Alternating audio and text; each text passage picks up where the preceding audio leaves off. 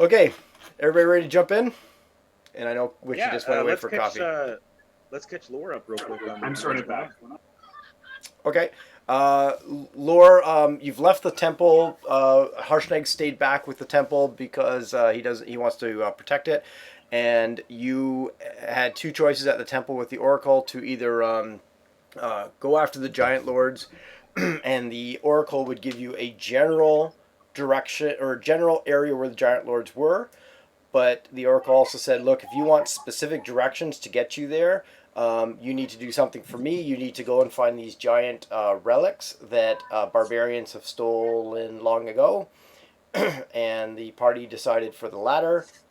Harshneg drew a crude but pretty decent map about where all these barbarian uh, um, uh, burial areas are, where the relics are at, and you've gotten through about half of them. Um, there was a couple where there had already been some activity and some deaths, and the relics apparently gone and out of game. You'll know that as your evil alts, and you are about to. As we ended last session, you are headed towards Grandfather Tree, this large tree in the high forest, on the airship. Okay. So there We you're. also found you some really cool breastplate armor, I believe. Oh, that's right, eh? Say what? Let's see here. But is it better than his dragon breastplate? That's the thing, right? See, I don't know. It kind of, yes, it is. You you're wearing your plus one dragon breastplate, which gives you some advantage or something like that on Disadvantage on the breath attacks or something yeah. like that, yeah. There was a giant ghost and a dead body in the oracle that had plus two breastplate. Who said, "Yeah, if you want to take it, go ahead." Nice. Okay, I'll take that. Yeah, yeah. So it's Tell on people don't- it's on your sheet. It's just not equipped. Okay, yeah, okay. So That currently gives me... currently you're equipped with the plus one dragon, but I threw it on the sheet just for the next time we were chatting. Ooh, Yeah, and Seth, I have a cool fire ild rune, which allows me to like basically do fiery stuff and gives me cold resistance, which is pretty cool.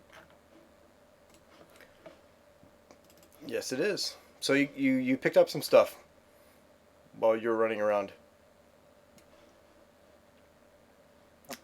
and So- say that again. lost you just a little bit there.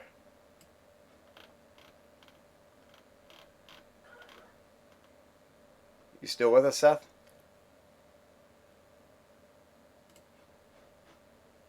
Might have lost. Stupid public Wi-Fi. Yeah. No, I think he's on data with the train.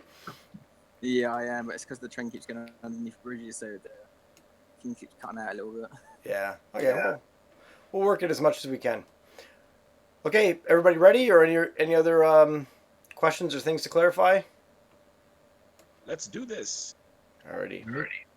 Let's do exactly that. Well, I have one more question. What's the square root of undead? I don't know. Asking for a friend. Yeah, I'm sure you are. Okay, you're flying along in your airship that has a very precarious balloon attached to it that we talked about last time, hit points and all that kind of good stuff. But I'm sure that will never come into play. And you have this. You've been heading over the high forest. You have this crude map from Harshnag that allows you to get general directions to where you're going. The other relics have been relatively bit of a challenge to find, though from the air it makes it a little bit easier. This one is absolutely no problem. As you are flying in the general direction you're supposed to be going, there is this enormous tree bursting out of the canopy of the high forest. So all these other trees around it and such, if you think of like a rainforest, something like that. And then there is just this super Hugo Mungo tree that you see as you are arriving. And just checking quickly to see that it's all set up, and then I'll bring you there. And for Right, is this the last? I'm sorry. Is this the last yep. relic? No, you've got a few more to go. Okay, cool. I think about 3-ish, but I can give you a better number in a second. And it's all dark right now, and I will correct that in a second. So these like relics. So these are the these similar to the things that orcs were collecting, or Are these similar to which? you know the things that orcs were collecting, Yes. going around and Yeah. stealing. Out of game, same deal. Cool. Yeah. I thought I put your guys' characters on here, so I'm going to do that. Yeah, we arrived at each of these places so far, and it's exactly the same ones that we had gone to previously. So, we picked 3 of them to go to, and all 3 of them were the ones that are in the 3 alt games we did that we had already gone to with our alts, and so we were all confused. Jericho. So you should see yourselves all in the those that are in Roll20. You should see yourselves north, kind of northeast of the map. And I'm trying to remove that one thing on the one side. And as you, there we go. Come on now, there we go. And I will describe a little bit more for the guys that are not. So what's that? What's that, Mums? You forgot Wolfgang's token. Sorry.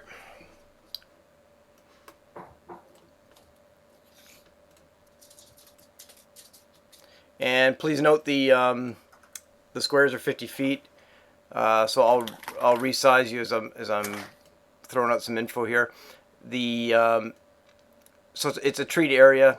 There's these smaller trees around in the area, but there's this one just big, ginormous tree, and the canopy. The tree goes hundreds of feet up in I don't know what hundreds, but quite a bit up in the air, and the canopy of it that you can see on the main map there is this.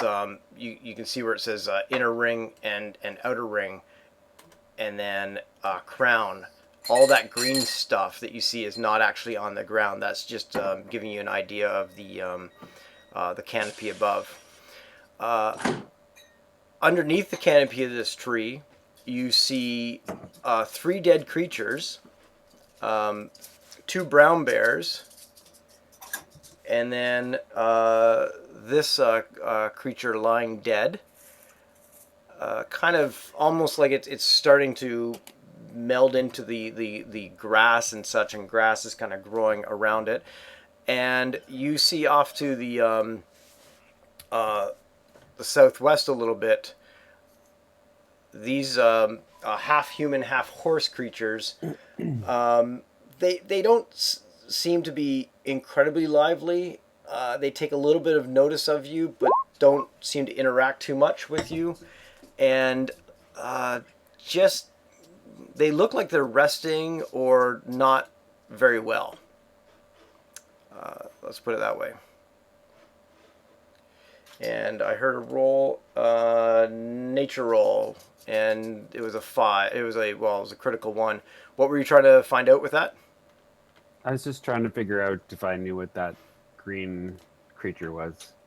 Yes, you certainly as a dryad with an advantage roll, or not a dryad, druid would know that that's a dryad, a dead dryad. Okay. And it seems it's a like fairy of some sort. I think it's a dryad, but I haven't seen one in a while. With my stupid nature roll. Exactly. So that is what you see at the moment. What do you do at this point? What time of day is it? Well, you guys are controlling when you arrive, so what time of day do you want it to be when you arrived here?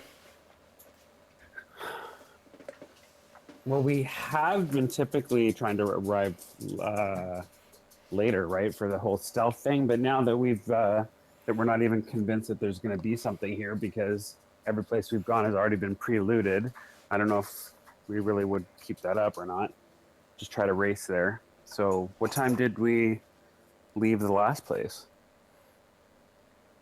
That would be about a day or so ago, and I think it was getting on dusk. But again, you can either zip right here and get here as soon as possible, or you can control the speed of your airship such that you show up at 9 in the morning or whatever. Yeah, I think personally we'd be trying to zip at this point because we realize that we're not the only ones doing this. Okay, so I would put it at just kind of breaking dawn type of thing. Okay. I'm gonna investigate that dryad body, or I would like to. Ask the guys, like, what do you think killed this? Okay, so you're You said every square is 50 feet. yeah. Wow. Yeah. There's Can you say it looks like it's been dead a while? it's really far away.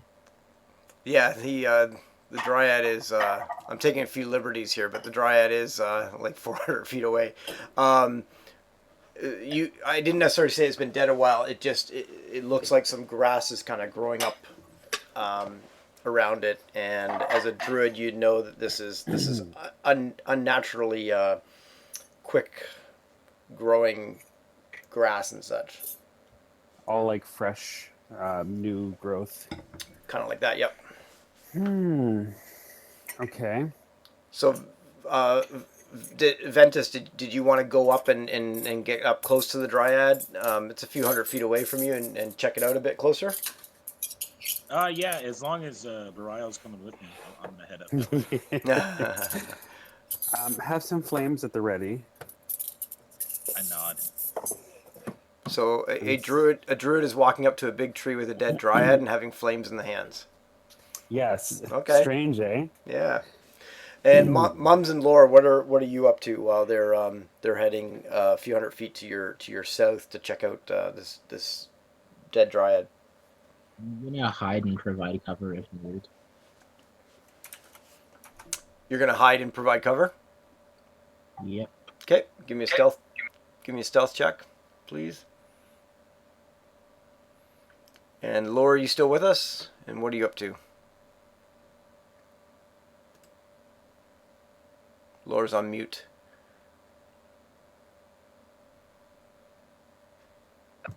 My character sheet's really weird.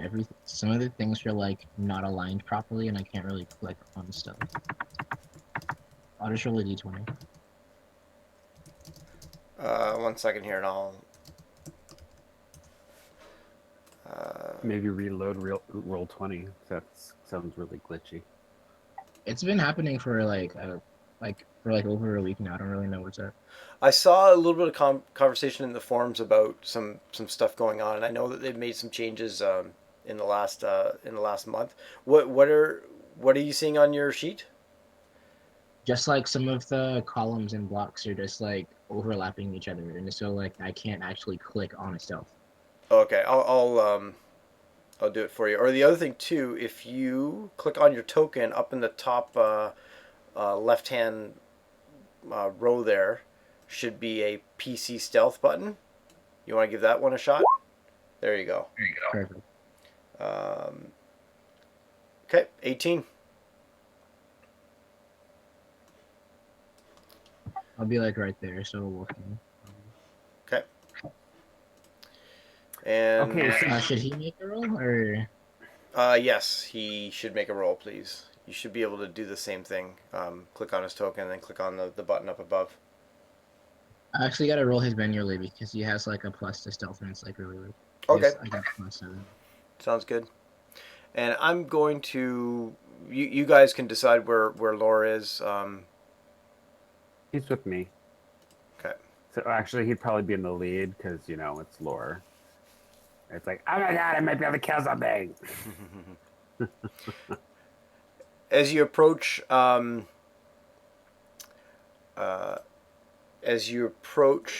you notice, as I mentioned, two brown bears. Thanks for the stealth roll.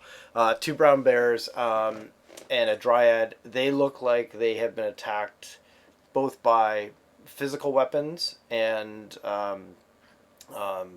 certainly the brown bears show signs of some sort of burning or magical effects to them. And what are you looking for there, Brile? That was actually supposed to be for lore, but now I see how I have to do that. But That's all right. seeing as we're walking, just looking around to make sure there aren't any traps or anything. I'll be looking as well, but I'll just rely on my passive for now. Yep.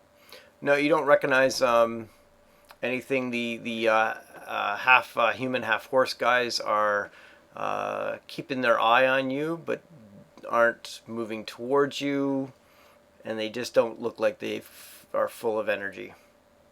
Once you want to do an investigation check, right? Sorry, say that again about Yeah, investigation. I do. I think that's what Megatron wanted to do earlier. Didn't you want to Yes, investigate? please.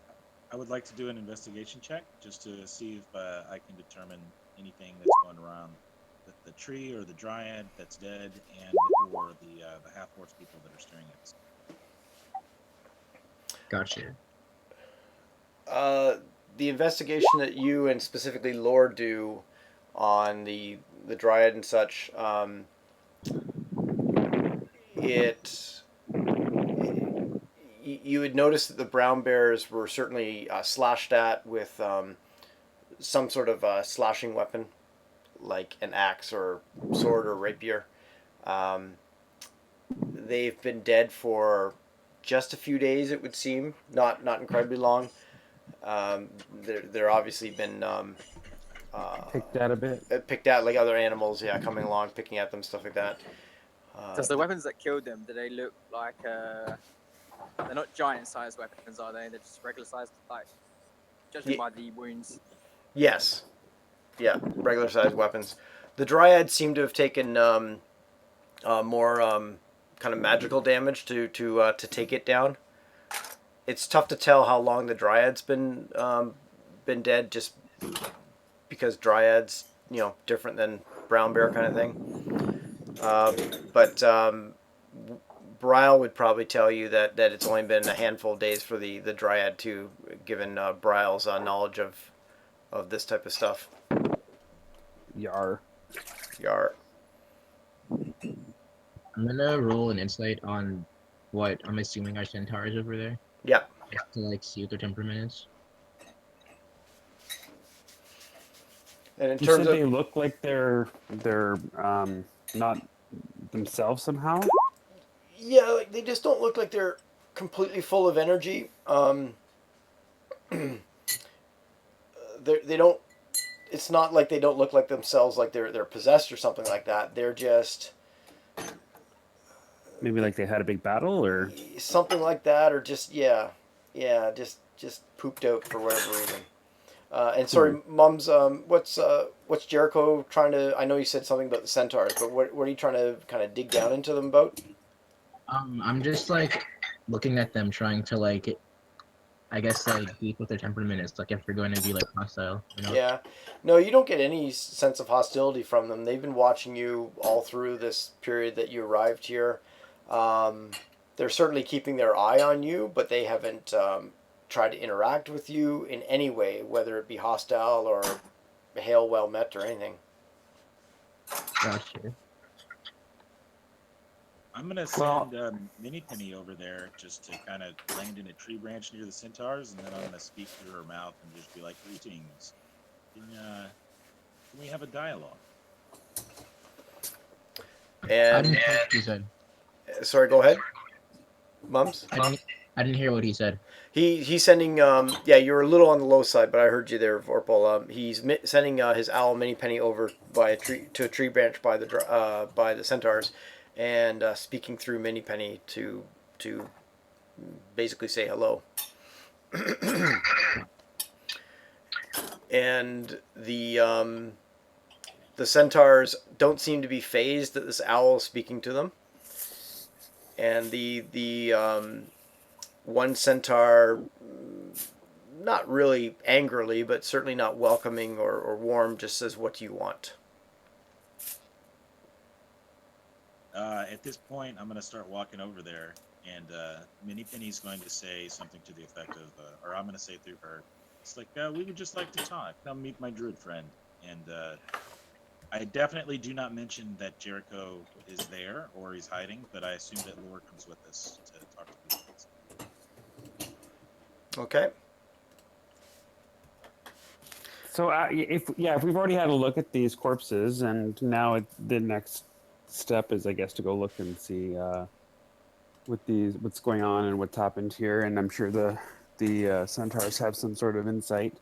I'd head over there as well, and I imagine Lore's coming with, Mm-hmm. unless he opposes. Yeah, I am. Can I also say as well, like just in retrospect, on the flight over here, could I have put that +2 breastplate on just to switch out the other one, but keep the other one as well? Maybe just leave it on the airship or something like that. Sure. Because I think that would bring my AC up to 400. What's my AC at the moment with that? It's either 19 or 20, right? It is a 19. Okay, yeah, so that would bring it up to 20, which would be pretty good.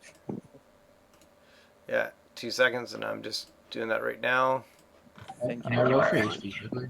Yeah. What's that, Mums? Can I roll for HP quickly? Yes, of course. Or what we've been tending to do is take the average. You talking about leveling up? Yeah, I already had all the other stuff inside. I just need to do HP. Oh, did you guys level up to level 8 already? Yes. So that's something that we'll have to make sure we take care. Next time you're online, take care with your character sheet if you can, Laura. Well, if you've given me it as well, because I wasn't there, so like if you don't want to give me it, that's fine. But I was gonna say if I'm level 8 as well, then He gave it to you. He gave it to everyone but me. It's okay. I'm not bitter. what a kind DM you are, Brett. I was gonna say the only thing I would do is literally just take the stat improvement to get my dex up to +5 to make it 20, I believe, and so that would be that. So that would give me, which is something you can easily do. It's just add the +2 stat adjustment, and then obviously the HP, which would be +8, I believe. So Done. and that's literally all I think. All I get level 8. So Okay. Good and good. Thanks for doing that, Witchy. cool beans, because that makes me another +1 to hit and damage, I think, which would be pretty good. You're gonna need it. I mean, good for you. Congratulations. Witchcraft, I tell you. I thought I would get this in there in case you're getting into any combat. So. And oh yeah, that's fine. Never mind. Okay. As you head over towards the centaurs, there's a couple things. One is you notice this kind of foul stench coming from their direction. That as you head that way, again, they're a few hundred feet away. This tree above you is massive. You notice this foul stench coming from their direction. Do I recognize it at all? Is there any sort of hold on. I want to roll spellcraft. Oh wait, there's no such thing. What's it called now? Arcana. Yeah. No, you don't notice. You don't. You're not able to determine exactly. You know that it's coming from them, but you don't determine exactly why. Okay. Okay. The other thing that happens as you're heading over there is you see that you can see 4 trees underneath this larger tree, the one where the dead dryad is near to, and then the other three other dryads start emerging out of those trees, and start moving towards you as you move towards the centaurs. Yeah, the area where the centaurs are. Do they look hostile? They don't look hostile, but they do say something that at the very least Laura and Bryle will pick up, and they say in Elvish, they demand in Elvish that you leave at once. Okay. One sec. Ventus will reply back in Elvish and just say, "Greetings, good creatures of the forest. We will leave your realm, your sanctuary, but first, please tell me what happened." And I'll roll a diplomacy check if needed.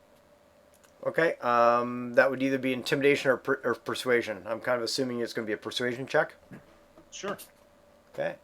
And can you see that on the sheet? Okay, Mums, or do you want me to roll it? You got it. You rolled a 21, Ventus. Aha! And they they back off. Well, not back off. They stop and look at you, and they seem to be somewhat impressed with your Elvish speak, and they say, "Be wary. The last people that were here and attacked did not fare so well, and we suggest that you do not attempt the same and leave as soon as possible." Yeah, I'll nod at them and be like, yes, of course. Can you tell me, did they take any relics of giant kind from this place? And can you tell me about this tree? The one dryad says they took nothing. They were not here long enough to take anything from our sacred tree. Um, this tree is one of great importance to us and the elves of the area, and we protect it with our lives. And the dryad looks over at the dead dryad and the two brown dead bears. I'm gonna lean into Sure. Barial and see if he can sense or see any sort of giant relic around. That'll take me a few minutes, and it's going to be obvious probably what I'm doing. Give I me a can second, engage these though. guys in conversation while you're looking about. Would it be would it be a nature or insight check to kind of determine if I recognize this place and this tree? If they're saying that it's a holy tree that the elves should know about, then that gives me a bit of a hint. Yeah, it would be a history check, I think. You suck. Okay. And also, I'm going to do the same thing for Lore, seeing as he's an elf from maybe not this area, but Well, he's closer to this area than you were. yeah, and he's his is the second roll. Yeah, gotcha. Lore would know that this this tree known as the grandfather tree has significance to not only the barbarians of the area but the elves, which is kind of interesting. That why would both kind of be allowed to spend some time. It does have some healing properties to it. He doesn't know too much about it, but he does know enough that there's some sort of healing or nurturing properties to it.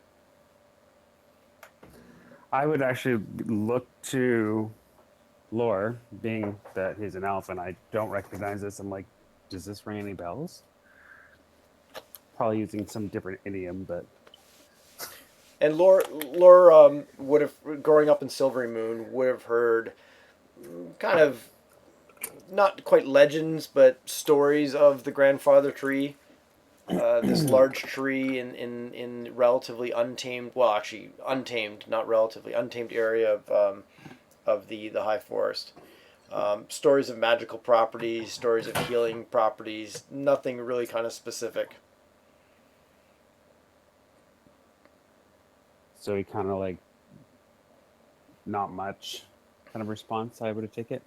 Well, he says, yeah, there's something special about this tree, and it is protected by the elves from the stories that he heard. But anything specific, no, it's not like he spent a summer here educating himself on the tree that I know of. Bad elf. So as these guys are checking the things around, I'm going to continue to dialogue with these, I guess, centaurs and the dryads that came out, and I'm just going to be straight up and honest with them. I'm going to be like, we were sent here by Harshnag, and we are searching for relics of giant kind. If you would please assist us in our search, we can leave your sacred tree all that. And the dryads are doing more of the speaking than the centaurs at this point. The centaurs are kind of looking at the dryads for their lead. And the one dryad that you've been talking to says, if you leave the tree alone and do not defile it, and you are quick. You can take whatever is not of the tree or not of the elves, but leave quickly. Any harm that comes to the tree or any of us around, and you will serve the same fate as others who have come before you.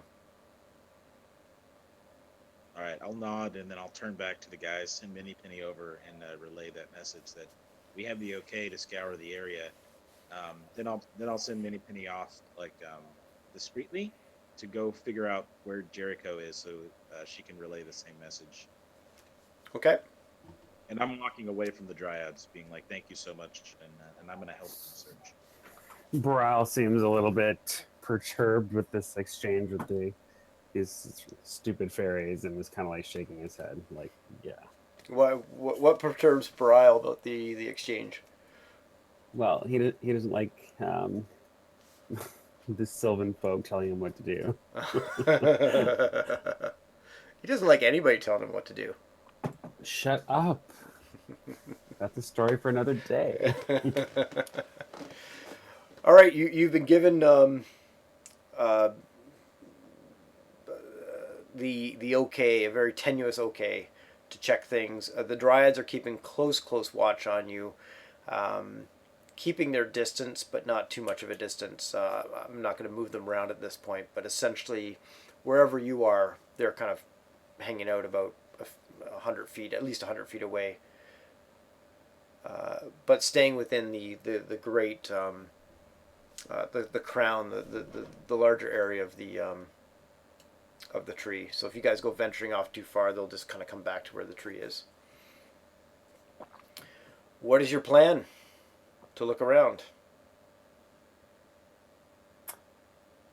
Well,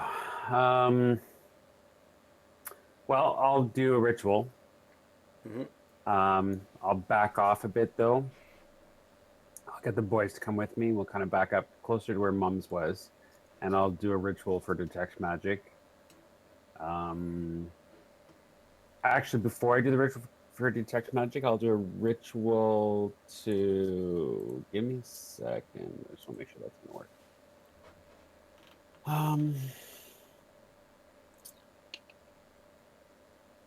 Just have to look at my ritual list real fast. Mm-hmm. Well, Brow's checking that. What about the rest of you guys? I'm tempted to stay in the tree. Okay. So you're just kind of hiding and just keeping watch. Pretty much. Yep. Why don't you shoot a Dryad just to say you shot something? I don't know how to shoot a Dryad right I'm sure. now. I'm sure everything. There's only 3 of them. Come on now. I'm sure you'll be totally fine. 3 of them and then 6 centaurs. What could possibly happen if you Yeah, shoot a Dryad? I mean, What's the really. centaur's climbing speed? Better be none. Well, I'll gladly snipe all of them from this tree. I can confirm that their climbing speed is none. There we go. Because they don't need it. Exactly. So actually, that's a bit above me. Let me just check a spell real quick. So Well, you guys just keep your... Yeah, what's that, Ventus? I was thinking that while he's doing his ritual or preparing to do so, I'm just going to sit back, like Indian style, with my back to some other tree, not the great tree, and I'm just going to channel all my senses through my familiar and do quick fly arounds and just see if I can notice anything from the air, looking down, that might indicate some sort of giant was here or in the area, and I'll do some checks if you want me to. Okay. So you're not sending Minnie Penny far off to do recon. It's more of just a bird's eye view of this area here. Yeah, and I'm channeling my entire essence into her. So basically, I'm taking control and I'm flying about. Mm-hmm. So would I roll investigation off your sheet or her sheet? I think you'd roll. I don't know. I'll roll it off of whichever would be better.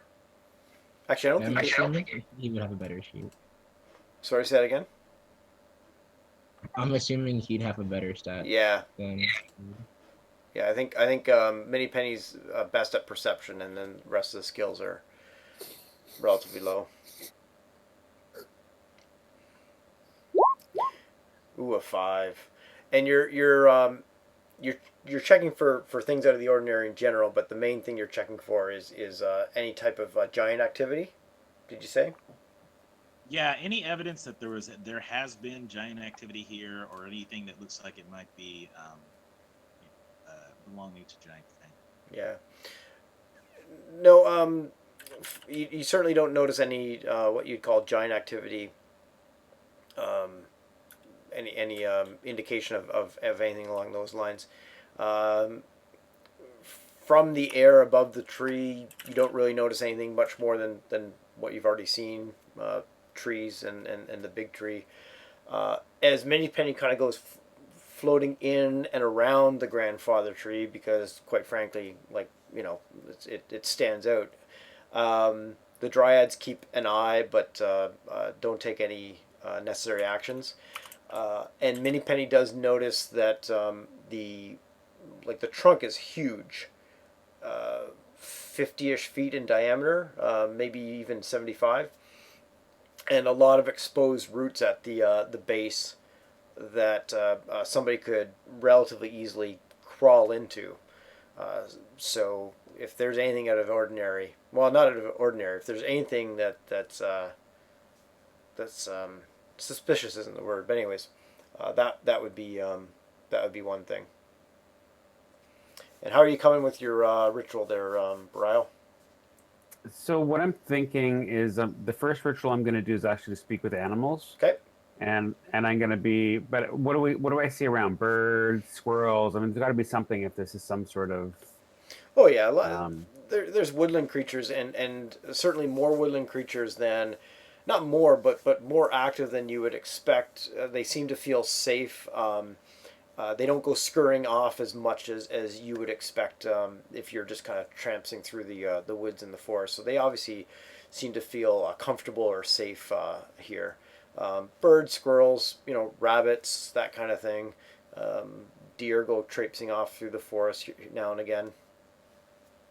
okay, so I'll do a ritual to speak with animals first, and then I'm going to try to see if I can gauge any of these animals to see if they've seen any strangers here, um, which I guess I already know that they have. But and if they were able to leave with any sort of strange objects or things that didn't belong, and also I want to find out if they know of any like items of power outside of the tree that might be here that maybe perhaps don't belong or that they're aware of. Hmm. Just just kind of gauge that first off, I guess. Okay. Knowledge and awareness of many beasts is limited by their intelligence, but at a minimum, beasts can give you information about nearby locations and monsters, including whatever they can perceive or have perceived within the past day. Um, you gather through their broken conversation with you at their level of intelligence that there were uh, a small handful. You're not too sure whether they're 3, 4, 5, but it didn't sound like a large group of people come through here a few days ago. There was a fight, there was death, and then that group of people moved on. And then the other part, I think you were kind of asking, like, anything out of the order. You're essentially asking them in whatever way you can that, hey, is there a relic around here, by the way? Yeah, Did I like get if they're that? aware of any items of power or anything that don't belong, or yeah, so I'm looking for the relics basically, seeing if I can get any hints from them. Yeah, on that end, however they can shrug their shoulders, they shrug their shoulders and don't really look like they know what you're talking about. Okay, then I'll go on to do a detect magic ritual Hmm. so that I can scout about with the boys and see if there's anything that stands out. Okay. Anywhere in particular you're going to focus on for 10 minutes? I'm gonna keep it really high level at first. I mean, I imagine I'm gonna get sense some magic from the tree. Hmm. Um, but I mean, if there's any, because it gives me like the school of magic, right? So I'm looking for something that doesn't fit or that's just unusual. So we'll. Oh my goodness, where'd it go? Sorry, I have all these windows open. I'm gonna focus on the they're gonna let us into the inner ring without challenge, right? Yeah, they keep their eye on you, and you get the sense that if you do something that they don't like, they are either going to give you a warning or warn you in a combat way. I please. No, I'm kidding. Uh, wow. let it go. Let's see what happens. Your Jer- fairies versus my fairies. Don't worry. Jericho really's got an itchy trigger finger up there. He's been roaming around and hasn't shot a thing other than a big boulder. I have everything in my sight right now. Okay, so I'm gonna scope around. Like I said, I'm doing a high level, so I'm not gonna be slow about it. But I'm if anything pops out, I'm gonna slow down, obviously. Sure. So I'll go clockwise around the inner ring. Yeah. As you go clockwise around the inner ring, of course, you get some sort of magical sense as you pass by the dryads. Uh, but as you get closer to the trunk of the tree, that thing that from the map looks like a cavern, but it's actually the trunk. You certainly get a hint of more magic that way. You get a sense of the school of enchantment coming from the tree mainly, and also from above you, like the boughs and such like that, but specifically from the area where the grandfather tree is. Okay, but nothing else. No other conflicting magic. Nope. So as we're walking around, I examine as best I can, and I kind of head back over towards Ventus a bit and kind of shake my head as I'm heading towards them. My eyes seem to focus back in, and I see him approach, and I mention, I believe I saw something of note near the roots of the tree, perhaps an entrance. I don't know. You see it over there. I eyeball him a little bit. I'm like, really? You think they're gonna let us go under their tree? And as you circled the tree, you certainly saw that if you can imagine a quote unquote normal big tree in real life, where you can kind of see some space between roots that you can put your hand in, or a small woodland creature could go through. Well, expand that to some sort of opening of like 2 or 3 feet, where that if you squeeze through, you could probably get in there. Which I could. Yep. Hmm. I'm gonna look at Borile and say, shall I send Minnie Penny in to the tree? Probably not. She's a bit of a wimp. I just, I don't want her getting hurt. She'll be a little angry with you again.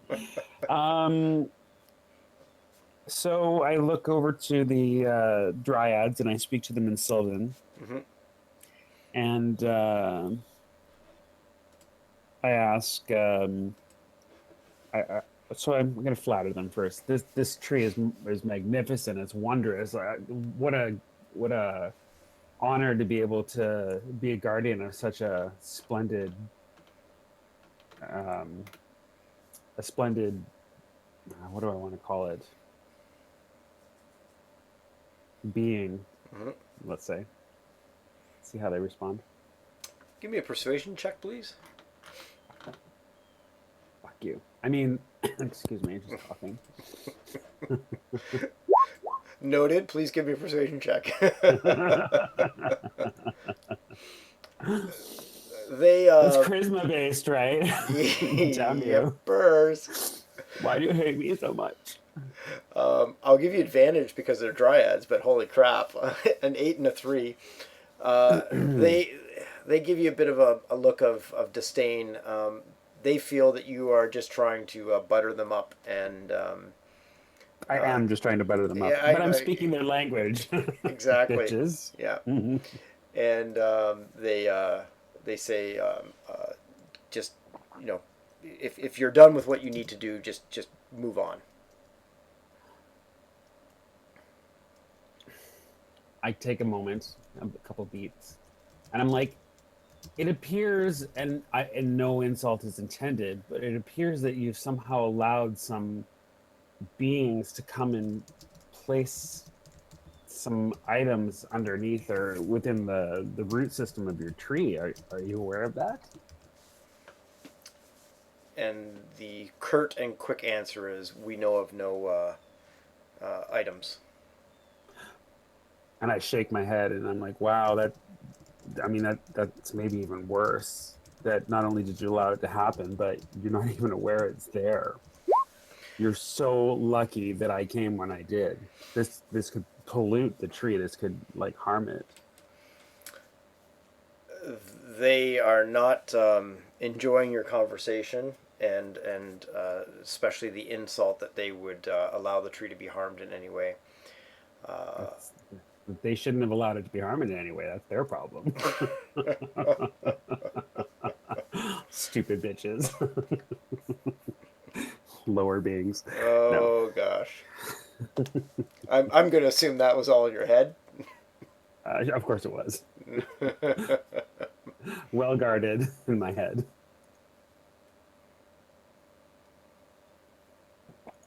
But I am like shaking my head and like, you know, if I had whiskers on my chin, I'd be like definitely rubbing them with my fingers. So while he's distracting them, I'm going to twin invisibility on myself and Lore, and I'm going to kind of tug him by the hand, and I'm going to start crawling towards that tree. Before he does that, can I make a suggestion? That he make I would like love an a suggestion. Yeah. Arcana roll or something to that effect? Okay, Oh yeah, for sure I can do that. And Arcana for what?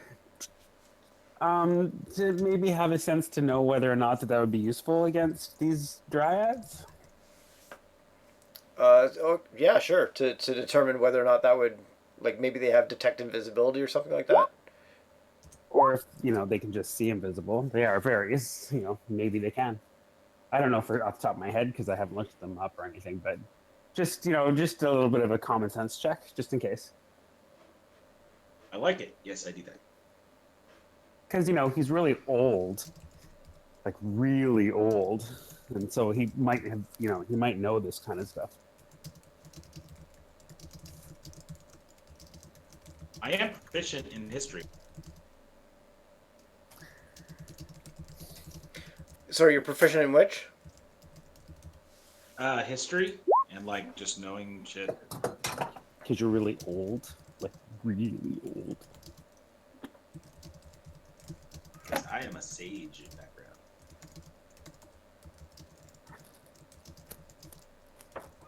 Is something happening in the background here? Why would that be? The long silence. I haven't seen the roll yet. Wasn't Oh, Mom, please roll for me, sir. Oh, I'm sorry. What was the roll for? Arcana check for yeah. I forgot that Ventus doesn't have access to the sheet. Do you think Arcana is best or history? But Arcana or nature? Well, 21 on Arcana. Let's stick with that. Why? Yeah. You get the sense that they're very perceptive, or pretty decently perceptive, but other than that, they you don't necessarily get a sense that they can. You don't feel that they can see. that they can invisibility poo-poo on and your such. invisibility. Yeah. All right, so I burned 2 sorcery points in a 2nd level spell slot there, Mums, and Lower and I go sneaking off to slither into the crevasse.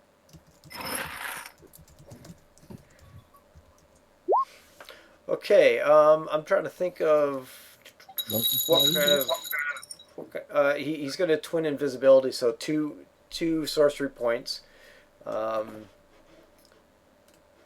going to just pull up his sheet here. Got it. So you've got it. I think it's on the main part, like the core part of the sheet. And sorry, 2 sorcery points and what else, Ventus? 2nd level spell slot. Okay. All right. So it's all good.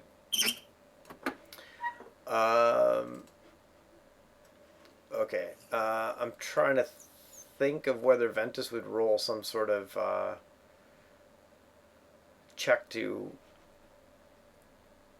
like, either they notice Ventus and Lore all of a sudden go boom gone, or they're distracted and don't notice that. So, if they're sufficiently annoyed by me, I would maybe just give them advantage or something. I don't know. Yeah, maybe we could roll a like deception check, like maybe like have Boral distract him, and then me and Ventus just disappear around the side or something and quickly poof, and then Yeah, I would go deception or I don't know, sleight of hand almost seems, or stealth, whichever one is most. I think Deception. I'm better with stealth. I'll let the PC. Yeah, I'll let the PC pick whatever is most. So Laura, you're gonna go with stealth.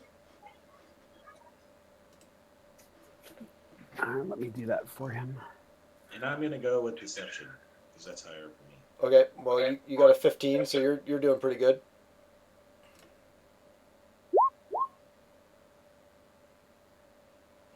And a 10, not too bad. I'll But give if it. he's invisible, I mean, it wouldn't matter if he had advantage anyway. But he's invisible, so. Maybe. Well, the whole idea is Or going, yeah. Yeah, I know. Yeah. Mums, do you want to? Is there anything you need to mention or communicate?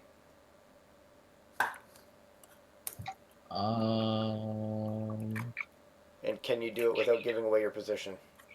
No, I can't. That's the thing. Okay. Screw it. It's like important enough. What's that? It's important enough to me to like warn them somehow. Okay. So Yes, as Lore and Ventus go invisible, Jericho, if you have anything to communicate, go for it. And then how you're communicating it. I guess I'm going to swiggle my way through some branches over here and then shout that there's movement coming from the northwest, and then I'm going to try to again hide inside these bushes or these branches. Okay. Give me a stealth check. The stealth will be at disadvantage to the dryads and the centaurs, given that they heard you yell from that branch. How about a ventriloquism check? Yeah, what's the check to throw my voice? Hey, over there! That is sleight of hand in a stealth check. Yeah. Can I do sleight of hand with my mouth? Sleight of mouth. That's it. Sleight of mouth should be a thing. Sleight of mouth is a thing, and Lore has that. Oh gosh, yeah. Okay, so all right, so it's a 14 on the. So the dryads and the centaurs look in your direction. Even if you're hidden behind the branches and such like that, they know your general area, so they can, if they wanted to, they can send attacks there. Sorry, losing my train of thought. They can send attacks there with disadvantage, and I would give them advantage on their perception checks to suss you out. But anything else that would be coming into the area would not necessarily have that information.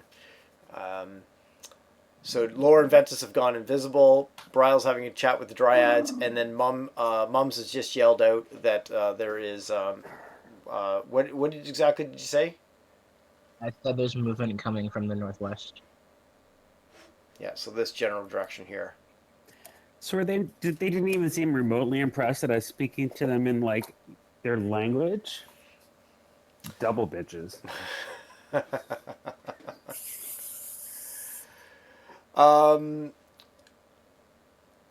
Yes. So none of this stuff that Mums is indicating are you necessarily aware of, but Mums has just yelled out that there is activity to the northwest. Okay. Can I see the northwest from the way I'm, without turning my back to the faith? Yeah, it's you can kind of swing your head around and look in this general direction. You don't see anything, nor do you hear anything. I'll give you out of game that it was Wolfgang that picked up on this. So um, with his senses and stuff like that, he warned Mums. Bitch ain't got nothing on me. Okay. I assume that when Lore and Ventus hear this call out, we're going to change our direction from the tree to the area mentioned by Jericho. And since we're invisible, we'll probably he's on one side, I'm on the other side, and we're just kind of walking forward into the forest, trying to figure out where, and what this is. Okay. Anything else that anybody's doing? I'm watching Faye. I'm gonna investigate in that general direction. Just see what I can see. Okay. Give me a perception check on that. Actually, investigation is more of checking for, not checking for traps, but investigating how a trap would have been put together, or looking at the stability of a bridge or a ladder or something like that. Gotcha.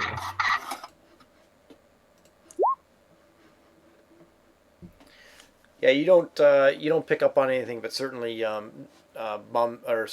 Wolfgang has his head and nose pointed in that general direction. I'm picturing him like the whole pointer dog thing, where his whole body just jerks in an arrow motion into one direction. Yeah. Yeah. Yeah. He's got one foot up off the ground, kind of in that tripod stance. Ears are turned forward.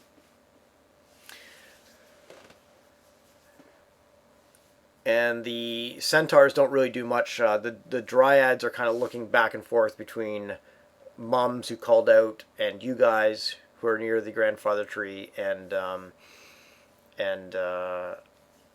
general northwest. As you are kind of sussing things out, you do start in a little bit. You do start to hear movement coming through the forest. It sounds like it's coming relatively quickly, like a group of people at a run. Like a group of people? Yeah, like a group. And coming crashing through the forest in the northwest are a bunch of whoops, I didn't mean to move this guy. A bunch of barbarian-like people, weapons drawn, and one person certainly looks like the leader with a bow drawn.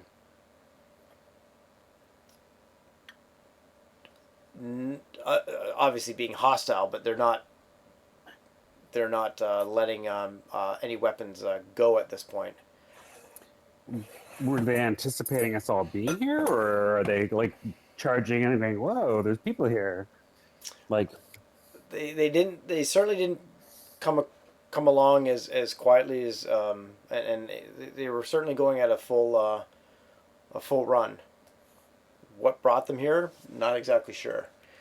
And the apparent leader of the group, this guy right here, who can only see Belial and the Dryads and the Centaur at this time, focuses eyes on Belial and kind of looks at the Dryads and yells out, what goes on here? And looks at the Dryads and yells out, everything okay? Do you need any help? Essentially. To the Dryads? Yes.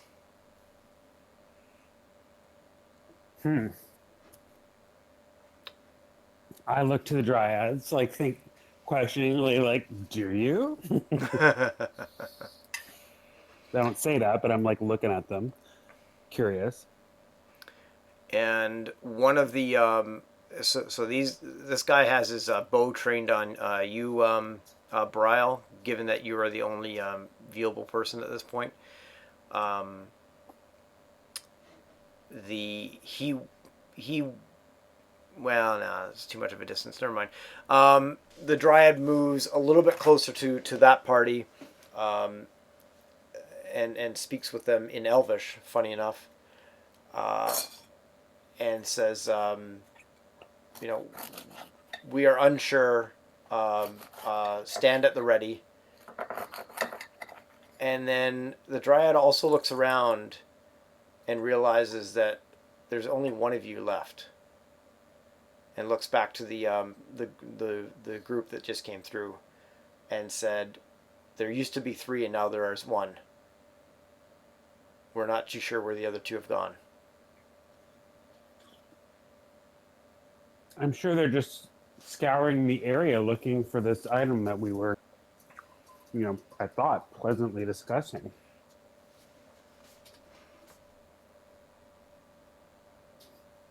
And the Dryad looks back at you and says, "Where are your friends then?" Around, I'm sure. I can't see them. And dude with the bow yells out and says, "In the name of the great chief Orkbane, I demand to know why you are here." Do I know who that is?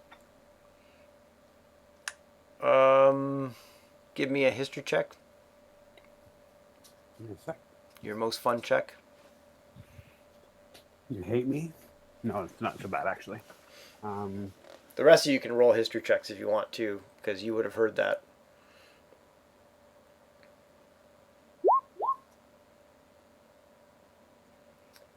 Brile doesn't.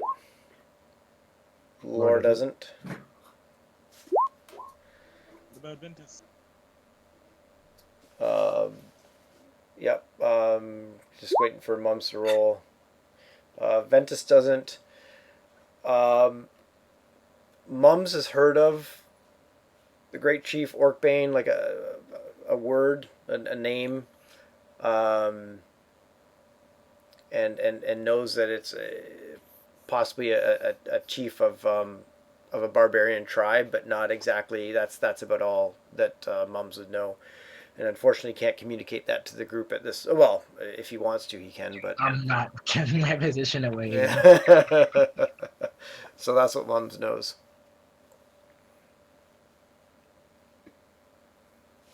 So I'm pretty much gonna wait and see what Brile does. Like, Lore and I are ready to pounce on these suckers if needed, and I know that Jericho's back there ready too, and so's Wolfgang. So if things hit the fan here, we're ready for it. But what are you doing, Brile? What are you gonna do?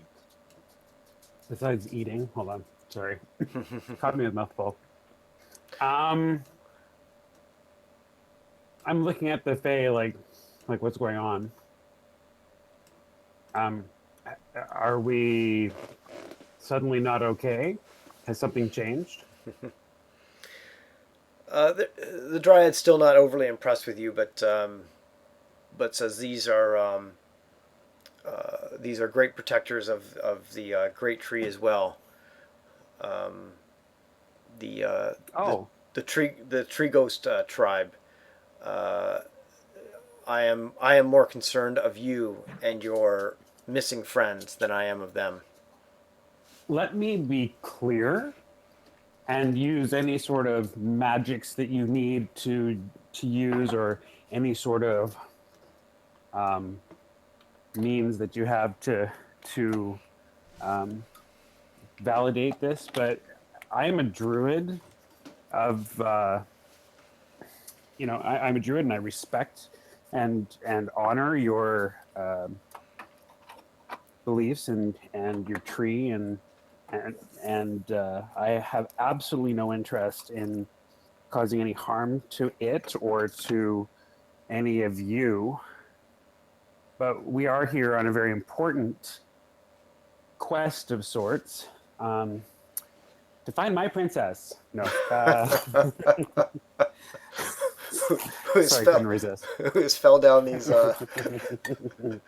who's fell No, down but these we are here yeah. on a very important quest of sorts that has an impact on these lands, like on all of these lands.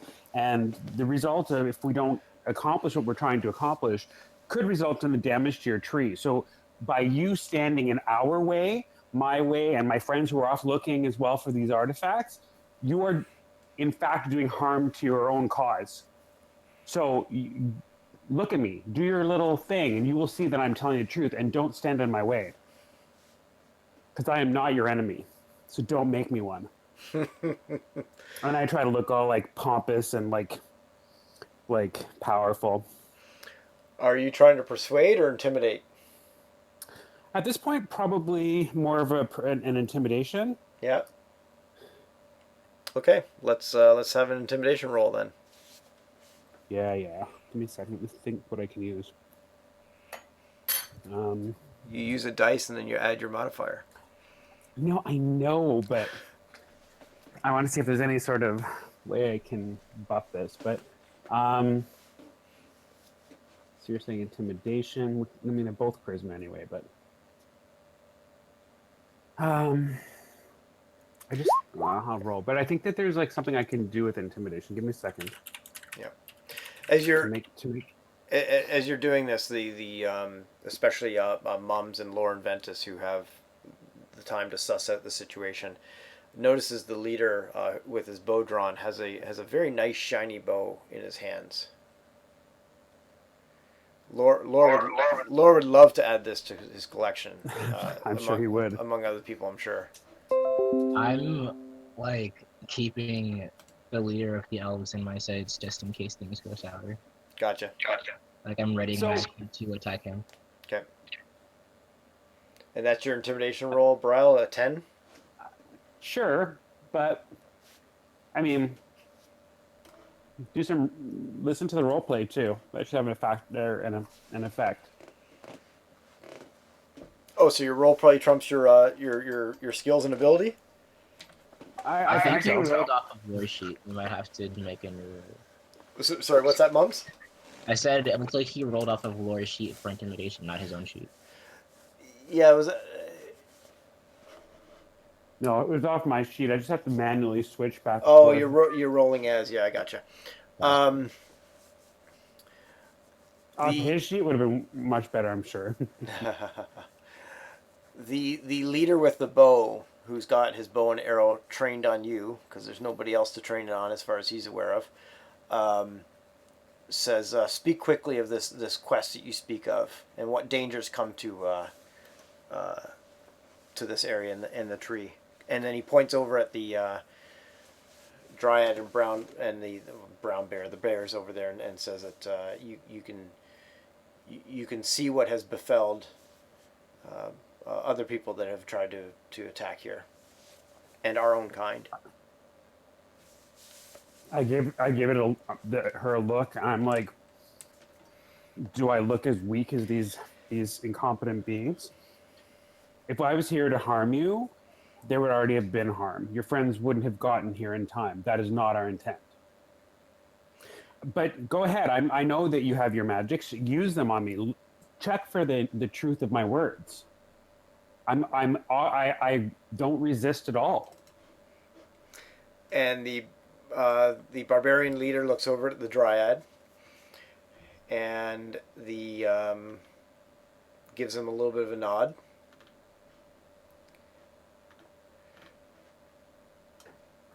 Trying to think what magics you're referring to, but I think I can.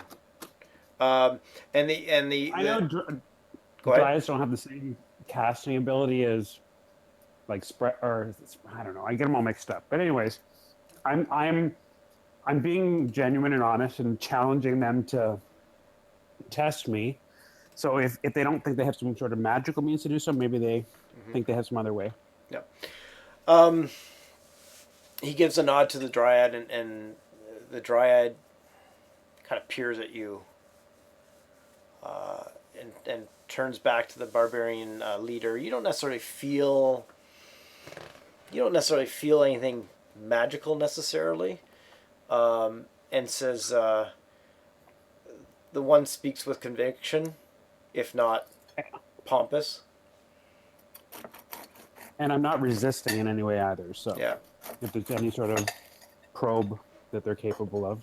And the leader then says to you, it keeps the bow drawn. The dryad also says there were more than just this one, but they have disappeared, and disappeared meaning like just gone, not here, missing, moved on, whatever, as opposed to specifically knowing that invisible. The the leader keeps the bow drawn on you and says, you have a few moments.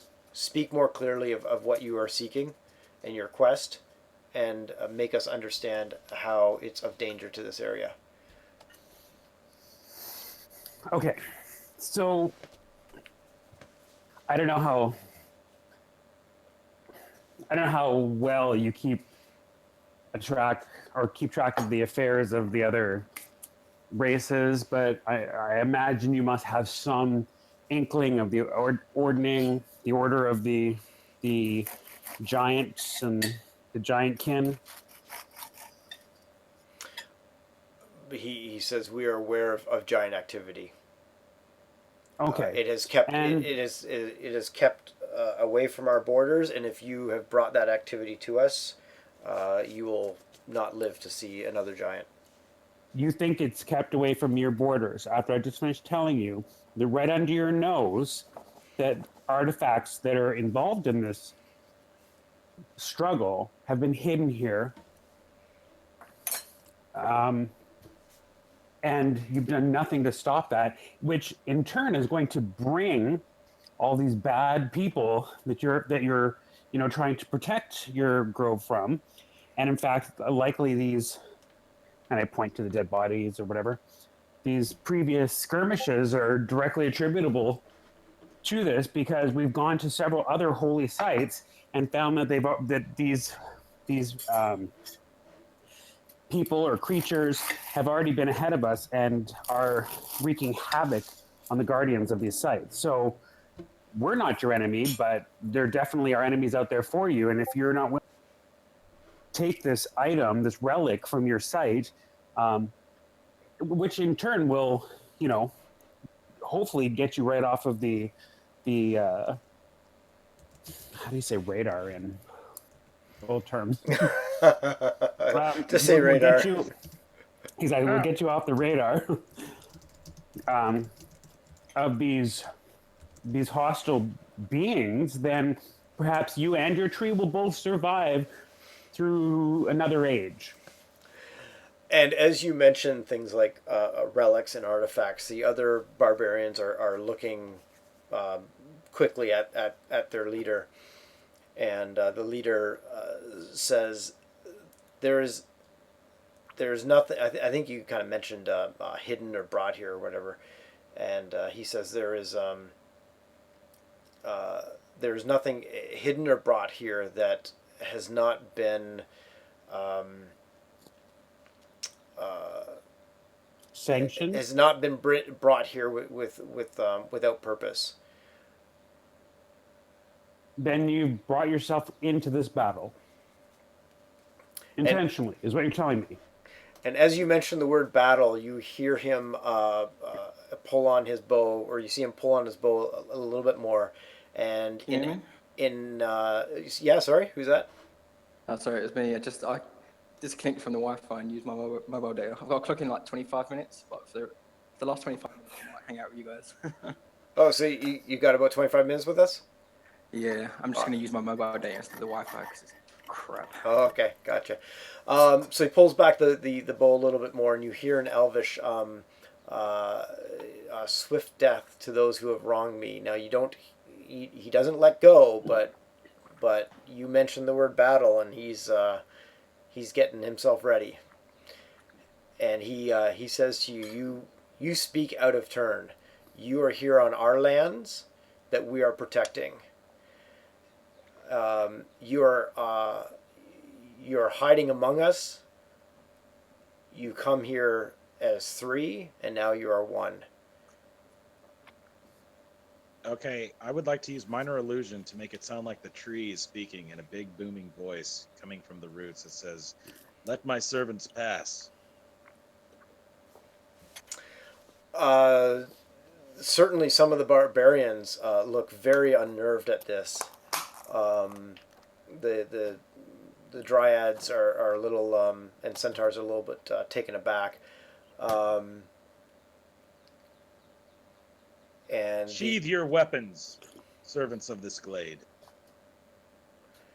there's two ways I want to do this. Deception? Yeah, Okay. let's go with deception. How many barbarians were there, by the way? 1, 2, 3, 4. Oh no, Laura's back. Yeah. Yeah, oh, yeah. You couldn't roll, by the way. Just curious. There's nine barbarians plus plus their leader, so 10 in total. Guys, we got this. Trust me. There are also 3 dryads and 6 centaurs. Yeah, that's right too. What am I missing here? I'm trying to pull up something. Oh, that's what I'm trying to pull up. How did the roll go? You critted on the deception, Oh shit! which.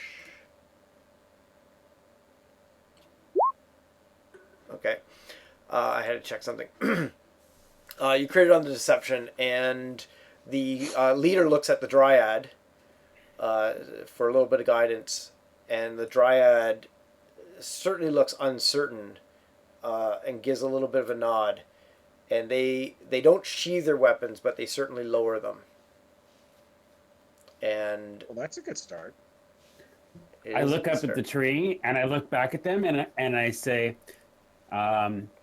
it seems our objectives are aligned. And the leader says, I know not what you speak of, but if the great tree has other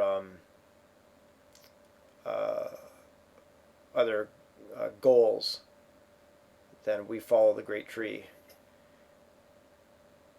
And he kind of cocks his head one side, and one of the barbarians kind of whispers over and says, but the great tree's never spoken before. And he kind of shushes that barbarian, and then continues to look at you. The big booming voice comes back again and says, "This druid is my servant. Do everything he asks." I bow to the tree, half bow to the tree, like A curtsy. like in subservience, yeah, almost like a curtsy, and like almost, but in like a token gesture of subservience, and then look back at the Fae. And Ventus, this doesn't affect your invisibility, eh? These are two spells that you can have going at the same time. Absolutely. I think what you're doing is a 'cause cantrip the or something like cantrip that. Yeah, it's just a cantrip. yeah, it's automatic. He doesn't look completely convinced, but he certainly doesn't want to go against this tree. So he doesn't look too happy about this.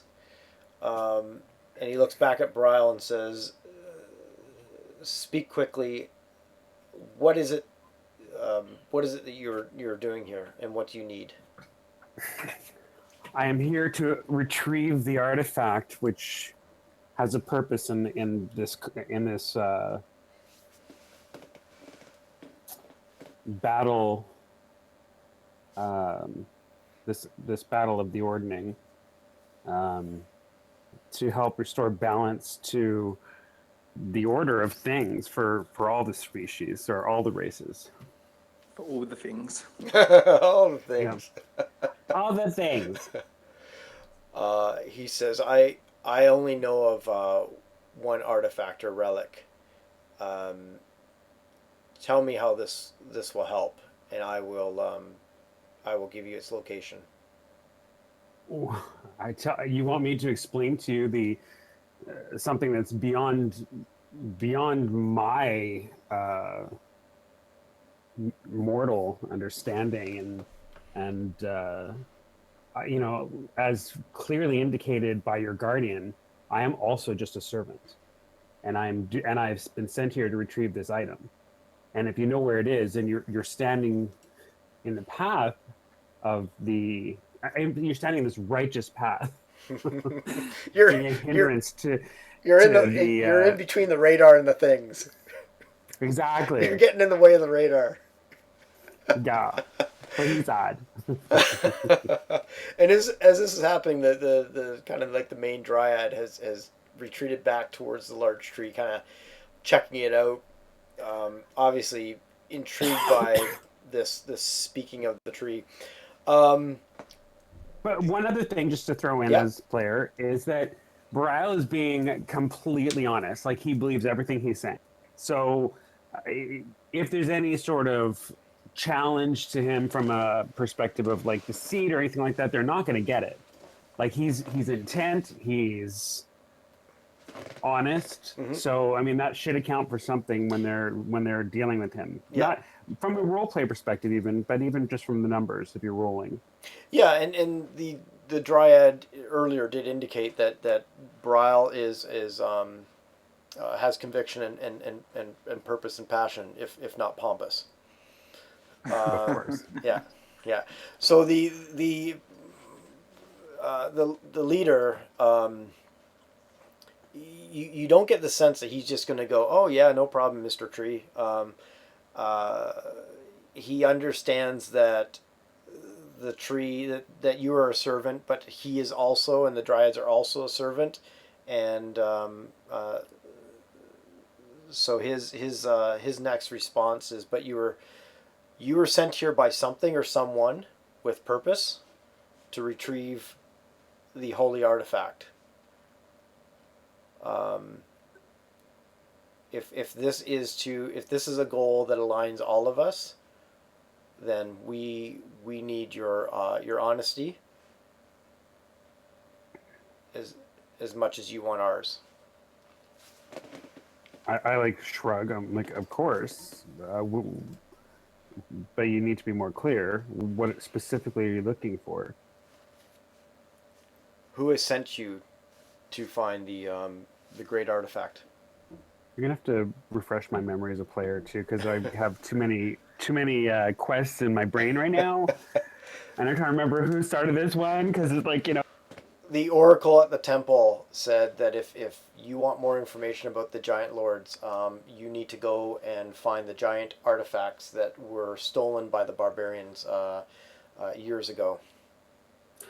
Okay, so I'll just say there an oracle at the temple of the Allfather, a guardian and servant of the ordning, has bid us to go in an effort to protect the ordning and the balance of the power to protect all the races. We wouldn't be servants to giantkin and dragons and other beings if it didn't serve the greater good. And he asks, if I give this relic to you to complete your quest, will it be returned to us? I honestly couldn't say. I can make the request. That's the best I can do. If it doesn't, I would imagine if it doesn't, If it doesn't, I'll get you another one just like it. if it doesn't cause a rift in, I guess, the ordning or create some sort of problem, I'll make every effort to bring it back to you. Well, you can see he's completely torn. And he can see I am too, because that question took me off guard, and I would of course want to. And I'm going to go back to I am a druid, and I do respect this place, and I do respect the power of this place. So this isn't like just lip service. This is legit, right? Can we get a persuasion check with advantage because of Ventus's tree abilities and Brow's, being a druid? Ventus's tree abilities. Well, here's where I was going to go next with this. You can see he's torn by it, but out of game with Ventus's deception roll, I can't ignore that. He looks at one of the barbarians and nods. The barbarian looks back to the leader and kind of gives that really kind of look, and he he gives a more forceful do it kind of thing. And he says, I do not understand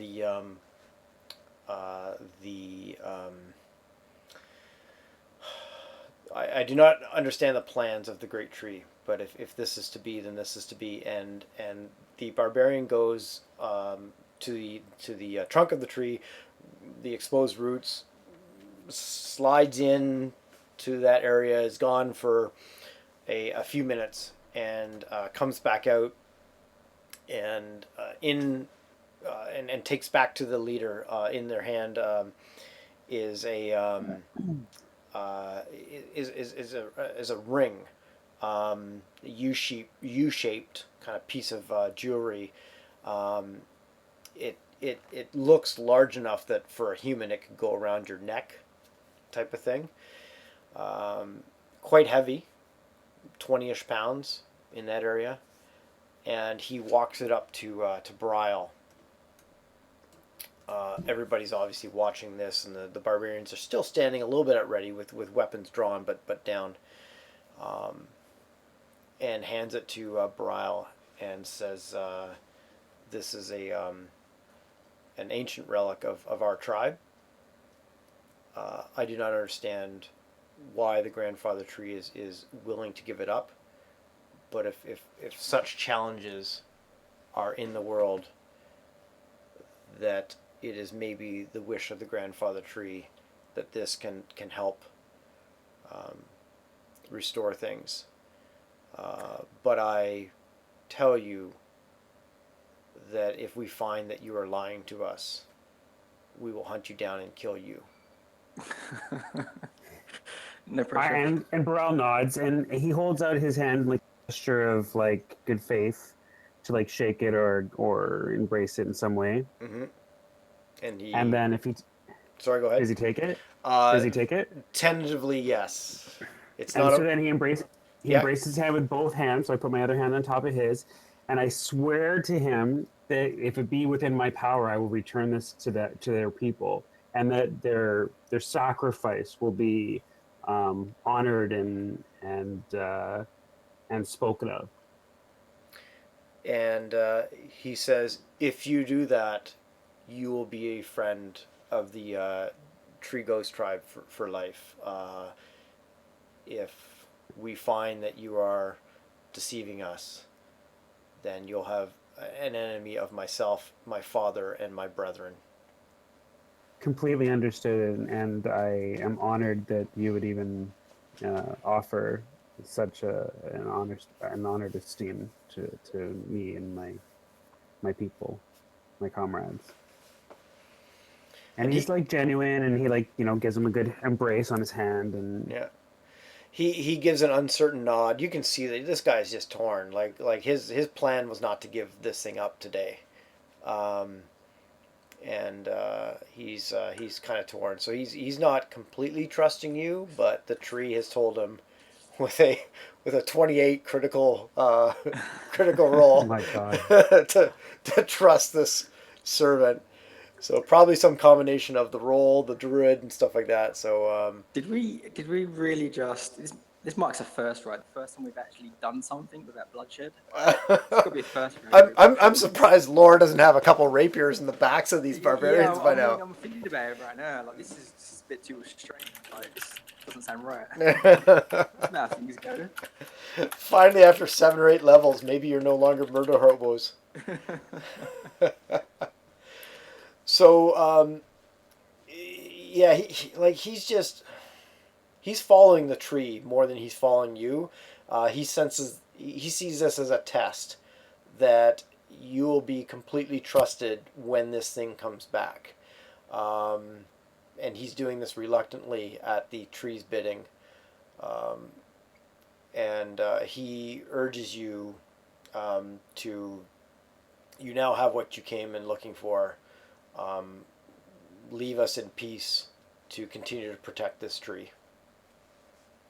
And Brow nods and bows out, kind of walking backwards a bit and being humble and thankful, and says your sacrifice will not be forgotten. and he starts to head off. Okay. Before we leave the glade, I'm going to make another tree talk, and I'm going to say to the leader of the.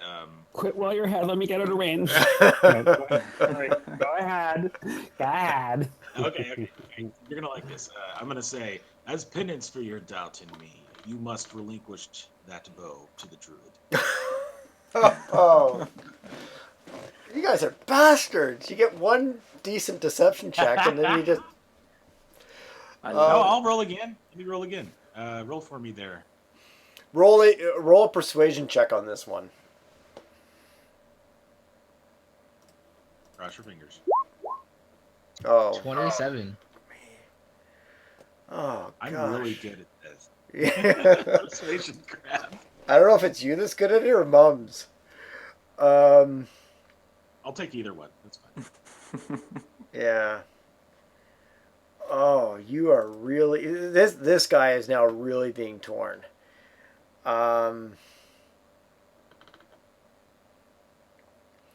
He looks at the tree and says, as you know, this bow was given to... these bows, plural, were given to our family as gifts from the elves for protecting this area. If I give it up now,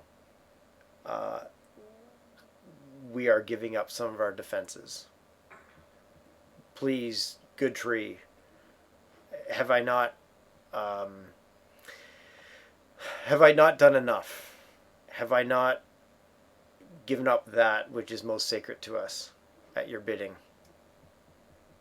Oh God, I wish I could say something right now. The tree responds to that request and says, "It will only be a loan back to the elves, and that you will return it along with the item." And Seth, just for fun, what would you have said? I would just want to have said to Ventus, like, you should have said to him, like, because Bro is taking the item, that you want to give him the bows to help him protect the item until he can give it back. Yes, I love it. He very reluctantly, the DM very reluctantly,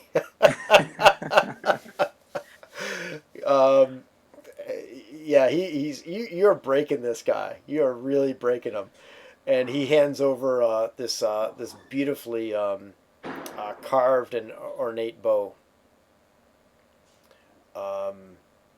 And he looks at Belial with a little bit of, like, just gritting between the teeth, and he says, "I shall see this returned safely and swiftly." It's, your generosity and your service is, and he's just shaking his head. He can't even finish what he's saying. And he says, Hooray! I Let's hope, skedaddle. yeah, let's get the hell out of here. I hope his parting words is, I hope we meet again as people who honor their words. Assuredly. And do we move on? We start heading off, and hopefully Mums can get out of there without being seen. I think the other two are invisible enough that... Oh yeah, should I do another stealth roll to get on top of Wolfgang and just walk away? Yeah, give me Because they never found Wolfgang. no, they didn't. Give me a stealth roll at disadvantage. You are trying to sneak away from, and there is quite a large group of beings around here. What about me and Ventus? If we got to make a roll as well? Yeah, give me a roll at advantage with Ventus and Lore, given that they're invisible. So. I'm on Roll20 now, Mom, so you can I can roll my own stuff. Thank you, though. Good stuff. Yeah, no problem.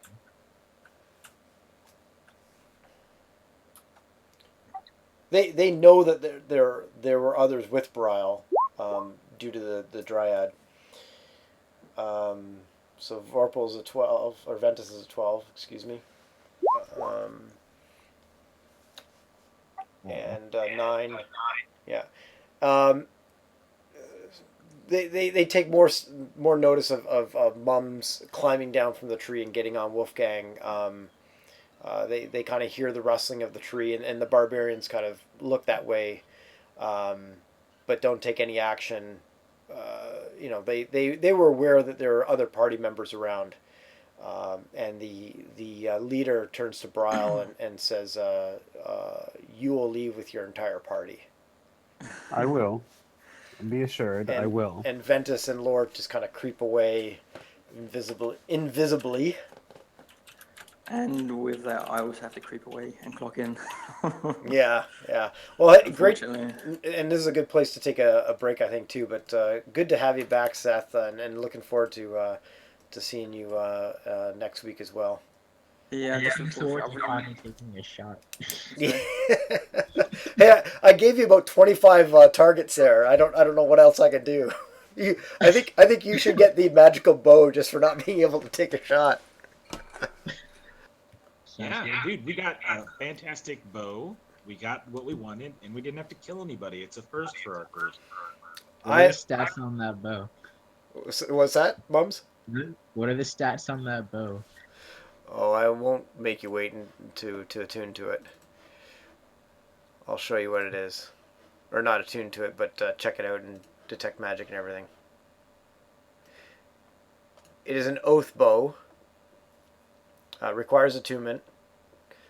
When you knock an arrow on this bow, it whispers in Elvish, "Swift defeat to my enemies," which you guys were too far away to hear. And when you use this weapon to make a range attack, you can, as a command phrase, say, "Swift death to those who wrong me." The target of your attack becomes your sworn enemy until it dies or until dawn 7 days later. You can only have one sworn enemy at a time. When your sworn enemy dies, you can choose a new one after the next dawn. When you make a range attack with the weapon against your sworn enemy, you have advantage on the roll. In addition, your target gains no benefit from cover other than total cover, and you suffer no disadvantage due to long range. So you can shoot this thing within a bow range, whether regular range or long range, and so you have advantage on a regular shot, and you have a regular roll on the long range, and it takes an extra 3d6 damage. That is nice. The Can downs. you use those, Mums? Say that again, Vorpal? Oh, I was wondering if Mums can use that. Do you have the proficiency in bows? I do now that I have a level 1 fighter, but like my gun's better, to be honest. And the only disadvantage is while your sworn enemy lives, you have disadvantage on attack rolls with all other weapons. So it's a all or nothing game with this guy. Cool. You So- should text that to Seth so he knows what he has to work with for next week. I mean, if Mums isn't going to use it. I mean, I'll definitely like hang on to it for him until like he's back, but for sure. Okay, cool. Sure. So the way I read that last sentence, while your sworn enemy lives, you have disadvantage on attack rolls with other weapons. So I see that as if you're to attack with this weapon on somebody else, it's a regular roll. But any other weapons are because it does say with all other weapons. So that's kind of how I read it. Is it's a regular attack against other enemies, but if you happen to pull out another weapon, that weapon's going to be disadvantaged. So you're kind of forced to use this as as your sworn enemy lives, and your sworn enemy could run away and live, and therefore you're stuck with this thing for 7 days. Like you're stuck with that downside for 7 days. Okay. Step Cool. away. So when you get back. Sorry, say that Oh, again. I'm sorry. Yeah, my hand went off the thing. When we come back, I think we're going to Flint Rock. Is that right? I believe so. Where's my? It's on the Harshnag map. Yeah. Then you're probably right. I can't remember if we're going clockwise or counterclockwise. So it's either Stone Stand or Flint Rock. No, clockwise. You came from Stone Stand, Grandfather Tree. So yes, you're going to Flint Rock if you're continuing that sort of. Yeah. What do you That's guys the think? Shall we continue to gather relics? I think we should. I'm not opposed. Okay. Out Well, of I'll be game. back like 5 Depends. minutes, or Who we'll all do in we 5 get to minutes? kill if we do? Well, I didn't want to kill your fancy druid friends. I mean, I could have fireballed the hell out of them, but I know. I was on the ready. I was thinking you guys, but it worked out okay. I was waiting for one of you to like fail a check, and I'm just like, it's time. And I'm gonna just like blast someone like in the face, but we kept passing everything. I kept getting 25 plus on persuasion I- rolls. We did a tree. Oh my gosh, it's crazy. I know I wasn't getting the relic didn't that wasn't a challenge for me. I was just role playing what the what the leader would go through because he just gave up his spirit relic for his tribe. But then the roll on the oath bow, like Ventus, Vorpal, come on now. And when we come back from taking our couple minutes, I want to role play some of that because there's going to be some ass whooping. But we'll wait until you guys get back. Okay, let's How do that. dare you impersonate the god of the tree? Yeah. Okay, well, There's a multitude of things. all right. All right, Listen, see you guys in a minute. yeah. So what? Yeah, what did you have planned that you were gonna make it really tough for me with the fairy on fairy action? Well, just the summoning fairies in the first place. We haven't done that yet, and I was thinking it was going to turn into a green flame thing if you know I had to. Yeah. And then Mom's would be sitting there. I'd really love to fire my rifle, but I have 7 more attacks. Well, I did promise that that when we do get to initiative, we'll bump up Jericho to the top of the order. Well, I mean, Good. he doesn't have to worry about that because if I'm rolling initiative, it'll be like low, 4 or 5, unless I'm already in animal form. Then it seems to be okay. But All right, ready to go? yeah. Okay, so as we get out of earshot, Mhm. I'm gonna be like looking around, and I take it the boys become visible again, right? We're gonna poof back into visibility as soon as we're out of range, and I'm gonna be just beaming ear to ear, like just looking at you, like, yeah, dude. I'm like wagging my finger. If you clock you right now, I'm telling you that crossed the line. That crossed the line for me, and I mean I think that says something. But it And worked. he's just shaking his head. Ventus will look at you and say, "But Barial, it worked. I mean, we didn't even have to Oh. kill those pretty little fairies." Did you really have to like gut the man? Did you have to take his prized item? Did you like? Do we need it that badly? Seriously, that was just beyond. It was just beyond. Oh, And sorry. and there's like my reputation a bit here too, right? I gave the man my word, and I meant if we can, I'm gonna return this stuff to him. So you guys better damn well take care of it. And he like thrusts it out and hands it to Lore. And then Mom's grabs it before you can. Yeah. It's like, So then I examine this thing that could be worn as a necklace, this artifact, Yep. and describe it for me. 2 seconds here. You're like, I just did, bitch. Yeah, I just did. It's a piece of jewelry. It's described as an electrum. So you know what electrum are, EP. Yeah. Torque, TORC. And when I first Yep. read that, I It's actually TORQUE for us, but whatever. okay, because I looked that up. I did a search on like just a Google search, and I don't know if there's I don't know. A if there's- torque is like a thick necklace. Okay. So it's like a solid necklace. Mhm. So you'd see it on like it's like those ones that so it's not like a full ring. Yep. It usually has like a piece missing out of it, so you can like slide it on and off. But it's So like as soon as you say that, like Egyptian, yeah, that's what I'm thinking too. But yeah, Okay. But look up the if you look up the spelling with Torque, the normal spelling, then you can Okay. probably find it. Yeah, I just did a Google search, and now I see like a million of them, and Yep. I searched for it before when I first read the adventure, and I couldn't find anything, so I figured it was a misspelling. Anyways, so it can be for a regular sized creature.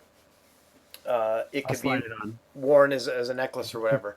So Brow goes ahead and slides it on. Yeah. Does my head get popped off? No, but I will tell you out of game, it's actually a giant nose ring. Oh my god, I love it. Ew.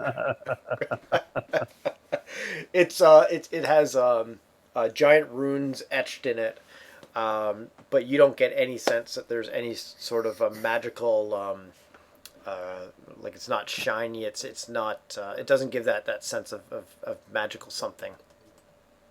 Okay, hold on one quick second. My Yep. roommate needs something. I'm just gonna put you in mute for a sec. Sorry. Yep. No worries.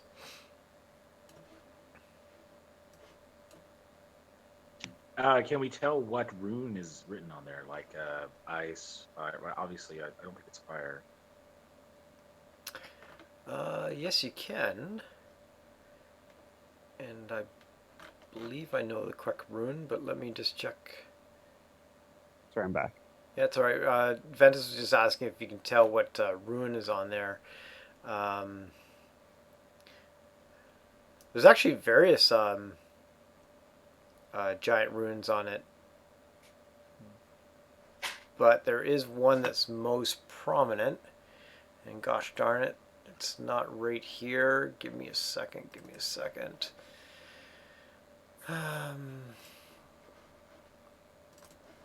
Hopefully it's in this one. Ah, here we go.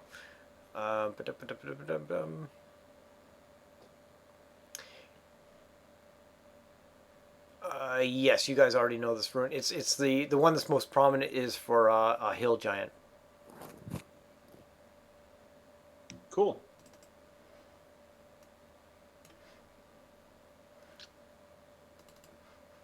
So we'll head back to the airship, Mhm. which I think we parked a little ways away, so we didn't draw attention. And let Laura marvel at the bow, and remind him he needs to keep it safe, or he answers to me. And I'll just keep this torque on my neck for now as a good place to store it, so it, it's out of the way and whatever. And yeah, I've already expressed my discontent, so I guess I'm good. Well, He's Ventus still- will probably apologize to you a little bit over and over again. Like, I didn't mean to step on the toes of your sacred tree. I mean, I would It's not never my impersonate sacred Bahamut. tree. No, don't get me wrong. I mean, I think the fact that we managed to get out of there without bloodshed and without serious confrontation was great. But I just think I just think we kind of pushed it beyond a little bit where it needed to go. That it seemed a little unfair because they did cooperate. I just thought it was exploitative, and I don't know. It just for me it just crossed a little bit of a line, which is maybe weird because lately I seem to not really care about these things. But I don't know. It touched on I guess my realm a bit, and so I was a little more sensitive, I guess. Ventus will nod sagely at you and be like, I understand. I got caught up in the moment. I was carried Excited. away. I get it. I mean, like I said, it just makes me a little cross. Not necessarily at you, just at the situation. Maybe a little at you. And Mums, what's your thought on all this as you've seen this transpire and you're kind of sitting up in the tree watching all this go on? I mean, we got the job done. That's all that matters, right? I don't know. Ask Briles if that's all that matters. That's not all that matters. We have to be better than the people we're dispatching. Come on. Well, 2 against 1. I think Briles is losing this argument. So you get yourself back to the airship as you have this discussion. And Laz meets you there and says, well, sirs, a successful journey, yes? Oh, most successful indeed, lads. As you can see, We are not covered in blood, and we have the relic and a shiny new piece of equipment here.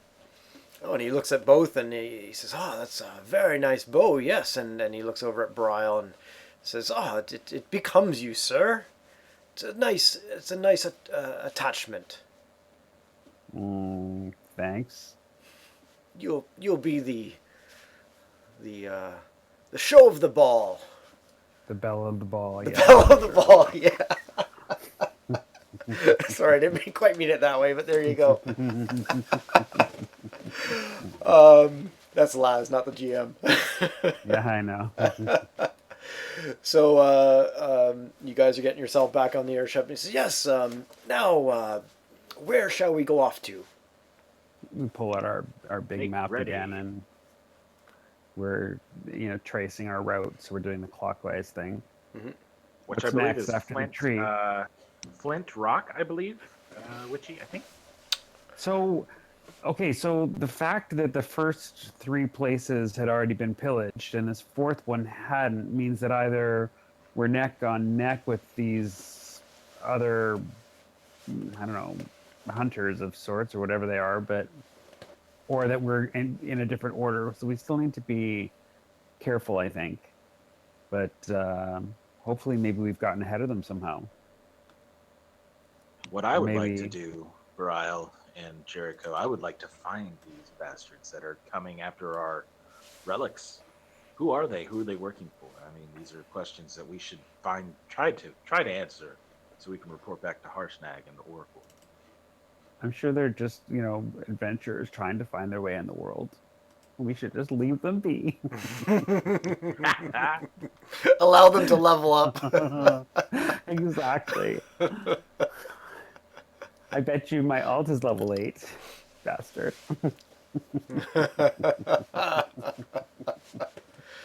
Bet you he didn't lose a level. I haven't forgotten that they're out there in the world, and I have some ideas. Like, obviously you've already crossed paths with them, or at least crossed paths with their results. But it's something that, without going too much out of game, it's something that I'd like to pull out when we have as much of the party here as possible. Oh, absolutely. I think that'd be a hell of a fun thing to do. It's like, we're all here now. Oh, and guess what? And guess who else is here? Yeah. So depending on what you guys tackle in this session, I may have to move some things around, but we'll see. So and don't be afraid to have us hit a couple other have been looted or whatever. Like if we don't have to have been with them for them to have done some more stuff. So yeah. Oh, I know exactly where they are and what they've been up to. I Excellent. now know more about them than you do.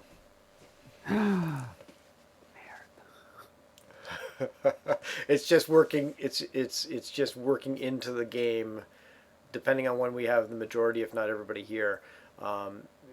Depending on where you are and what you're doing, I've got 2 or 3 different options to kind of work them in, and but we'll see how much I can shoehorn it. Yeah, don't forget I might have set some evil angel traps, just in case some good angels follow me. Maybe. So you're back on the airship. You tell Laz that you're heading. You show him on Harshnag's map that you're heading towards Flint Rock. Seems Yep. good to me. Okay, and he says, very close to the Evermores. We must take extra caution." Special caution. Yeah. Why are we worried about the Evermores again? Remind me. We talked about this before. Yeah, there's a few reasons. One is, in general, the Evermores, similar to the High Forest, is a very untamed, untouched area, whereas the High Excited. Forest would have wood elves and such protecting it as much as possible, although there would be other creatures there. The Evermores would be almost the flip side of that coin. Orcs, orcs and orcs. I don't know. Orcs, ogres, I think, are roaming around there. So, first and foremost, just not a very nice place to be in. Second of all, though, there have been. This is where Lore's father sent his brother, because there had been word of strange noises. And I think even at one point when you guys got close to it, you experienced this loud roaring screaming that could be just like it was miles away, miles and miles away. Um, that has been reported to be in that area. So there's a few different Hey, out of reasons there. game. Yep. Out of game, Brett. Real quick, do we Yeah. want to skip this one and go to the next one in clockwise sequence? And that way, when Seth gets back next week, he can partake in his own little side quest thing. Because that'd be cool. Yeah, though this one is the opposite side of the Evermoors as to his side quest. Here, I'm going to show you on the actual map where Okay. it is. Give me one. I just don't want us to accidentally steal his thunder when he's going to be back next week. So Screw him. hopefully be back. Yeah. Yeah, so you're heading to Flint Rock. His side quest was Zymorvan Hall and Silvery Moon. And one thing we also did that's talk right. about is that when he does get back for a full game, we might, depending on how he and the party want to do this, we can either chronologically fit that in, or we can just say, okay, we're going to take this session, we're going to go back in time, and this is when you guys went to Silvery Moon and Zymorvan Hall, and this is what happened. Okay, yeah, that'd be fun. So we can I do mean, it that either works way. perfect. Yeah. So it's quite possible Lore's running around with this. He was after a giant slayer sword that he heard about at Zymorvan Hall. So it's quite possible he's running around with this sword right now. But given that Gotcha. he's Okay. non-combatant, it doesn't really matter. So I would say you continue the way you're going off to Flint Rock there. As you can see, it's in the southwest corner of Evermore, the Evermores. So Laz suggests that Vigilance is the way to go. All right, so let's arrive at night, and also on the flight, I would like to talk to Jericho a little bit and just get some more about his backstory and about Wolfgang and like how is it that you managed to build this, whatever this is. Through a lot of time and a lot of effort and many sleepless nights. I sense the arcana within Wolfgang. Are you? And I've seen you before. Are you a practitioner? More or less. Is that how you made this boomstick? What did you call it? It's called a thunder cannon. This is my Thunder. third version. Does it have a name? I probably should have named it. Boomstick, I think, is a great name. Boom, boom, boom stick. Sorry, go ahead. Yeah, it's the Boomstick Model 1. Boomstick Mark 1. I love it. Can I touch it? Watch out, it might go off. Absolutely right. But yeah, I learned the metalsmithing from dwarves near Waterdeep, and then my infatuation with just like building and magic brought him about.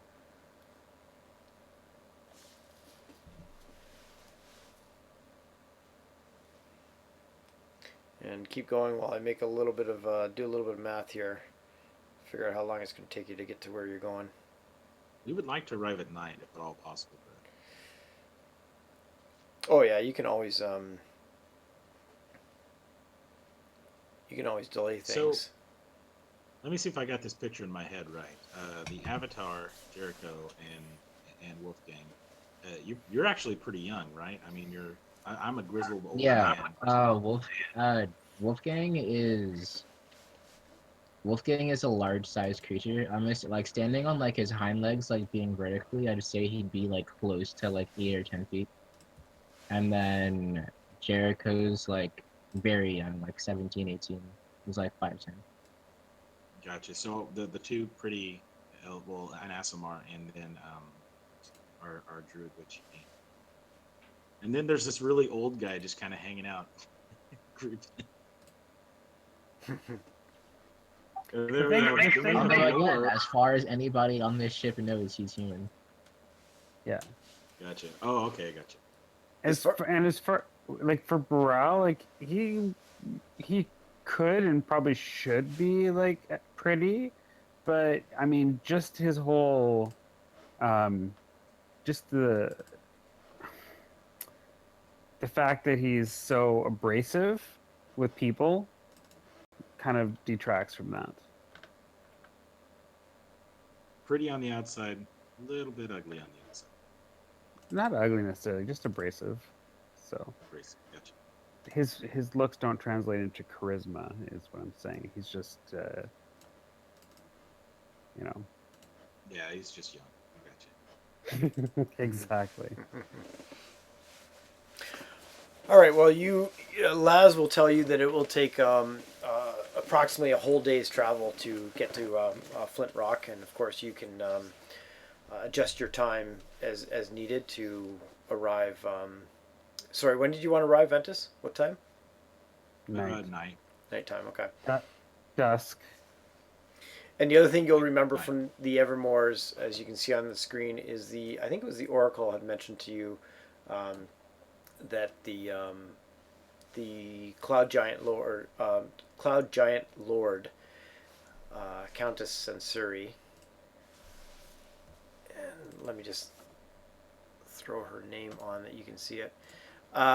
Is that the token in the middle, Brett? Yes. On the middle of the Evermores? Okay. Yeah. Is that the giant on the giant rock that we saw like a couple of games back? Sorry, say that again. We saw like a giant that was like riding a giant bird a couple of games back. Is the same one? No, that was I believe that was a frost giant. That was one of the only. No, I think it was a storm giant. Excuse me, flying a rock, the large bird. This is a cloud giant that the Oracle has mentioned to you that tends to have her cloud giant castle in the Evermores. And that Zephyros, this is before you were with us, Mums, cloud giant that you ran across very early on in the adventure, had mentioned that that she was doing, I guess, terrible or unnatural things to try to figure out how to get herself at the top of the ordning.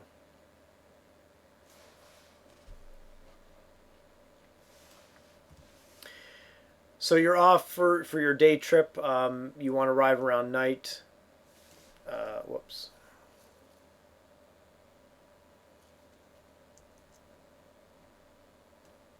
Sorry, I'm trying to fool around something and it moved by mistake. Oh well, whatever. So you get yourself to the edge of the high forest. My arrow screwed up. I'm gonna have to fix that. You get yourself to the edge of the high forest. You're moving on. Now you're back above like Calling Horns and Nonar's Hold and things like that. You can see the Evermore way be below you.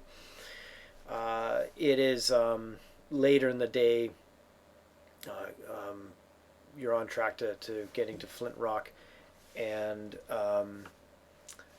you hear one of the cultists call out from the crow's nest up above, and he yells out saying, "Arakara," off in the distance, and you peer out, and coming towards the airship. And I don't know if you're going to be able to see this way. I'm going to test something. Yeah, But you said this was never going to happen. Oh, I'm sure it was never going to happen. Can you see that on your screen? The eagle-looking like person. Yep. You see, I think you see 8 of those. You see 8 of those. They're medium sized, flying towards the airship. Should we be concerned? I think you should be rolling initiative. Oh. Fine, be that way. I will. I can have to go back in the other room. All right, let's do it.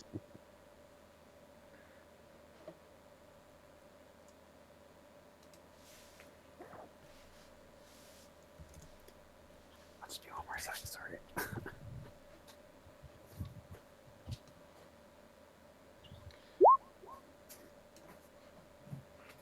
Oh, Well, that wasn't good. A 9. So I don't need his sheet anymore. So back to me.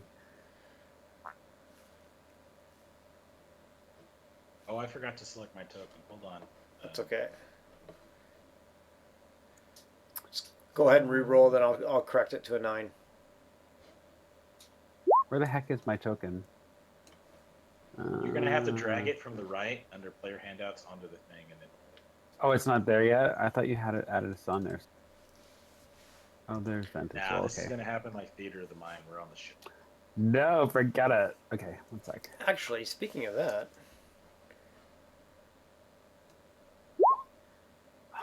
What did I tell you?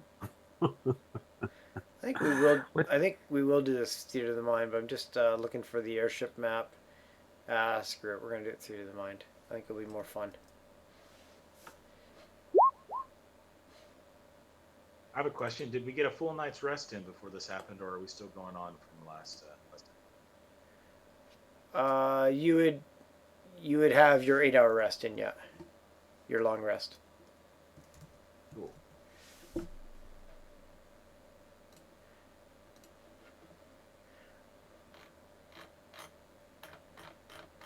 I'm just gonna throw your airship. You guys can minimize it or keep it at your handy. We won't use it as a battle map. It's too. I think it's too cramped to use as a battle map. There's got to be another way to get you guys on the turn order than dragging your icons on, but whatever. There we are.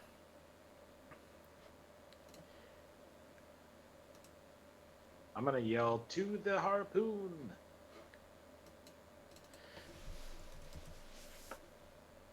And I'm just going to roll this in advance just to know whether we need to do some thinking ahead. Good to know. Okay. Hey, check it out. Mums gets to go first. Oh, lovely. Cheater. So what do these things look like again? Can you pop me up the picture? I will in a second, but if you look right there on your map, I threw it I on the see. map. And I'm going to throw a really large cultist on the map so I can get him on the turn order.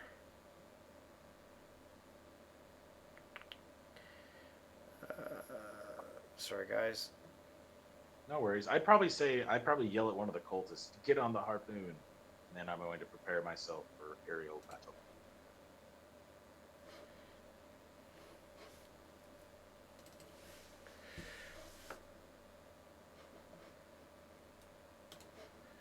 Okay.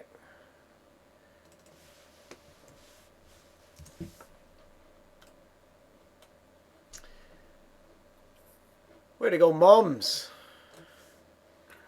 He cheated. And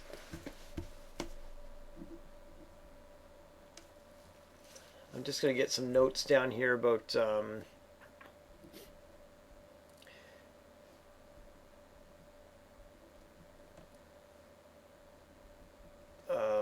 not only the airship. I'm sure I won't need this information. And then, yeah, I'm just trying to look for information on the. I'll have you guys roll, but where's the information on the airship in terms of what it can do here? I've got the hit points and such. Does anybody else see in that airship of the cult the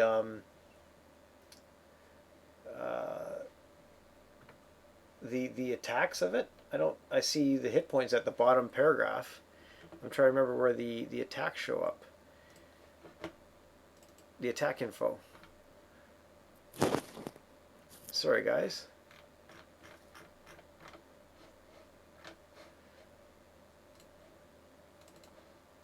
You know, I don't see it. I'm reading through the description. I don't see. Oh, just one second. Yeah, I've got it here.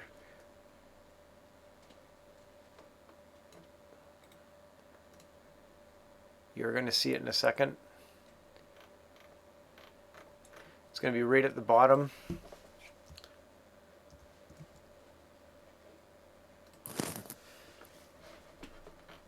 Now, if you scroll down further, there's harpoon gun and ballista. Um, uh, dealing 3d10 piercing damage on a hit. Blah blah blah, and then the ballista. Oh geez, I gotta see freaking ballista rules under siege equipment. Okay, well, Don't worry about it. I don't think we're going to be attacking a castle right now. I'll probably just use the harpoon. yeah, sounds good to me. But I want to attack a castle. Doesn't even give it doesn't even give bonuses to, like, I guess it's just a straight 1d20 to fire the harpoon. I don't see any pluses on it or anything like that. What about the guys, like the manage? Do they have any sort of stats?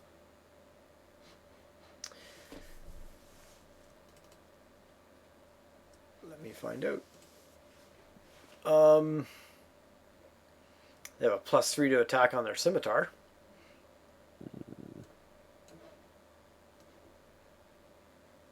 Because I'm Maybe sure a they'd be. D20 plus their dex mod. Yeah, that's what I'd think. They should have at least some competency with these things. Yeah, I would agree It's on not- the It's dex not mod. not their first rodeo. Yeah, but their dex Perhaps mod. not proficient in it, so maybe not a proficiency modifier like the +2. Yeah, their dex mod is +1. That'll work. Okay, All right, Mums. So Mums, what do you do, man? I'm going to whip out my rifle and I guess fire at the giant eagle. No. Ignore the giant eagle. It's not there yet. Okay. I was pre-drinking. I mean, just getting it ready. The giant oh, The oh, eagle man types me in front of me, or in the distance. you're shooting at the bad guys coming in. Yep. That's what you're doing. Okay. They are flying in towards the ship for an attack, and you go ahead and fire off.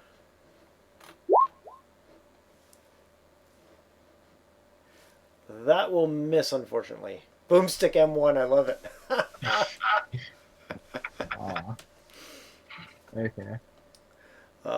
That is a miss. Anything else with your turn? No, that's it. Okay.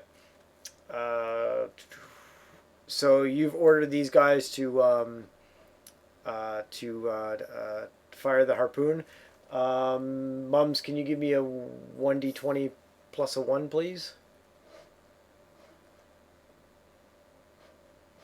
Big money, no whammies. Oh, look at that.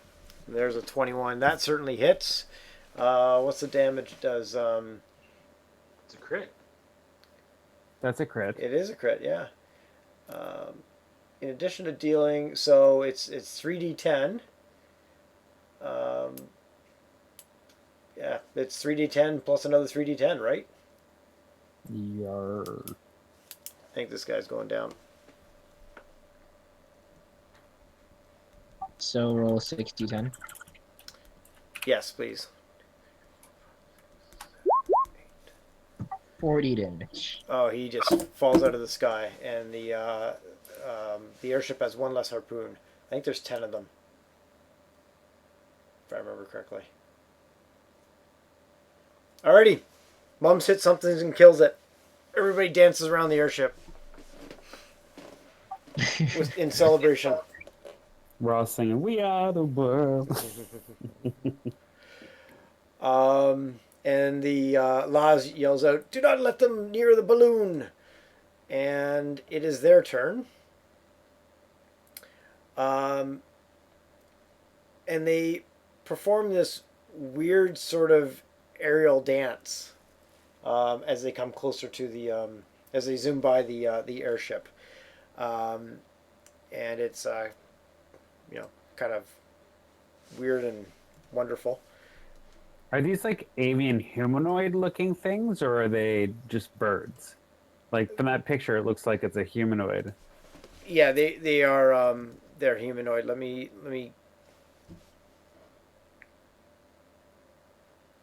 see if I can give you. This would be better. Oh, it's those guys. That's what they look like. Arakawa. Mm.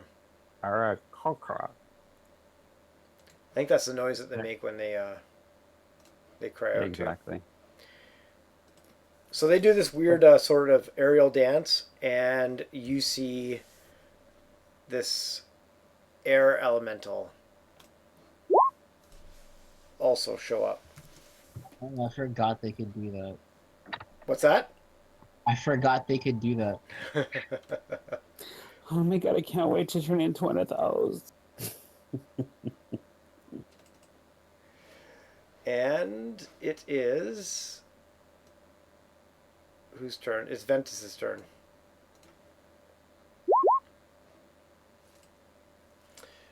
My new Alright, meters, so- okay. Yeah, and then I'm gonna toss out. How many can I do at once? 2. Is that right? You can do 2. You can have 3 ready, but only 2 can go at one time. Gotcha. Okay, here we go.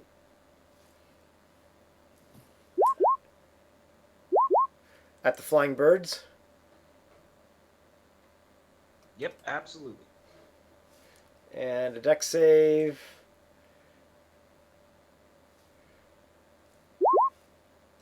Oh, crits the both save. 22 and a 20. They just All right. zig and Take half zag. damage. For half damage. Yep. 8 and 5.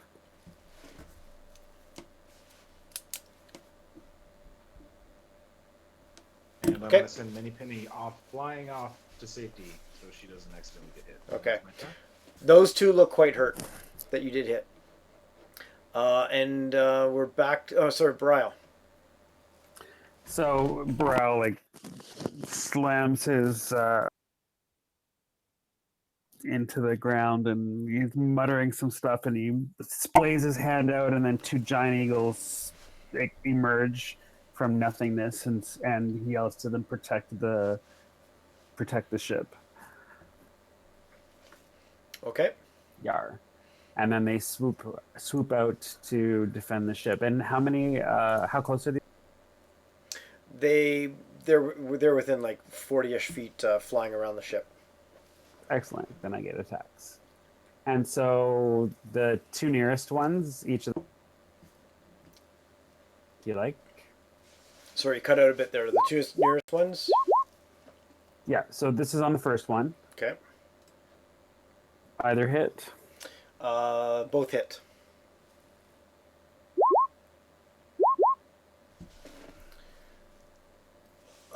And on it. That guy goes down. And on the next nearest one. Miss and a hit. The beacon, the talons are a hit. Oh man, For 13. And that guy goes down. So And then they screech out with their wings all like splayed and look whatnot. And I look all like, yeah, and I look all satisfied. and I that's my turn. Alrighty, Mums. I let Mum's at her again. Mums, you're back up. I reload the rifle and fire again. Does that thing actually work, Mums? Or Jericho? Oh, it works this something? time. It works this time. So that 22 certainly hits. So 10 piercing and 8 thunder. another whatever we're calling those guys goes falling from the sky, making short work of these guys. Burrell kind of jumps a little bit as it goes off. It's like, ooh. And like Kinda you gets hear excited. thunder like crackling as like the bullet comes out of the chamber. It's just very loud. What's that? What did you say before? It's very loud. Like when he fires the gun, like you hear the sound of like thunder cracking. Like it's like an audible sound. Yeah. Okay, and then so is that your turn? Unless I can manage to mount one of these giant eagles, then yeah, that's my turn. One of Brile's giant eagles. Yes. Unless he can what? Mount one of the giant Unless I eagles. can like mount one of your eagles on my turn, and that's gonna be the end of it. Mount one, did you say? Yes, Yeah. mount. Like Get on top like of. ride this. He wants to They ride don't your have- eagle. Well, they're already out there in combat, so it's gonna be, you'd have to make a jump. Do you want to go for it? Make uh, Like acrobatics or ac- something? I think it's athletics is for jumping. Acrobatics is for essentially landing and whatever. Yeah, Dex So athletics. could I do acrobatics if I decided to do a flip? I'll I'll It's like I'll, that's I'll, I'll acro- give I'll give you either acrobatics or athletics, whichever you choose. Okay, let me see acrobatics. And I'm gonna want to see more. I'm gonna want to see a 12 or more, or a giant eagle's gonna have to go flying after you to pick you up. I mean, Oh worst my case God. scenario, I'm gonna fly myself, but like I'd rather just like be really cool and jump on this eagle. Go for it. You go running and jumping off the ship. Oh, and you just kind of just catch on to the giant eagle's neck and draw yourself up onto the eagle. It's not the most graceful thing in the world, but you're there. It screeches for a second, looking all like confused, and then like realizing you're like one of us or whatever. But then like, what the hell, bro? How many giant eagles did you create? Two? 2. Yeah, gotcha. Okay, so Mum, is that your turn? That's my turn. Alrighty, let me. Sorry. I was yeah, that's my Oh, turn. okay. Oh, that was sorry. It was me echoing on your mic. I thought it was Vorpal. Please, Mums, roll me another 1d20 plus 1 to try to take another one of these these Arakarakaraka down. Big money, no whammy. Ooh, I said no whammies. Oh, that harpoon goes way off in the distance. And there's 2 more left. Or sorry, 2 gone, 8 left. And it's Hits these. a young bronze dragon below, who gets her little pissed off. Right? Yeah. So it's these winged creatures' turn. And where are they? So there's 1, 2, 3, 4 left. 2 of them are going to go after the eagle that doesn't have mums, and 2 of them are going to go after the eagles that do have mums.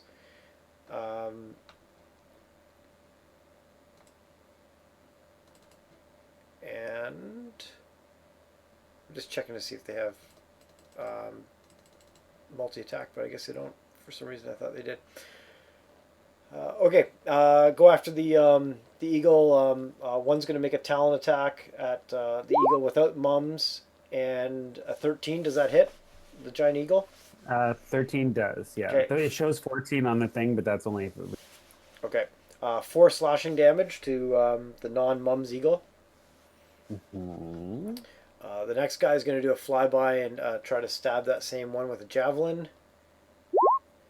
and completely misses. And then for the mums eagle, another talon attack, misses with an 8, and a stabby javelin attack from the other guy, and 10. I doubt that hits the giant eagle, eh? Nope. Okay, and that's them. And now it's Mr. Air Elemental's turn. If I'm riding the eagle, like when they go past me and miss or whatnot, do they provoke at all? Sorry, do they provoke a Provoke. attack of opportunity? Yeah, because I'm assuming they're like coming into range and then leaving range when they miss, right? Good call. Doesn't say that they do not. So yes, they and they're within 5 feet. So yes, they do. So you can take a shot at one of them. 15 hits. 19 damage. Well, And- 9 piercing, 10 thunder. And another one goes down.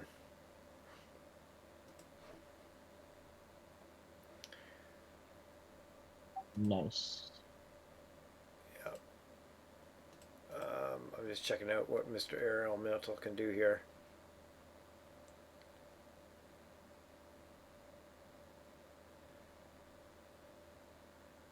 Ooh, wow, that's a fun one. It goes swooping towards the deck, and it's going to make a couple of slam attacks. One of the slam attacks is going to go if you'll allow me this on the airship. Let me just get a picture of the airship again.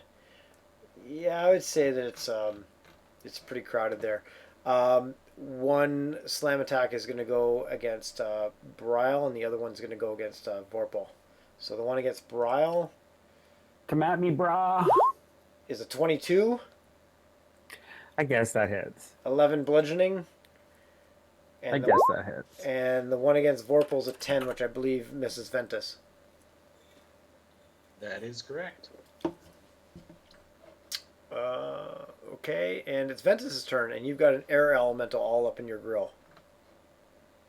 All right, I'm going to attempt to hit it without blowing up my ship or my friends or Okay. the giant eagle. So what I'm going to do is I'm going to toss out 2 Mel's minute meteors, and I'm going to quicken and toss out 2 more, and then all my Mel's minute meteors will be gone because that's a total of 6. Okay. Can I yell out something to him before he attacks? Yep. I yell out, focus on the winged. The Ericachoas. Mm-hmm. All right, so I focus on them with the first 2, and let's see what happens, and then I'll click it if necessary. Okay. These are going after 2 different Erica Coroas. Yep, one for one, one for the other. Okay. First guy fails miserably, and second guy also fails miserably. So one takes 12, and the other one takes 16. Yep. And 2 more. So all but one Acuras, let's call him an Acura now, fall from the sky. So you've got an air elemental, and you got a winged eagle guy. Gotcha. I'm gonna toss one of these at the because I'm quickening, so I'm burning 2 sorcery points, and then Okay. I'm gonna toss out the other 2 minute meteors. And what happens when I do it is they're all circling around my head, so I just point in the general direction where I want it to go, and it just zips off, and then kind of does like a mini fireball explosion. It's like you.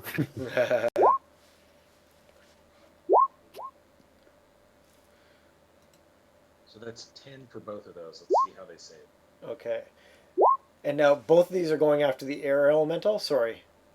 No, one for the flying guy, and then one for the air. Okay. Gotcha.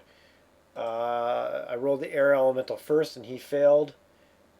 Just. And the flying guy succeeds, so the flying guy takes half. The second one, so he takes 5. He's looking very hurt. And the air elemental takes 10. And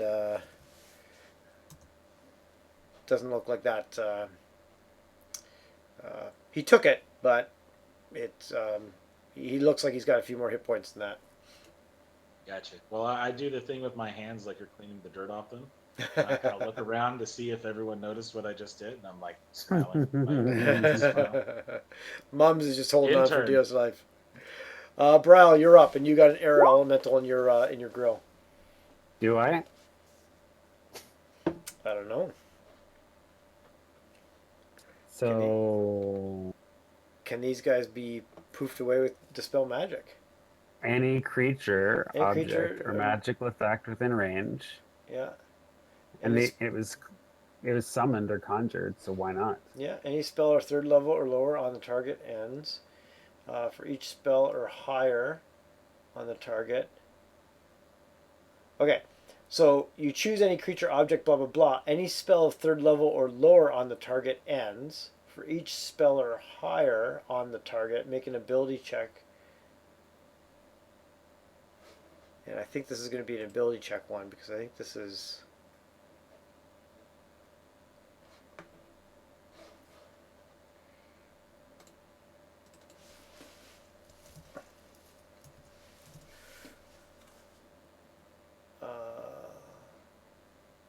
I'm trying to figure out what they...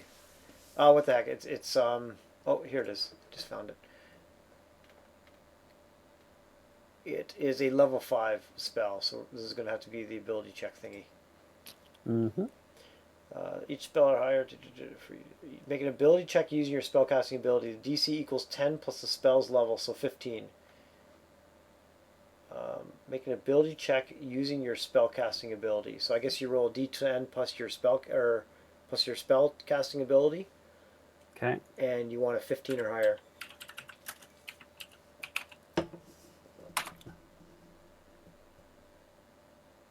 That's my spell attack bonus, or no, my spell. Oh, I don't know. How does this work?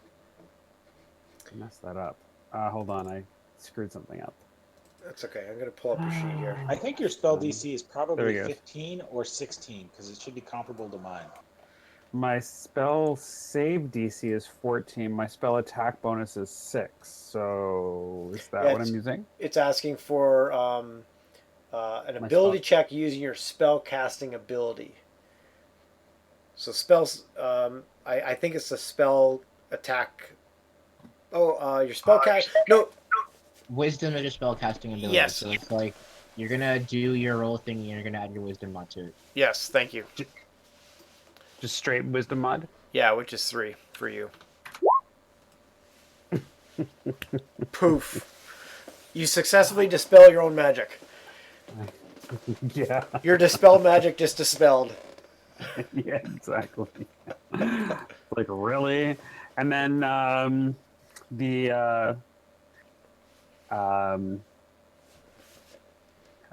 so this is going to be the biggest threat to the ship, so I guess that's what the Eagles will attack as well.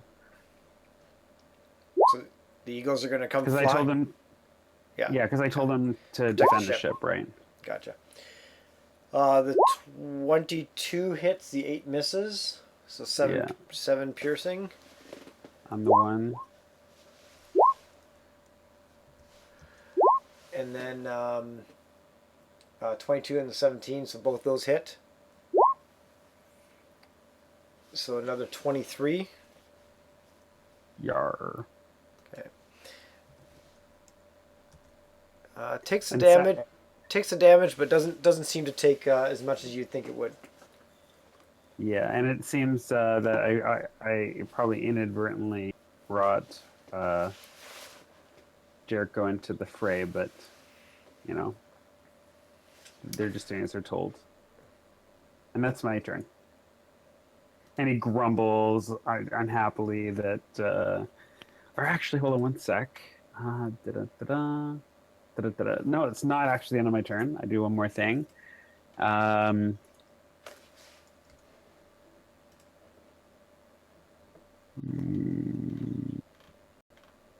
Yar. Turn into a bear. Because I can. And if I'm going to be taking damage, I'm going to make it count. So I turn into a bear and I try to stand between it and the old man as well, so that I take all the damage. And that's my turn. Okay, if you must. There's room for me to do that, right? Where the deck is big. I'm just scrolling back up to the top of that thing. The deck is, what are those spaces? 5, I think, yeah. So 5, 10, 15, 20. Yeah, the deck is 20 feet across at its widest and another 30-ish length. Okay.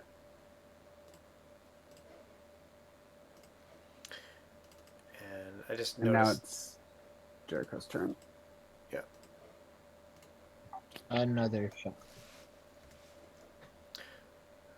So you're flying through the ship with this air elemental on the deck, and the last Arakakora is following you too. So who are you shooting at?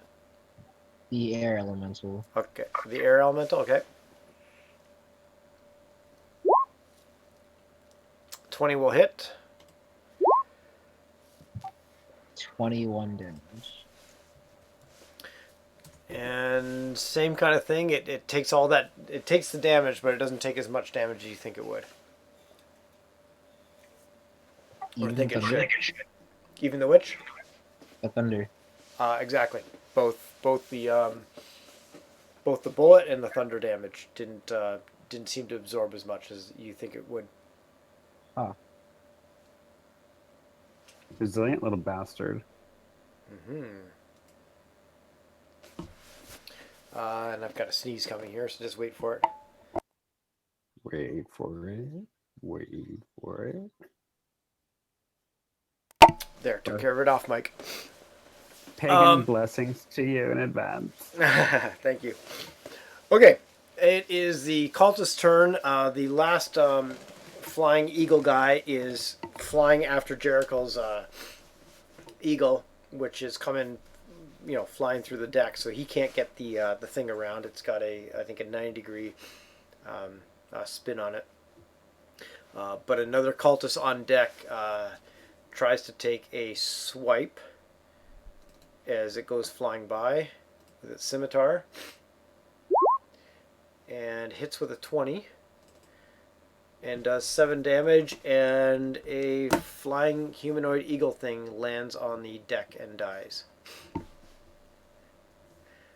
And now it is air elemental turn. Yes. And this air elemental starts gathering the wind around it and spinning, and you feel this big wind pushing against you, and I need Vorpal and Brile to make Ventus and Brile to make a strength saving throw, and you want to meet or beat a 13. Now, with me trying to block him, am I giving him any sort of advantage or protecting him from any of that wind, or no? No. Because I did say I was trying to protect him from... Actually, you know what? I'll give him advantage on the roll. So Ventus, I need a... for both of you, I need a strength. Strength check? Yeah. Oh no, I go flying off. No, I gave you advantage based on Mr. Bear in front of you there. So you succeeded. But Brile fails. So Brile is going to take some damage. Acceptable. That wasn't lore, by the way. I fixed it. Yeah, I know. I gotcha. You're going to take 15 bludgeoning damage. Nice. And you're flung 20 feet away in a random direction. And I'm going to have you do a dex saving throw to grab onto the railing of the ship before you're flung off the side of it. And do I need to do dex, or like, am I just not going to hit the rail and have to or is it? Are you saying it's being thrown over? Maybe. Well, it's throwing you 20 feet, and the ship is 20 feet across. You just grab on. Oh my gosh, with that 10. With the claws going by. Yeah, so you just grab on, and you're dangling off the side of the airship. You would have been knocked prone, but you've got bigger things to worry about. If a thrown target strikes an object, this happens. We're not going to worry about that. If a target is thrown at another creature, that happens. If the saving throw is successful, the target takes half the bludgeoning damage. So you, Ventus, take 7 bludgeoning damage. Okay. But you stand your ground. And it's your turn, Ventus, to show this air elemental what the heck is going on. Do you recall how much damage I took off that attack, sorry?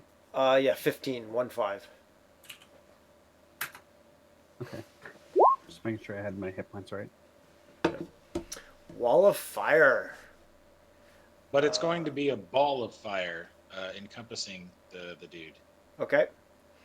DC 16. Let me get you the card real quick. Hold on. Yeah, go for it.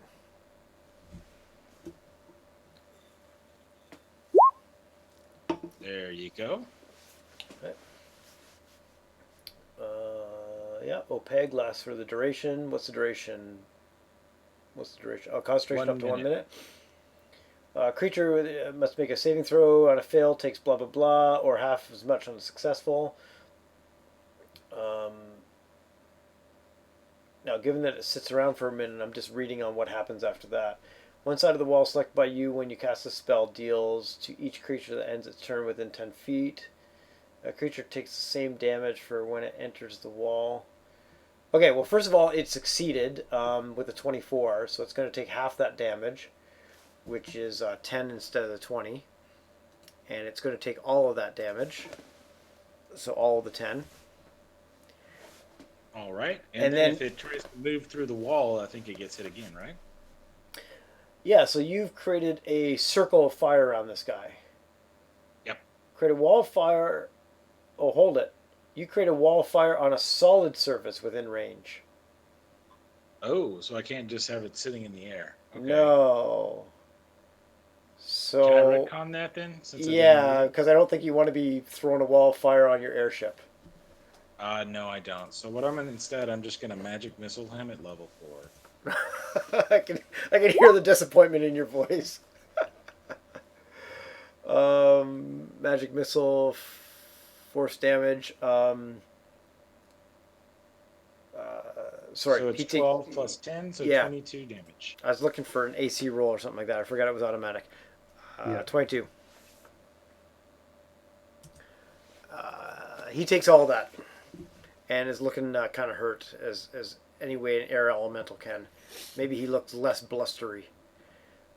Gotcha. And then I'm gonna quicken and I'm gonna do a firebolt. Okay.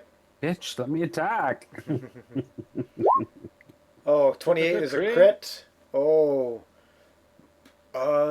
No attack for Brile because this air elemental goes poof. Suck. You suck. Let me just see what would have happened. Let me just see what would have happened. Oh, I hit him with that one. And for full damage because it's magic attack.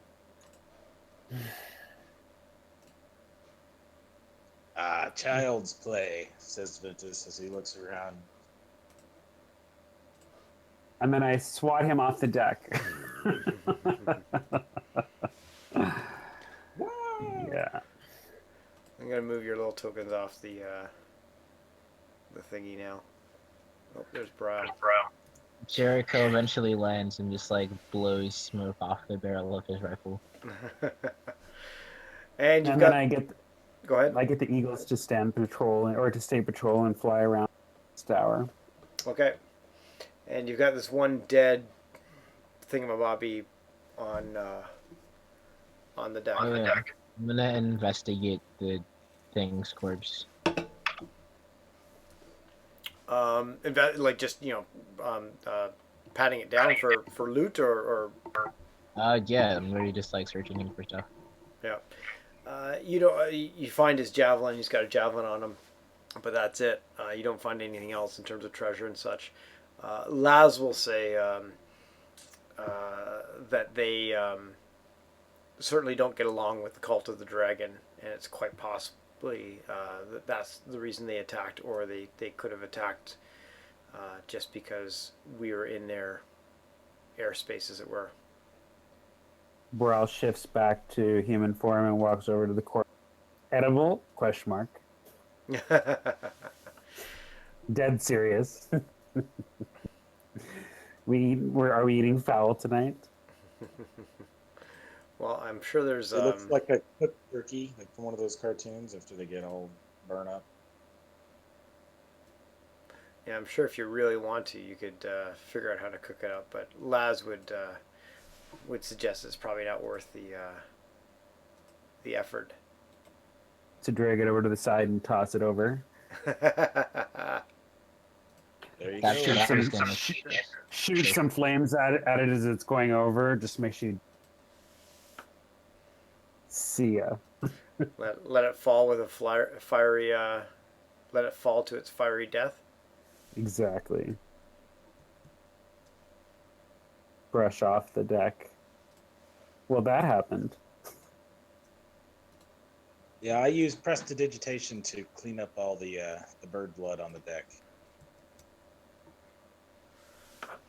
Sounds good. Laz is very appreciative of you. He likes an orderly ship. Yeah, I tell him that Bahamut does much for those that will follow in his ways. I just use it as another learning opportunity to try and convert them. And he will tell you the same with the great dragon of the north. And he will try to convert you. Oh, great. Yep, no, but I don't convert. So the airship continues along, does it? Yep. To your original spot. To Flint Rock. And I take a short rest along the way to make sure I recharge my wild shape. Okay. Does anybody want to spend any hit die along the way? I don't know I if any. didn't get hit. You didn't get hit. Brow I'm gonna got. spend one. Did I get hit? Yes, you got almost thrown off the ship. Yeah, but that wasn't me. That was a bear. I shed those hit points. Those are gone. Oh, that's right. Forgot about it. It was bear style.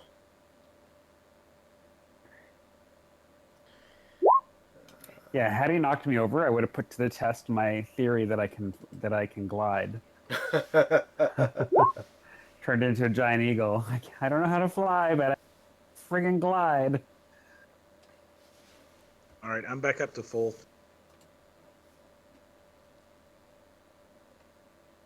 Okay. So I think when we get to this map, you're gonna have to pull your tokens on. I thought I'd pulled them onto this map. So you continue off. You shrug off the air attack with the elemental and such, and move on. You're aware that you're skirting the Evermoors. You know that Yartar's off in the distance. You remember great times of first meeting Jericho there in Yartar, and of the awesome barkeep at the inn there, and you yearn to visit with him again. Wait, what? What's that? I said, do we really? Oh yeah. This guy was one of your best buddies. Is this one that got me my ring? This, he connected you with somebody, got your ring. This is the guy that kept calling Jericho Johnny. I think George was another name. Jordan, Johnny, George. He called Jericho every name but Jericho. He was great. And again, using Harshnag's map, but the challenge now becomes that as you approach this area in the hills, there's this creeping fog that is coming out of the Evermoors and around the Evermoors and into the hilly area to the south there, where Flint Rock should be, and so it takes you some time to ID it from the air. A little bit harder to do than typical. But you, with a few passes and such like that, you finally find it. And I guess you drop the airship off some distance away, like you have been with the other ones. Yeah, so we don't want to land right on top of it. So we're there. It's evening. Yes. Ventus goes to grab Brow, but Brow looks like he's dead on the deck. Deep in sleep or something. I nudge him with my foot. And then with my glass staff. Yeah, once he does it with the glass staff, he'll eventually rouse. Are we there already? Indeed. Come. We have many a thing to slaughter. Brow reluctantly gets up, all looking a little disheveled and exhausted, but follows along behind. Now I know it's all dark for you guys. Are you able to drag your tokens onto the blackness and then poof, it becomes non-black? If not, let me know and I'll do it. There we go. I see Ventus did it. Yep. And you can position yourself wherever you want. Give me a second. I'm heading back over there again. I was giving my eyes a break for a few minutes. Oh, I can do it for you if you want. and then, no, I need to see what we're doing. Okay. I just thought I had a little more time. So once again, 50-foot squares. I have no idea why they do these in 50-foot squares, but there it is. Because they're ignorant bastages. Yeah. Remind me, Wolfgang is a large creature, right? Mums? Almost as large as Brow.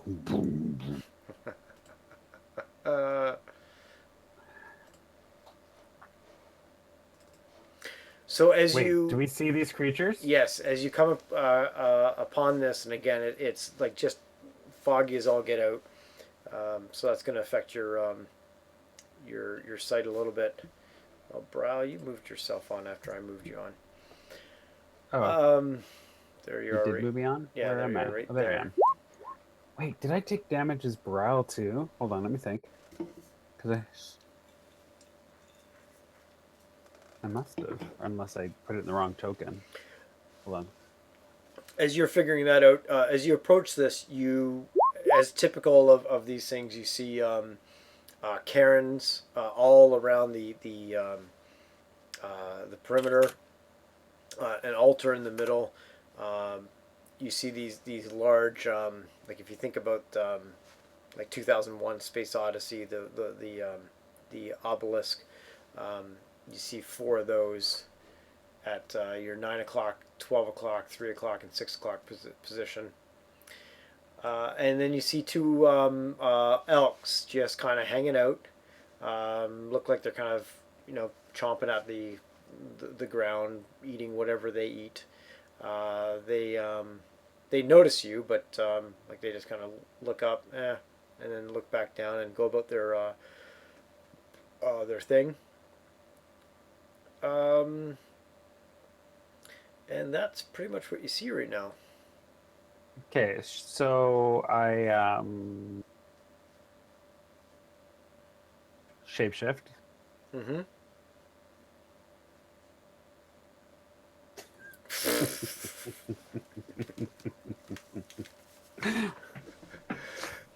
Yes. Works for me. And then what do you do? And so just before I do, I say, let's investigate this, and I'm going to see if I can speak to these guys. And then I like kind of just walk forward and shift into a giant white elk and start walking towards them, trying to be attentive to any traps or weirdness in the ground or whatever. Yep. So you move along your way. Nothing happens, and they kind of look at you, kind of cock their head to one side, a little nervous, and they kind of Are these just regular elk or are they giant elk? they're like they're large, so their tokens are a little bit larger than they really should be. But I'm just wondering if they'd recognize me as being like their king or not. Because I'm a giant elk. But No, I don't know if there's elk kings, but no, you know what I'm saying. Just whether or not they'd be like, whoa, it's a giant elk. Because it's like the dire version, right? yeah, if you're asking if they start bowing down to you, no, they do not. Yes, I know. So I speak to them in elk because that's a language. If you look on our character sheets. Well, if I look at the NPC elk sheet, it says they have no language. That's a lie. Because if you look at the giant elk sheet, they speak. Oh, giant elk. So they're not giant elk. They're just regular elks. Well, I'm speaking giant elk at them. Okay, go for it. Bitches. Maybe I'll understand to some degree. And I'll be like, well met. And they just look at you and continue to chomp away at the grass. I'm gonna investigate these like spires. The Minars? Yeah, right by where you're at. Right? Yeah. And I'll investigate the mound as an elk. I'm thinking less hostile to anything that's there if it just sees me or detects me or whatever. Yeah. Nudging about. So checking out I think they're pronounced menhirs or something like that. They're solid gray stone. Give me, on top of investigation, give me a history check, please, Mums, for Jericho. Very good. You would know that some. So if you kind of think of Stonehenge, you would know that some, not creatures, some tribes, groups of people, would use these to track certain things like calendar, passage of time, changing seasons, movement of the stars, that type of thing. So it's kind of like their version of you would know that again, like some groups, this would be their version of kind of Stonehenge. Well, at least Ventus would. I have no idea what these are. Oh, I tell you all about it. I go into my Ventus speech, and it's just kind of this rambling, incoherent, just flow of knowledge. Okay, old man. Yeah, sorry, I missed that Ventus did that role. But yes, that's what you would know of him. And sorry, Great Elk is what were you doing again? Peeing on the altar or something? I was like, investigating as well, seeing if I recognize this place or anything about it. Any Yeah. stories from this place? Probably not. No. But I will investigate and kind of watch, like look around and see what I can see if there's any indication here of any relics having been disturbed, or if any hint as to where some might be hiding. No, nothing looks like it's been disturbed. The altar and the cairns around it are just piles of heaped rock. No plant growth on them at all. Again, there's this fog that surrounds everything.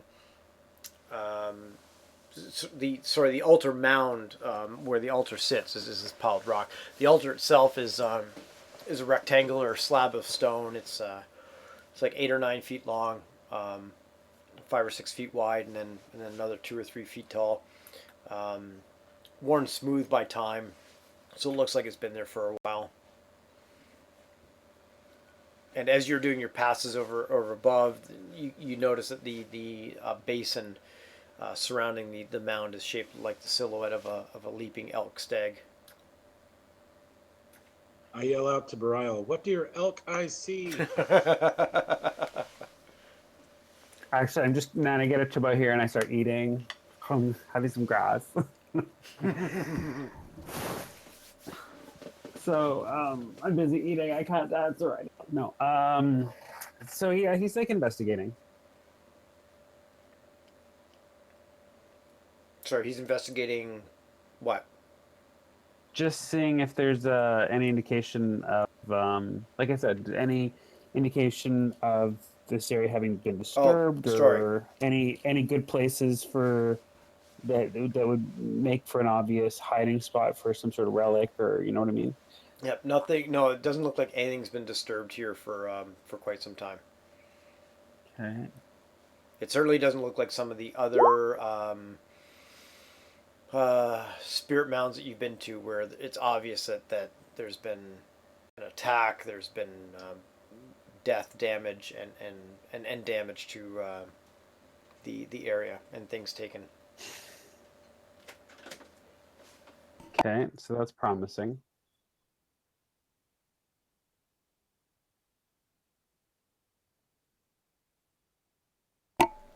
So what's the plan?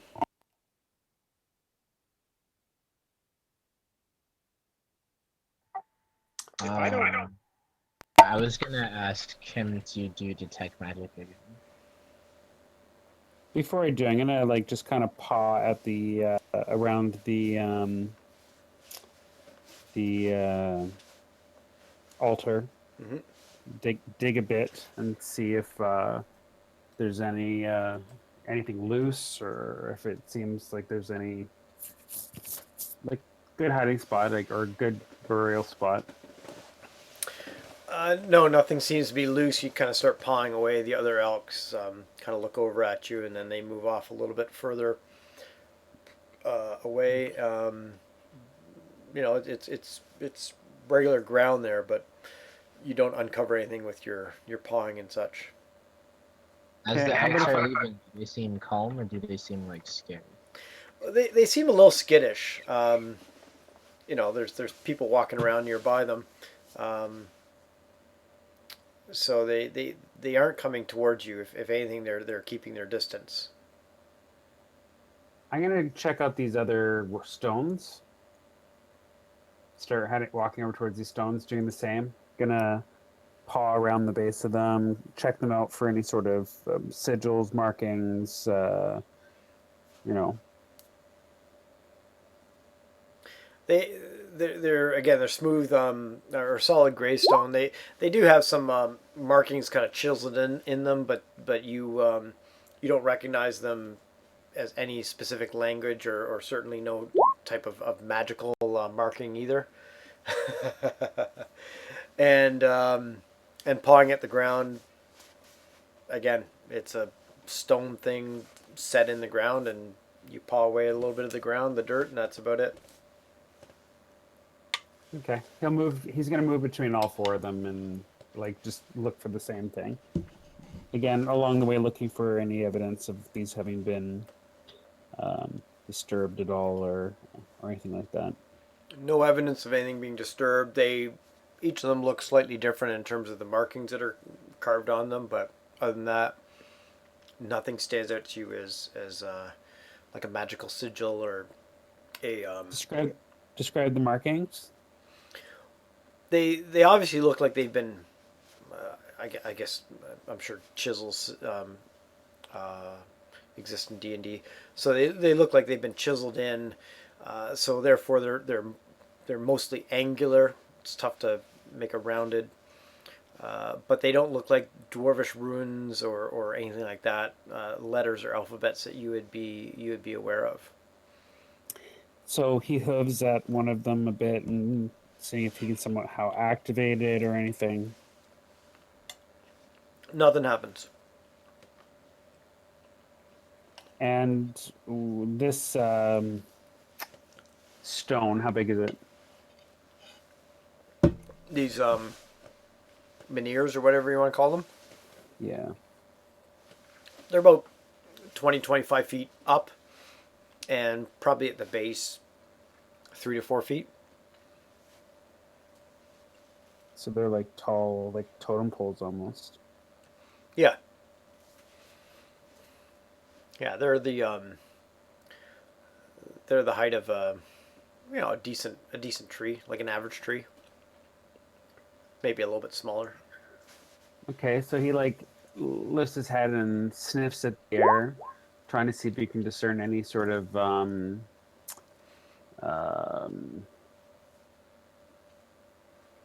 I guess like any other creatures around or any sort of odd sense. If anything, you detect not the lack of creatures, but anywhere else you would think that you would sense more or smell more creatures or more activity. This area gives you the feeling or the idea that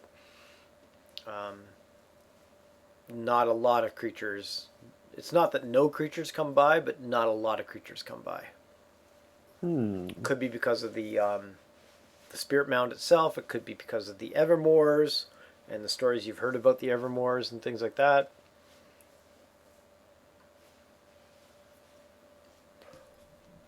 Interesting.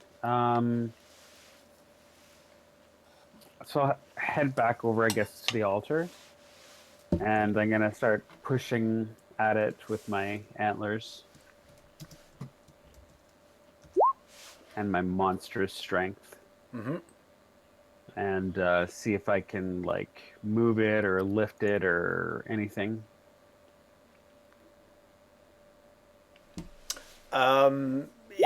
It does not give way. Doesn't budge at all. No, not just with you doing it. You get the sense that a number of actually, you're a great elk, and you just rotated yourself, didn't you? You look funny now. I'm just checking your strength here for a second. 19. 19. Which is pretty damn strong.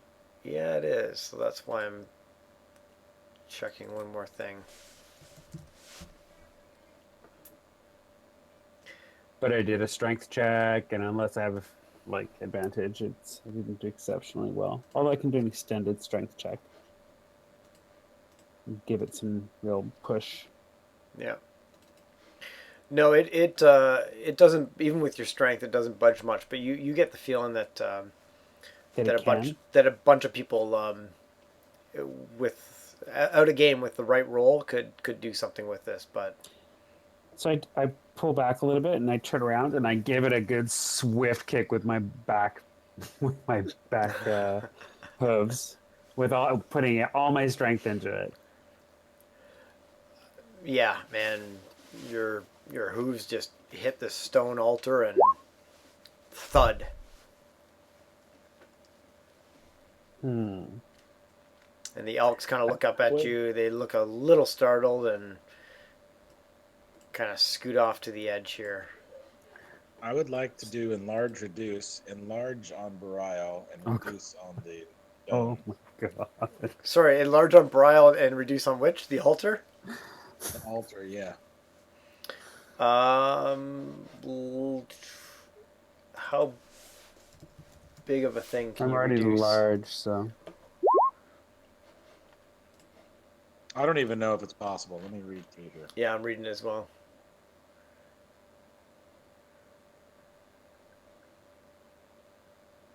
Creature or object. Yeah.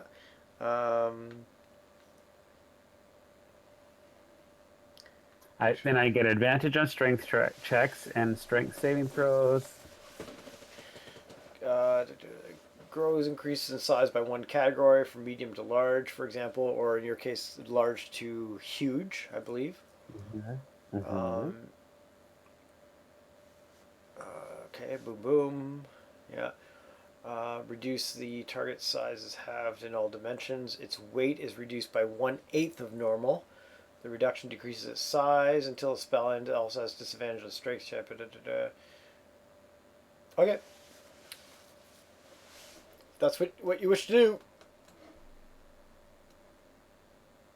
Yep, and I'm going to So tell if- him, hurry, I can't hold this for long. Okay, well, if he enlarges me, I'll be like a little surprised, but I'll be like, okay, I can work with that. And Mums, what are you up to while all this is going on? You just watching the show? Yeah. I mean, I'm passively like watching those elk Mm-hmm. that ran off, but otherwise, I'm just like seeing what they can like do. Okay, and I'm- Brile and Giant Elk form. I see your roll. What are you? I'm going to try to tip this altar or push the altar side, and I'll do it as an extended action. So, I know it's not enough to do probably with a single round, but if I keep pushing as hard as I can for an extended Yeah. period of time. I'll have Wolfgang help you.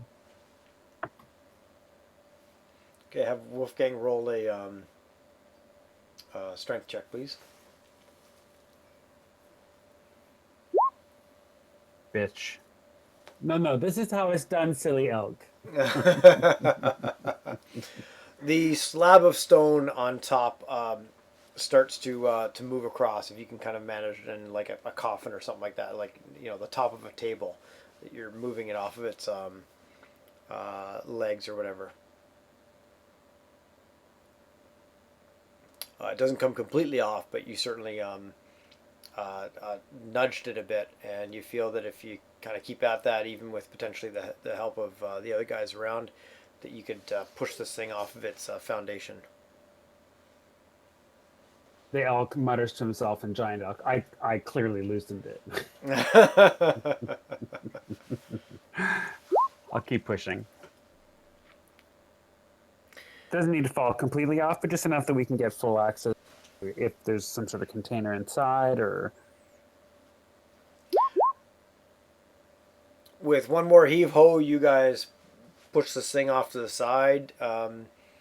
If you wish, you kind of rotate it in a way that it still stays on its foundation, but you can now get access, and you see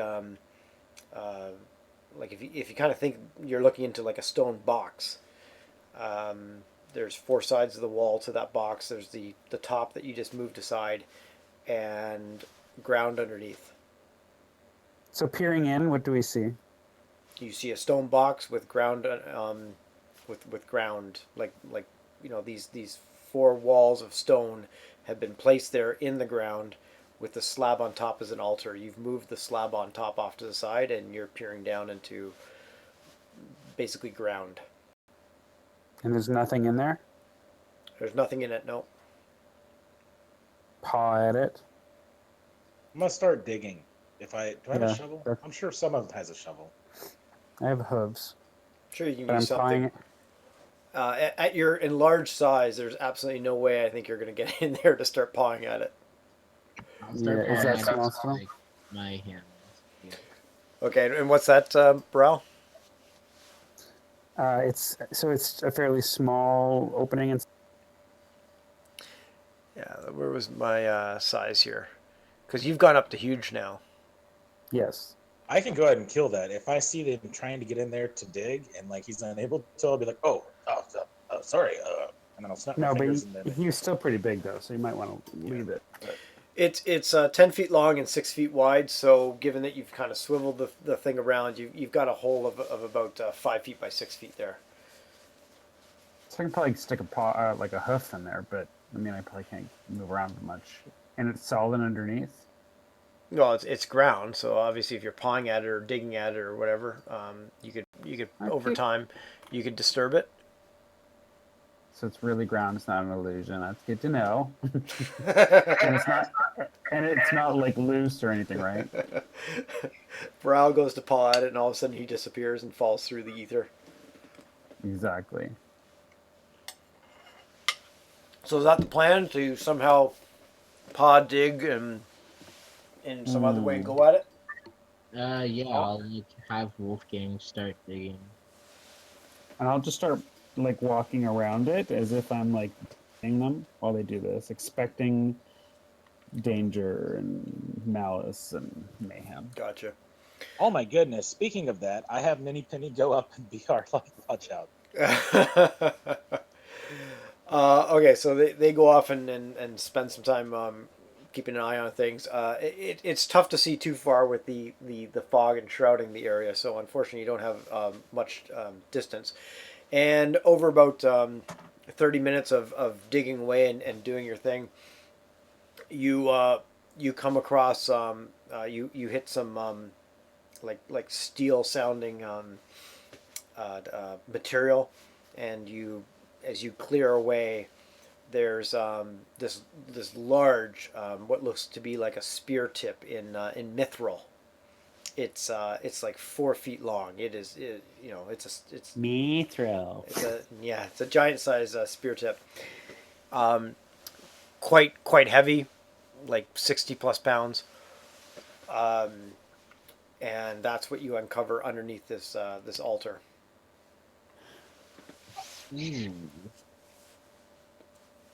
I'm gonna point at it and say, "Who wants to carry that?"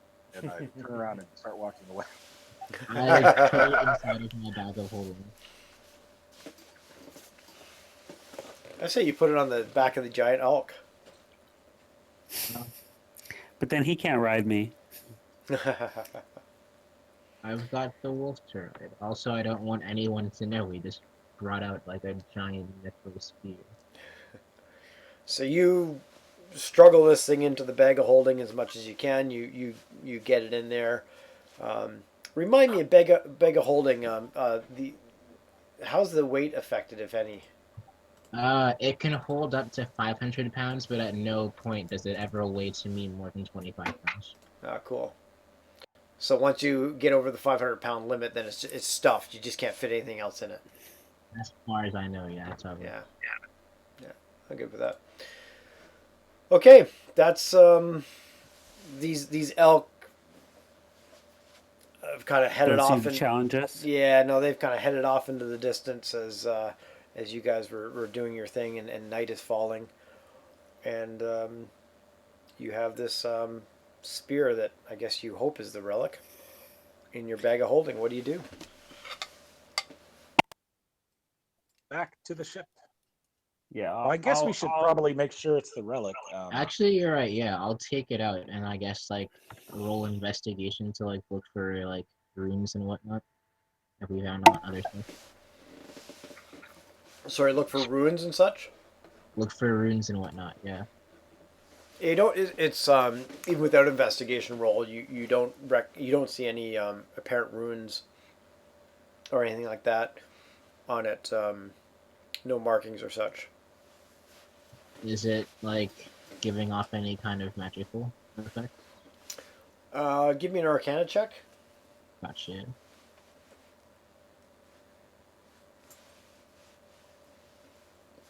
Unless Brian wants to take 10 minutes to do his ritual. You are you're getting a faint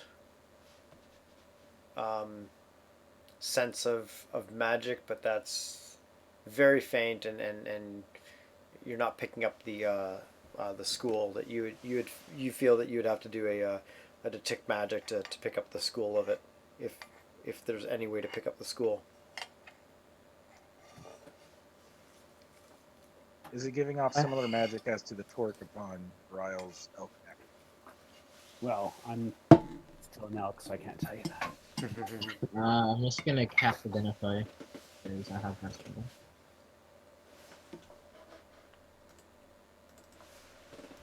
You're gonna cast identify magic on it. Yep.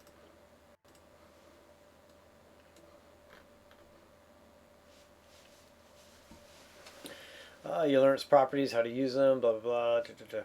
You get a very faint aura of magic of divination coming off of this, but it is really faint, and you don't get any type of feeling in terms of what its properties are. You feel that if it did have any specific magical properties, it's dissipated long ago, and this is just a bit of residual.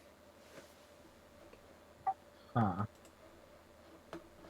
Almost like an echo of what it once was. That's weird. Can we verify that it is a relic,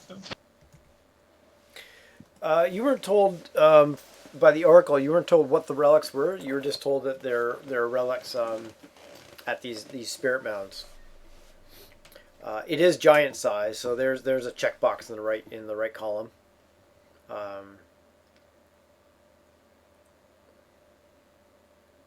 Was there mention of a spear though? No. No, the oracle just said that the barbarians had stolen. Either the oracle didn't think to mention, or didn't know what relics were stolen, or knew what relics were stolen but didn't necessarily know which relics were where.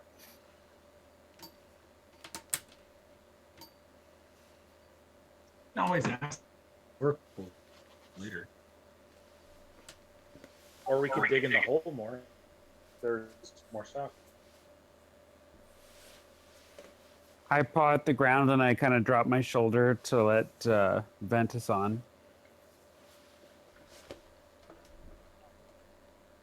Let Ventus on your back? My back, yeah. For what reason?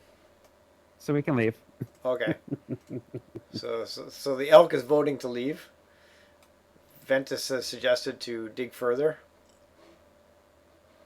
No, if he wants me to hop on, I do, and we head back. I think we got it. I think this is it. Okay. I put it back in my bag of holding, and yeah, hop on Wolfgang's back right. Okay, head back to the ship. Mm-hmm. Okay, and with that, if you guys don't mind, I'm going to take a quick bio break, and then we'll get back at it for the final hour-ish that we've got. Sound good? Yeah. Okay, just give me a moment. Thank you. Okay, we got everybody back. If you guys did or didn't go away, is mom still here? Yep. Okay, so you guys are heading back to the airship. Do you? Yar. That's the fun. On a glorious, monstrous, beautiful white elk. It's very handsome. Reminds me of Harry Potter's Patronus. Exactly. And he's like trotting all like proudly.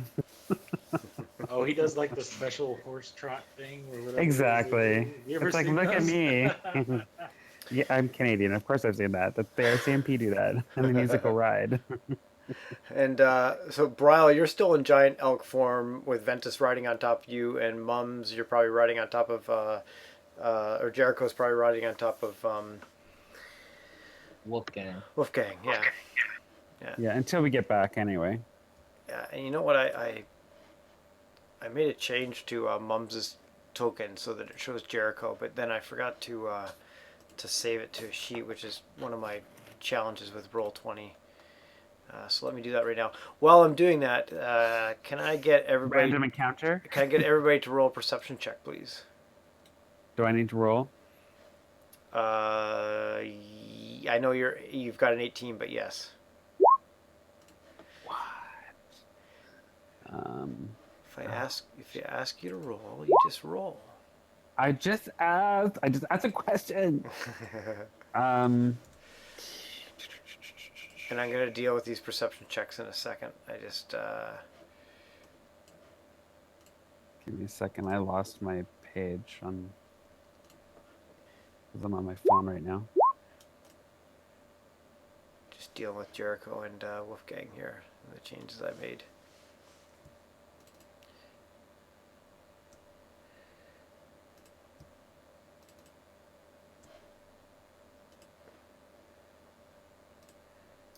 Almost there, almost there.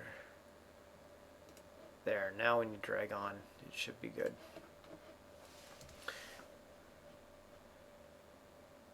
What the heck is going on with my thing? I might need you to roll for me for... Oh, it's still loading apparently. I can roll. So I'm doing a perception check for you. Please.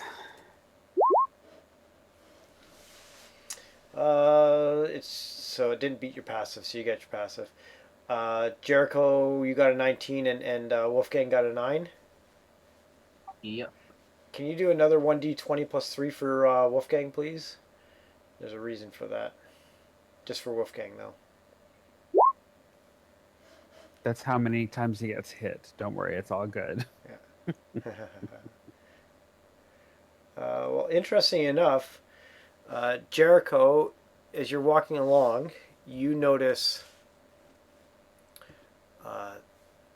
two things skulking in the forest or whatever that look like that, except for without the snow around them. And they attack. So let's get initiative from everybody. And Jericho is going to be able to go in the first round along with all these other guys. They got surprise on us, the rest of us? Yes, they did. Even your 18, they did. Bastards. I know, terrible, eh? And we'll do this theater of the mind, even though I'm about to bring this guy on the Flint Rock screen.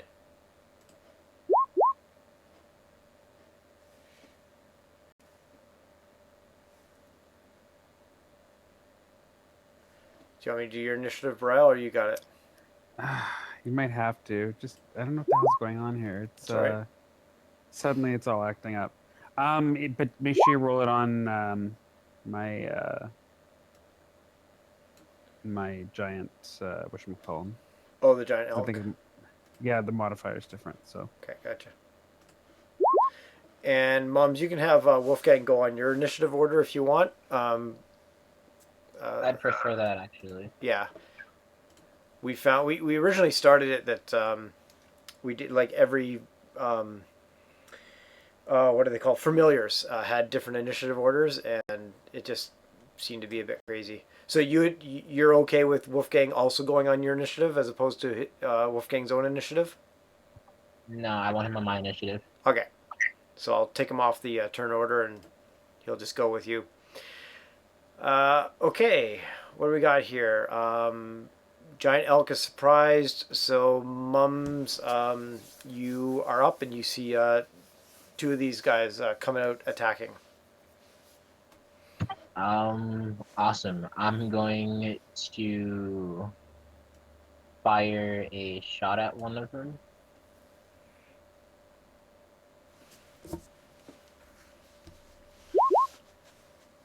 $14 hits.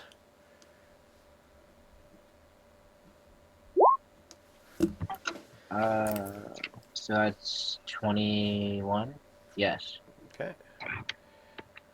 And then Wolfgang is going to try to pounce on the same one that I just hit. Okay.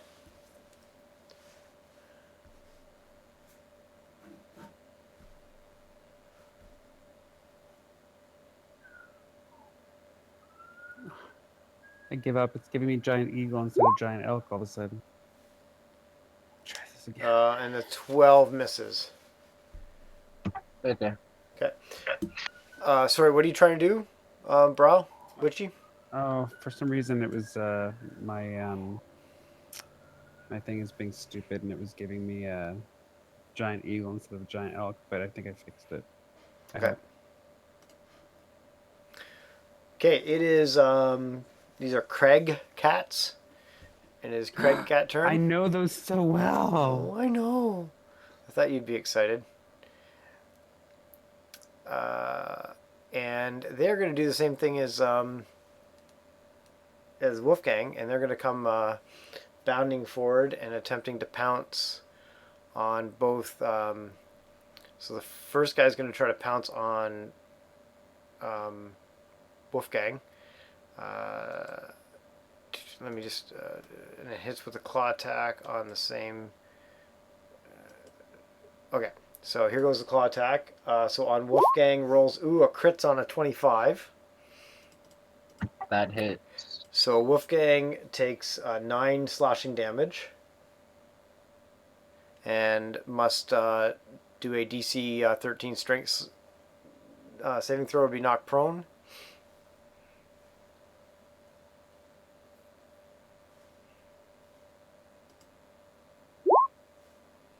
Oh, no, I was going to say things, but that was just strength. Sorry, one second. Yeah. Or you can take the same roll and add the saving throw modifier to it. Oh, wait, I don't even think like he has saves, so never mind. It's just a 13. Okay.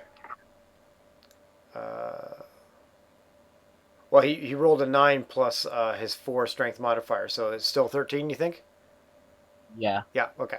So he just meets, so he's okay. So he doesn't get an extra bite attack. Oh, that's too bad. Okay, Pouncy at Giant Elk. And with a 9 probably misses. Yep, 16. This is my best AC on any of my creatures, by the way. Oh, yeah? Mm-hmm. And what you guys didn't notice until now is a third one comes bounding out that was quite stealthy. And a 1 goes after Elk and a 2 goes after Wolfgang. Then it's a 2. So another pounce on Wolfgang. On 10. a 2? No, sorry. The rolling 2 was 1. A 1 would go after Brial, a 2 would go after Wolfgang. So the 2 was which person was going after. The claw attack of a 10, which I don't think hits. A 10 does not hit. Okay. They a few months ago they did some changes with Roll20 where I can globally change things, and I was going to globally change the NPCs so you could actually start seeing their rolls. Otherwise, I've got to go through every single freaking character sheet and change it, and I couldn't see how to do it. I could see how to change it globally for the PCs. I couldn't see how to globally change it for the NPCs. So I've sent in a question on the forums on how to do that, and I'm hoping to get an answer because. Yeah, that way you guys can see the rolls for fun. So that misses. Okay, it is whose turn is it? We're back at the top of the order because everybody else was surprised. So it is Giant Elk turn now. Okay, You've I'm got- going to... You've got 1 Craig cat right beside you that tried to pounce you. How close? Melee Oh, range. he's within range. Yep. Damn, okay. Just double check and make sure I only hit 1 attack on this guy. I think I do.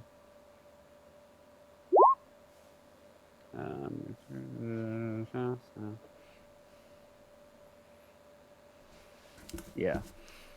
Did you see that? Did it Yeah. go? Yeah, 17, that hit. Okay. Oh crap! Can you roll the damage or hit the damage if it doesn't show? Yeah, I can. Oof, 29 bludgeoning damage. You're welcome.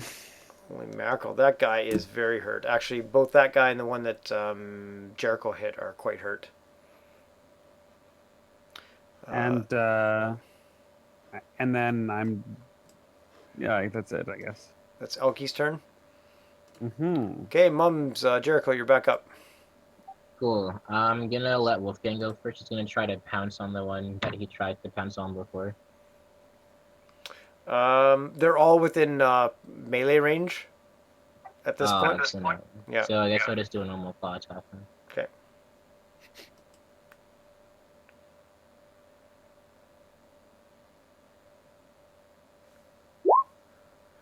And 9 will miss. And then Jericho's gonna go.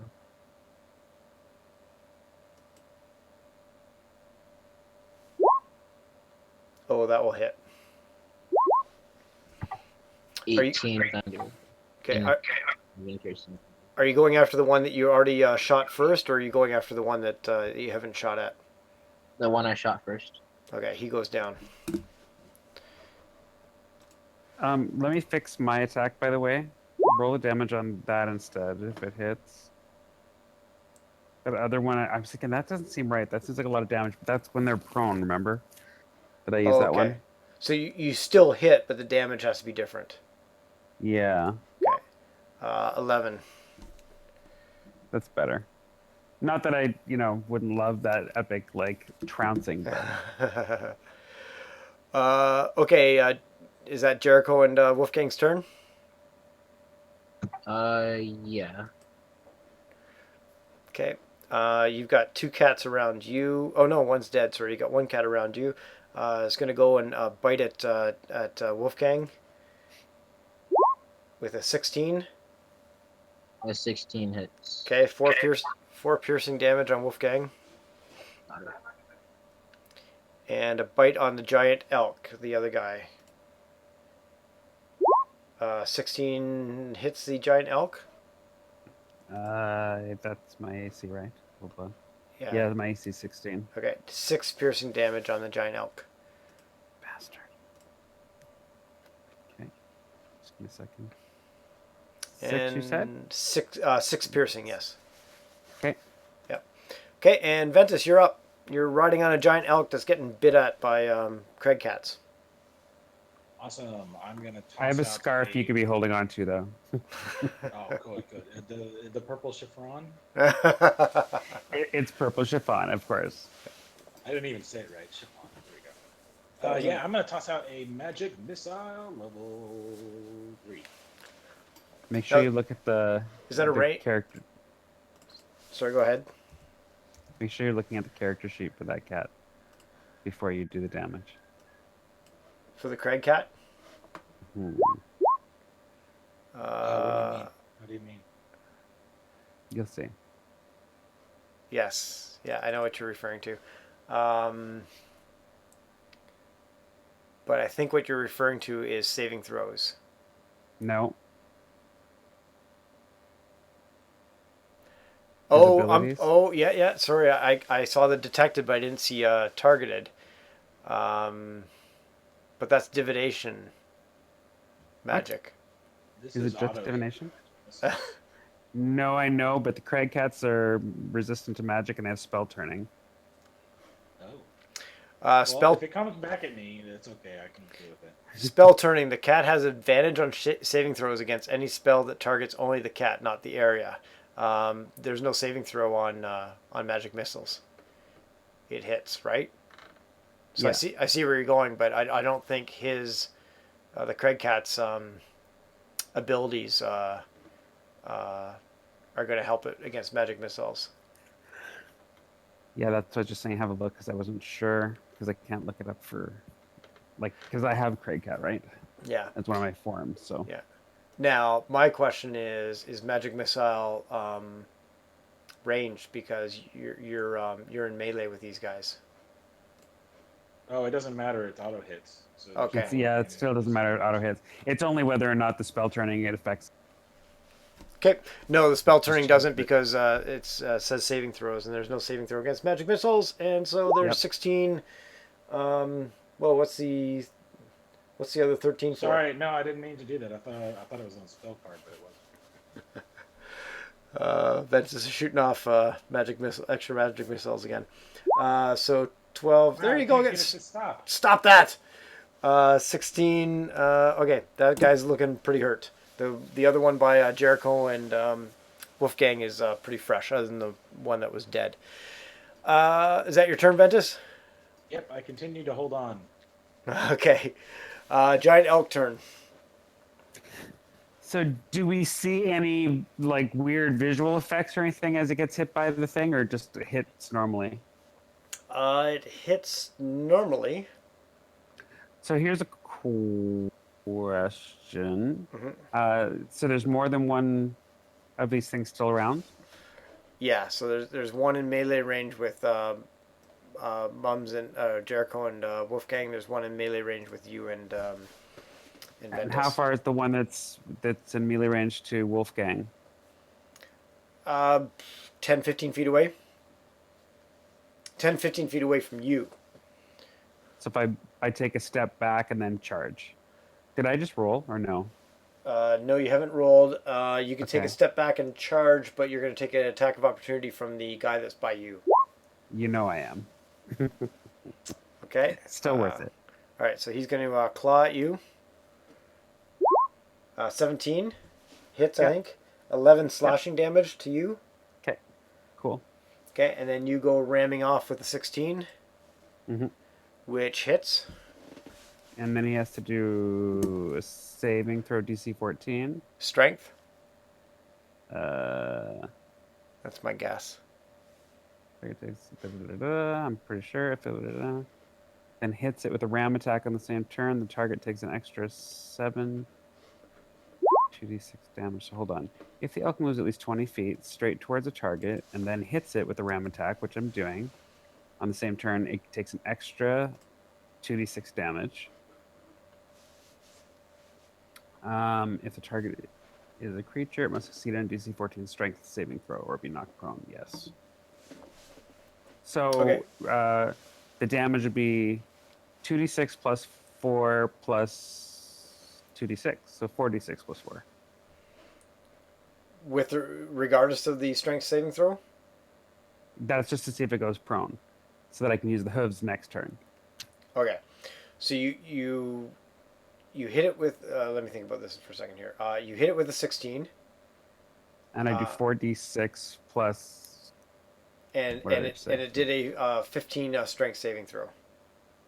So it didn't go prone, so I won't get to hooves on it next, but it still takes 4d6 plus 4. Okay. You gonna roll that, or you want me to? If you can. Yeah, I can. 19. Still up. Slamming at it. Okay. Still up, but looking hurt. Hopefully a little surprised. And that's my turn. That's your turn. And Ventus, hold on for dear life. Jericho, you're up. I'm going to. The one that's in melee with you just got rammed by the elk. Yeah, I'm gonna see if Wolfgang can finish that one off with the bite attack. Okay.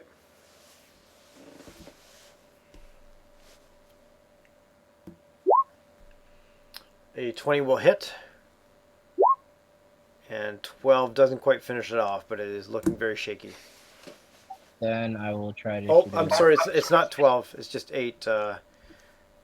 The 4 was for if he had advantage with the crit, All right. but still looking pretty shaky. Then yeah, I'll try to shoot it in the face. Is the thunder thing a ranged attack? Because this guy's right up against you. Oh, you're right. Then I guess I'll shoot the one behind me. That's like going. The one I Yeah, abandoned. that's probably not a bad idea Uh, because it's getting ready to pounce. that was near.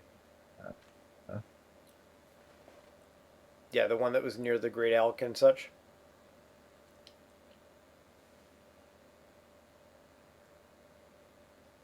You still there, Mums? Because you're kind of breaking up there for a moment.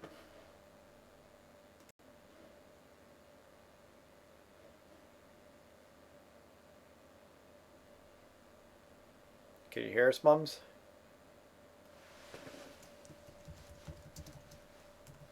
How do you know it's not you who are breaking up and we can't? That's possible too. Except for I heard you.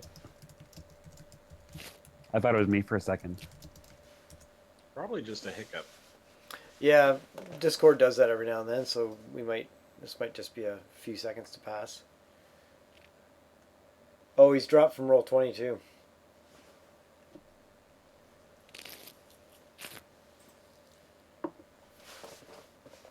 And Discord.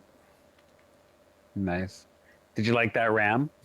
And Mums is Attack of opportunity. I'm good with that. Yeah. Boom. Mums is now back in Discord.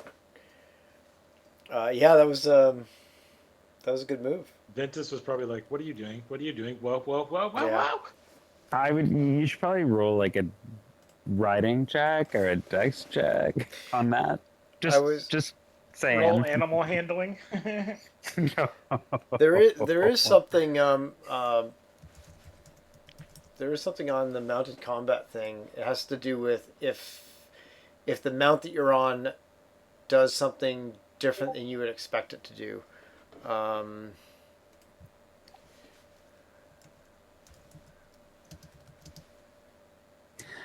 If one of these guys takes mounted combat, like I think Laura had toyed with it or whatever, and actually at level 8 he might even get a new skill or whatever. But if he takes, or no, the feat, but no, he took the dex instead. But yeah, if someone does take mounted combat at some point, that could be really fun.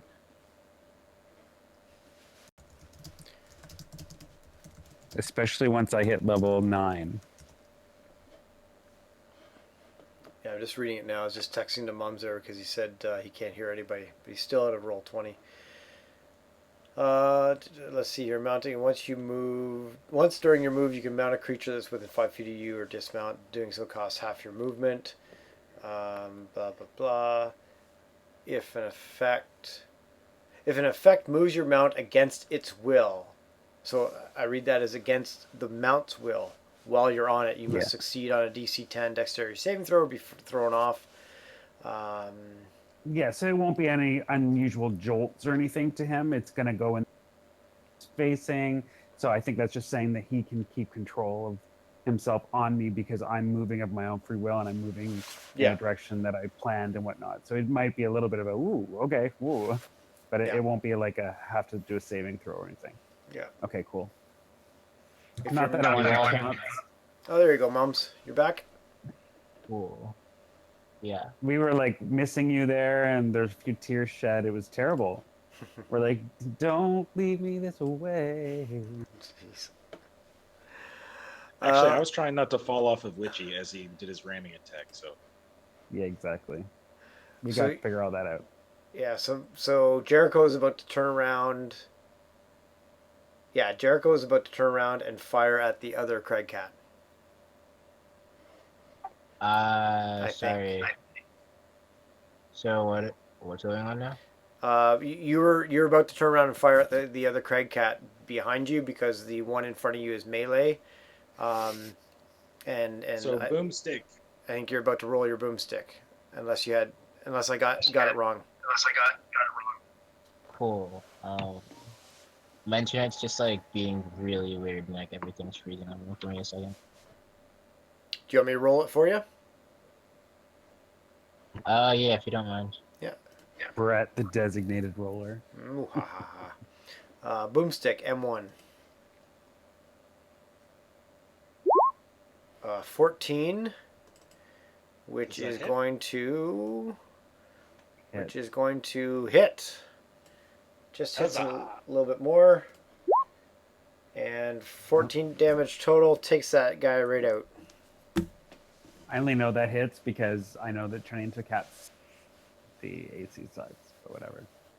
You have secret druid knowledge. I do. This is one of my shapes that I can shift into. I know it well. So I think that's Jericho and Wolfgang's turn. Correct, mums? Anything Yep. else? No, that's it. Okay, last remaining Craig Cat. This guy is gone. Last remaining Craig Cat is up near Jericho, so it's going to take a swipe at Wolfgang. Bite again. Or me. I'm right there too. Yeah, but he's focused on Wolfgang. Hits with a 20, I'm sure, so Wolfgang takes another 6 piercing damage. Okay. And it's Ventus's turn, who's on the back of the Great Elk, which is right up against the Craig Cat. In melee range. I'm gonna have Mini Penny swoop down and do shocking grasp as a flyby. Okay. Uh-oh. That 19 will hit. Even with spell turning? Well, again, it says it has advantage on saving throws. So there's no saving throw against shocking gas. It's just AC. I thought it did something different. That's fine. Okay. Yeah. So it takes 10, and it goes down. And that's all the Craig Cats. Trample, trample, trample, trample, trample. I pat the steed, and then I dig in my pocket for a snack, and I feed you a carrot. You're about to get bit. That's a little love bite. You just buck me right off. I'm like, what? Right.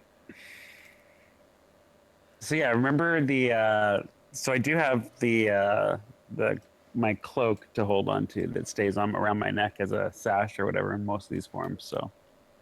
Okay, cool. Yeah, so I got a firm grip on that. I remember it as a featherly boa. Exactly. This lovely pink feather boa. Whatever. It's a cloak of protection. It's beautiful. Well, there you guys go. You survived. 3 Craig Cats. You really? survived the Craig Cats going at you. Yeah, really. So. Back to the ship. Yeah, and I'm gonna be snorting and smelling. More tracking us. Yeah, I'm gonna take And a look then- around, make sure there's nothing else gonna come out and try to eat us. And no, you don't. You don't detect anything else. These guys are just very, very stealthy. So even with Brile's 18. Gotcha.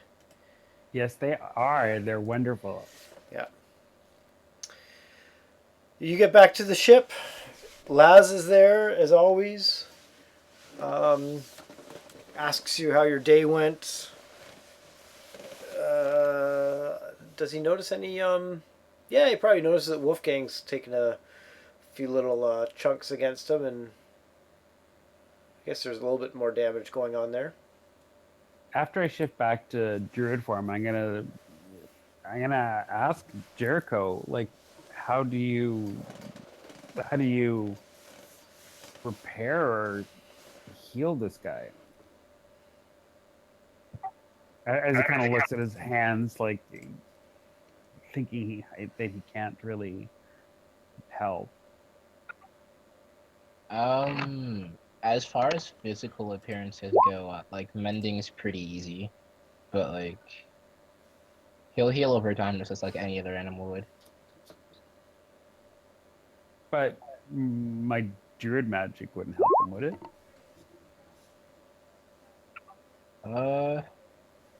It could.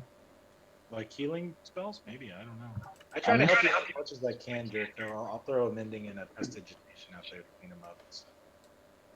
Oh my god. Yeah, mending is fine, but with a good night's sleep, he'll be good in the morning, to be honest.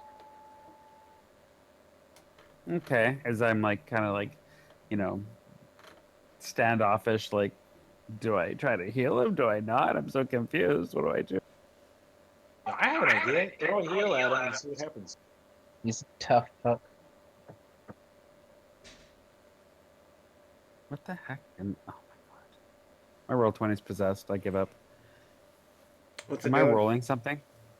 It popped up this my hooves attack, I guess, is into like as a big, like almost full screen thing. I don't know why. I've never seen it look like that before. It says hooves, melee weapon attack, +6, reach 5 feet, 1. Yeah, that's bizarre. Is it rolling? Nope, I don't see any rolls. Okay, well, good. Okay, never mind. That's just weird. Go away.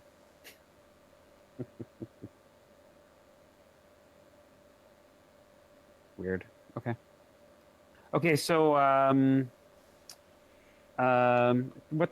Just for the hell of it, I'm gonna throw a quick little heal at him. Let's see what happens, if anything. Just more curiosity than anything else. Just give me a sec. You got it, or do you want one of us to roll it? I'll get it. I just have to figure out which one I'm doing. I think this is the better one.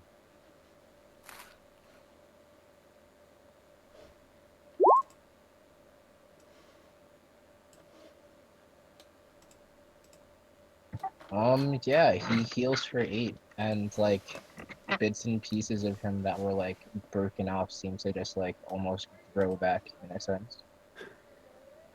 Curious. Very curious.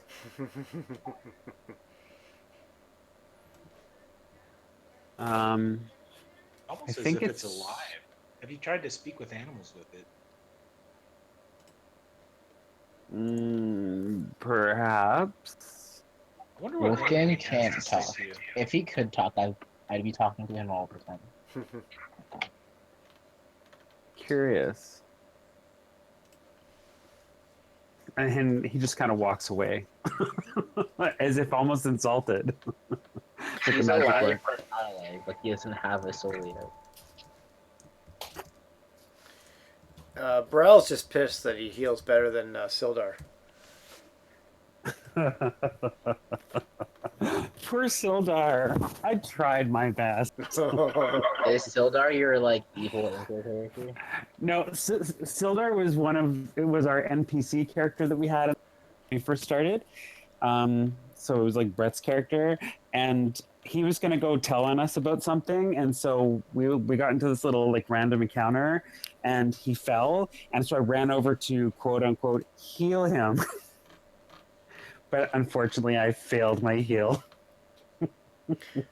So the joke of not allowing Brel to heal you, that's where that came from. It was I don't think it was the last session of, it might have been the last session of Lost Mines or the second to last session, but Sildar was a member of the Lord's Alliance, and Brel basically Murdered him. suffocated him. He basically murdered him. But the party doesn't know that, right? All the party knows. The party thought that I tried to heal him and I just sucked as a healer. And I did try to heal him by sticking my fingers in his wounds and pulling them open. I was just probing in the wounds to see if there was like anything I could do. Sticking my hands in there, opening them up. Yeah, it was terrible. For I was a murderer. But just a little bit. He was young at the time. He was only 16. Now he's much older and wiser at 17. So that's You're where a baby elf. Yeah, no, right. So that's where the joking of Brow healing. Brow healing comes from. Yeah. All right, so Brett, let me know. Have we gone to Shining White yet? No, you haven't. Let's pull that back up again. So you're at Flint Rock. You haven't. So you've got, I believe, 3 left. You've got Shining White, which is kind of north-ish of Flint Rock. You've got Morgor's Mound, which is west of Shining White, and then you've got Raven Rock, which is northwest of Morgor's Mound. So you got 3 left. Gotcha. So if we do them in order, it would be Shining White, Morgor's Mound, and then Raven Rock. Yes. Sounds good to me. If people have time, we'll try to squeeze Shining White in. I'm free. Good stuff. Yeah, I'm good. I actually just had a person cancel on me for a thing I had to do with the meeting thing, so I'm free. I guess so. I You're have to having shine. fun. I have to shine a little bit today. I haven't shone enough yet. Yeah, so good to go. So we give him our new directions. How far away is it? Let me find out. Because they have a DM neat. math. It's pretty close, long enough for us to take a long rest, I would assume, and arrive Well- nighttime again, right? I think we've already done a long rest in the last 24 hours. Yeah, let me check that in a Well, second. I've got a neat little chart here that I can do, or we can use our little ruler too. But Flint Rock, Shining White, 110 miles, and you go 8 miles an hour, so 12-ish, 13-ish hours 13 hours. Yeah. away. So, And yeah, you did a long rest on the way. You got a long rest in on the way to Flint Rock. Then we're attacked by the flying eagle thingies.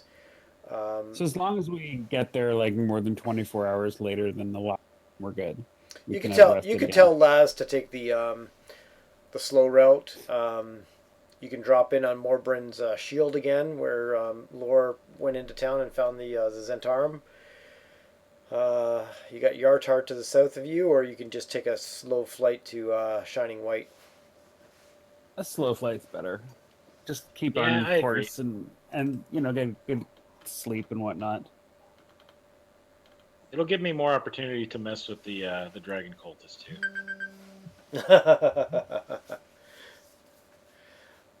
All Have right. him go clean out the hold or something. I don't know. All the while mentioning the gloriousness of converting to the good dragon Bahamut. Yeah, they're starting to roll their eyes and thinking, man. And I don't mean to offend anybody on this call, but it's kind of like their first thought is this guy like Jehovah's Witness or what's going on here, man? Like Knocking on the door. Yeah, he keeps coming down below and knocking on our, hey, have you heard about the good Have you heard the good news? you heard the good news about Bahamut? All right, so And off. I go around like extinguishing and relighting all the candles in the ship, like every time I walk by. You're handing out pamphlets and whatnot too. Yeah, We've got literature as well. yeah. Do you have Bahamut literature with you? I am walking literature. I don't know it. Perfect. So you tell Laz to take the time to Shining White so you guys can sneak a long rest in. Yeah. And he I might says, check on Abu, my porter, Abu Rippin, make sure he's going chilling, okay. taking care of the horses, making sure that they're exercised. All that.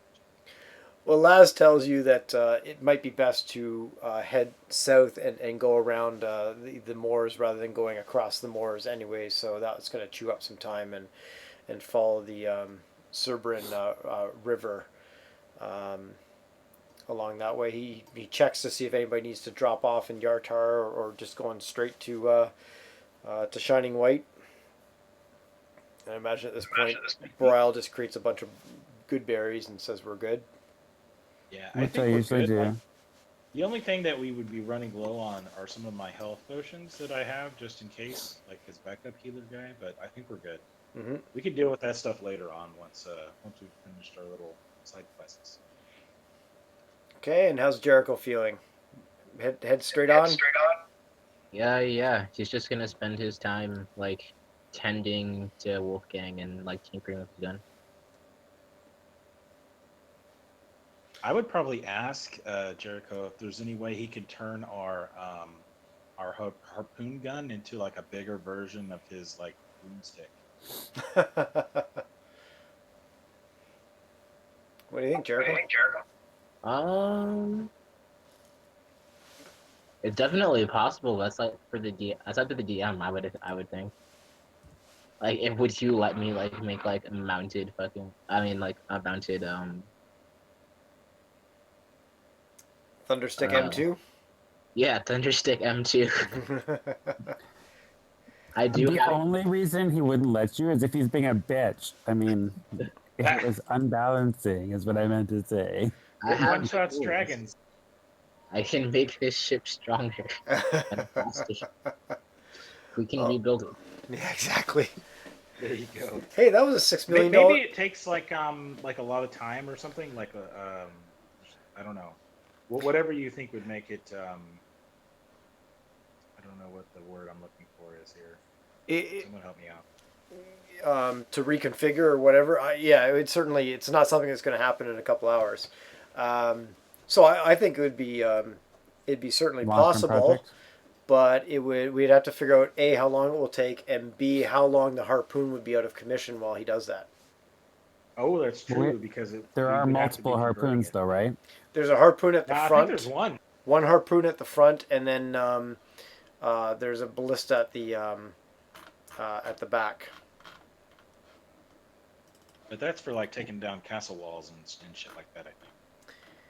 Yeah, let me. It's There's also mounted on. downtime, so That's true. could be some downtime activity. The ballista holds a dozen bolts, and then it says siege equipment. Actually, let's see if siege equipment is in. No, it doesn't look like it's in the SRD. No, that's too bad. Okay. Yeah, so that's entirely possible. So we'll just have to give some thought in terms of how much time and how long the harpoon is down for. If not for the, like, I'm sure it's some research time on Jericho's part, and then says, yeah, I can do this, but I need 3 days with the harpoon or whatever. And maybe like some gold associated to buying the unique. Probably, yeah. There's probably going to be some cost to it as well. So I'll have to look into it. So I'll check that out. And if anybody else during the next week wants to do any research on it too, like as a DM, like I'm the guy that says yeah or no or here's what I'm thinking. Like, as you guys know, I like to discuss with you on the research side. When there's one of me and 6 of you guys, if we can spread out the research and everybody brings their own ideas, and then we just come up with whatever the answer is, that's always helpful too, in terms of time. So I always appreciate that. Okay, off to Shining White it is. Yeah, what he said. Sounds good. That was a rousing yes.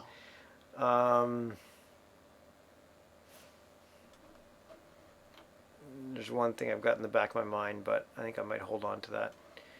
Since you've upgraded your computer, is it acting better now? Yes. Actually, there's a couple of interesting things that have happened. So we found out that it was the hard drive was failing. The computer has 2 hard drives in it, but we were running Windows off of hard drive 1. So a couple weeks ago, I moved Windows to hard drive 2, and it's night and day. So it was absolutely the hard drive that was the problem. But in the meantime, my wife works from home, consulting with a company out west, and she happened to be having a virtual meeting with the owner, and she said, look, I've been having some computer problems and might have to take it in and just make sure everything's okay. And he said, well, we've got an old computer kicking around here. And so he shipped a computer to us that's even newer and faster. I just haven't moved all my stuff over to it. So Nice.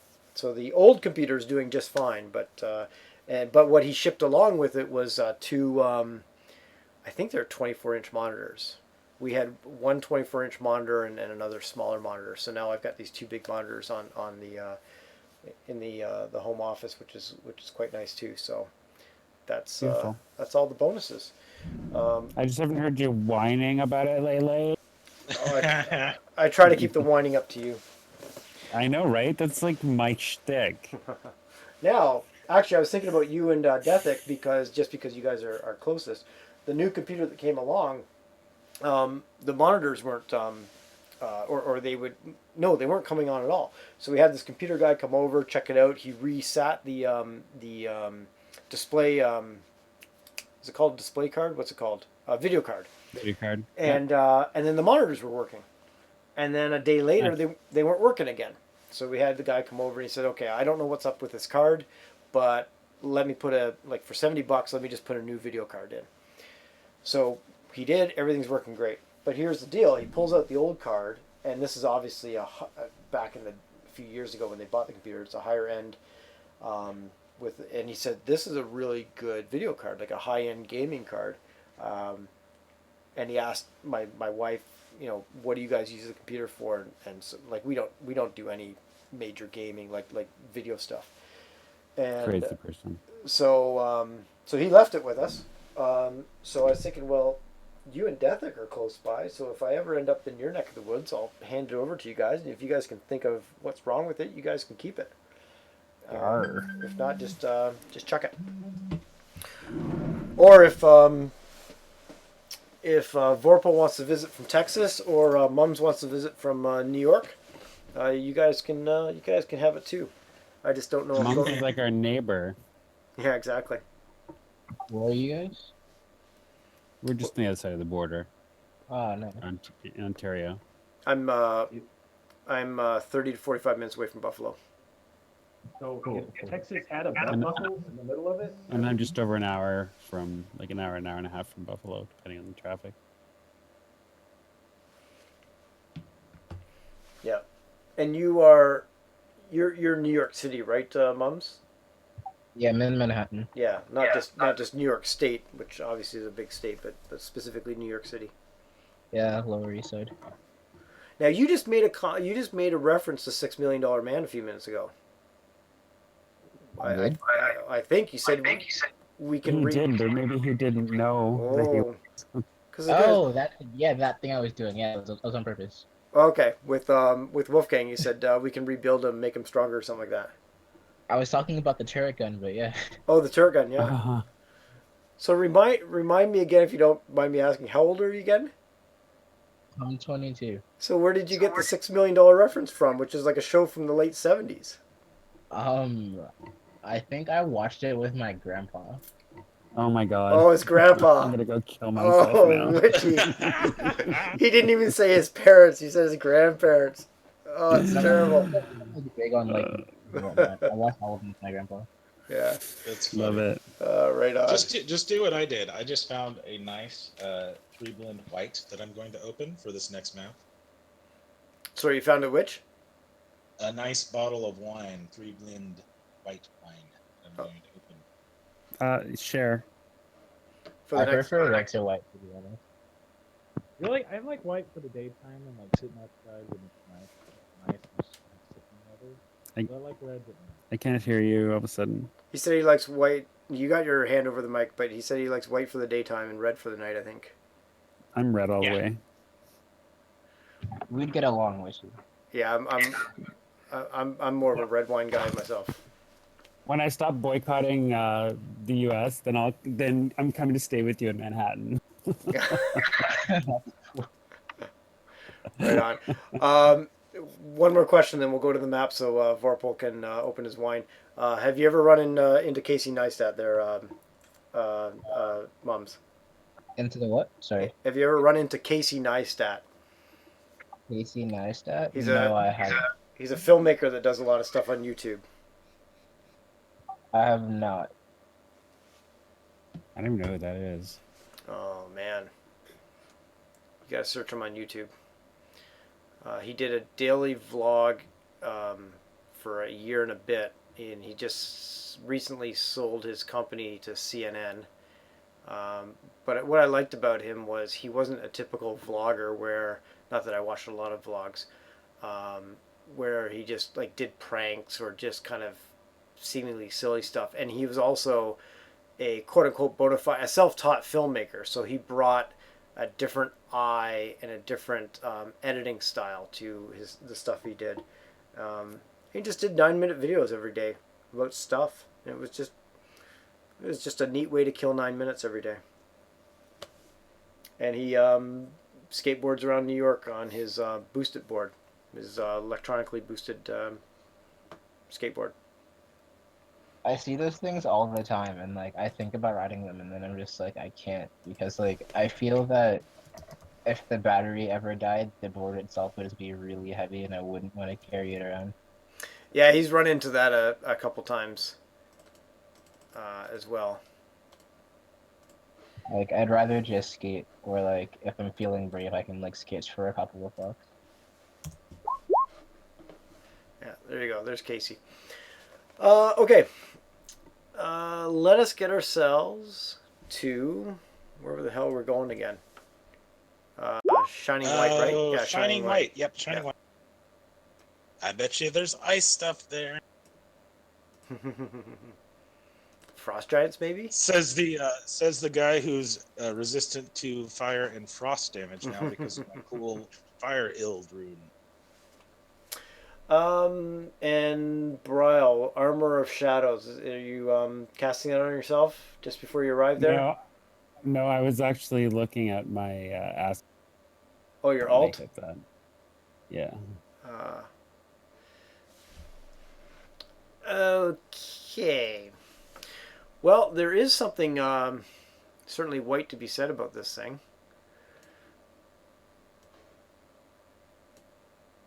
And I stepped outside just for a second to smoke a cigarette, so you'll have to move my token for the next 5 minutes. Okay. And speaking of moving tokens, if you guys don't mind dragging your tokens anywhere on the big black spot on your screen, and I'll get Ventus on there. If you can drag me on there. I'll run back out there when I have to, but my phone was almost dead, so I'm charging it.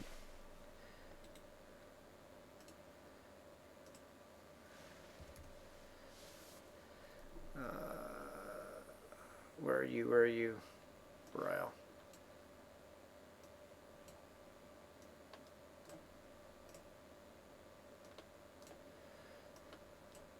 Okay, allow me to describe this. Oops, Jericho, I made you way too small. You can't miss me. I'm sitting over beside Mom's drinking red wine.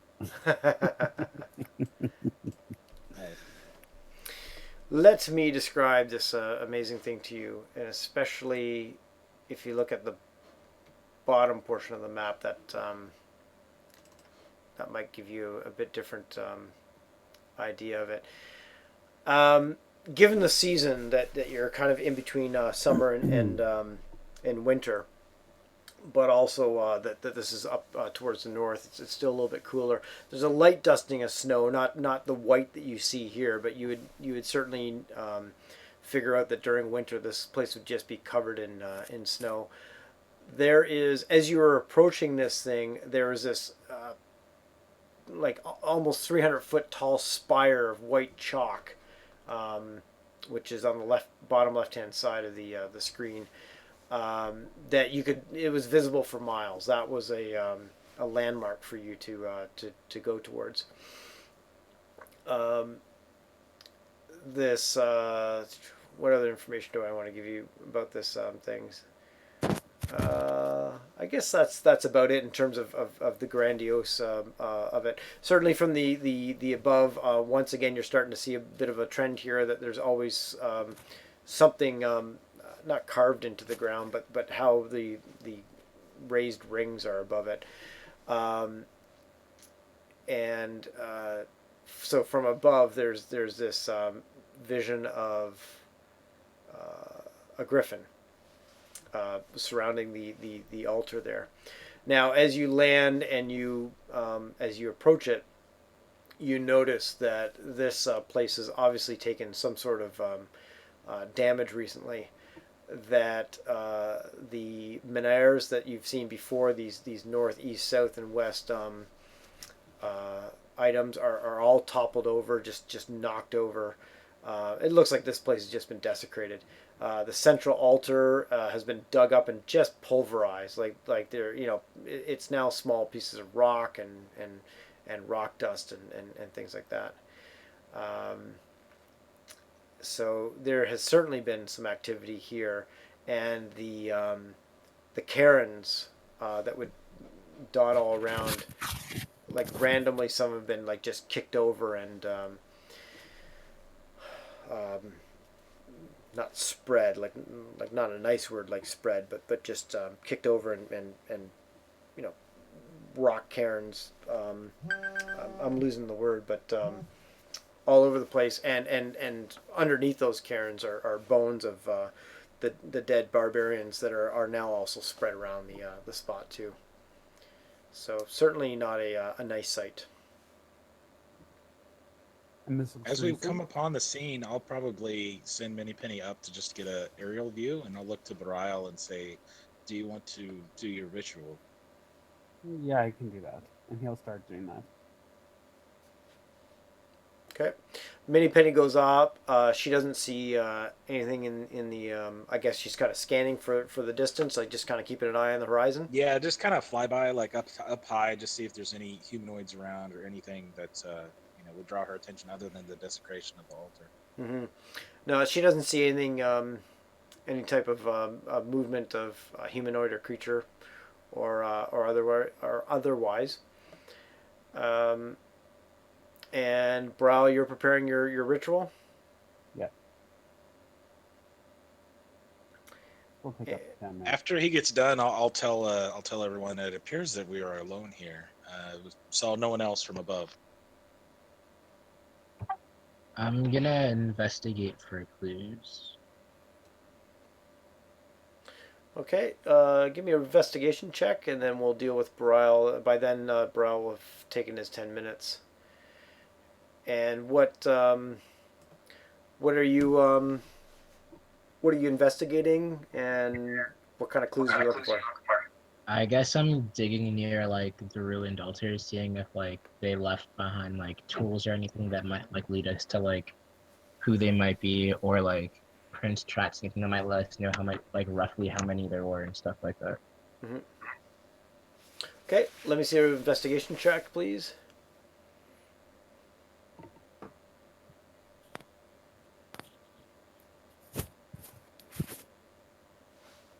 And I'm heading back. Or do you need? Oh, you got it.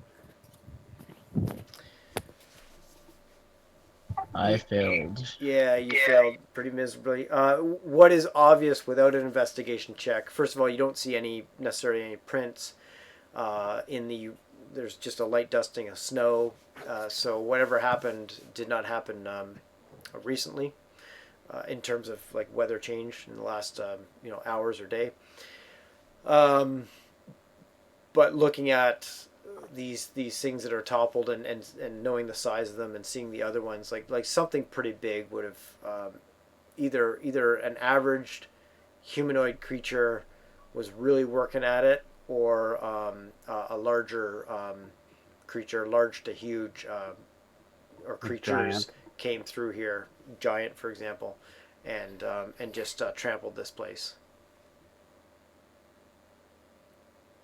So once my spell's done, I'm gonna investigate these like ruined altars and stuff and see if there's any indication that there's anything left here. So you walk among the altar, past the toppled menhirs there. You don't detect any magic within your 30 feet of as you move amongst these things. From cairn to menhir to altar, nothing. Yeah, nothing. And then heading over towards the White Rock. Nothing there as well. Dang it, they beat us here again.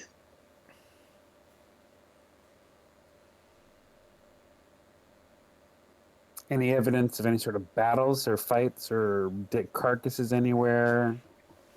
There's barbarian bones. There's barbarian bones, but those certainly look like they've been picked clean long ago. So you imagine, and where they are scattered about, you imagine that they were the barbarian bones that are underneath the cairns surrounding, because the bones are more focused on that outer ring, and they certainly aren't new bones with like meat falling off them and stuff like that. So you imagine that these are dead warriors from time ago. Okay. As for anything new, like blood, broken weapons, or anything like that, bodies, nothing. Creatures, nothing.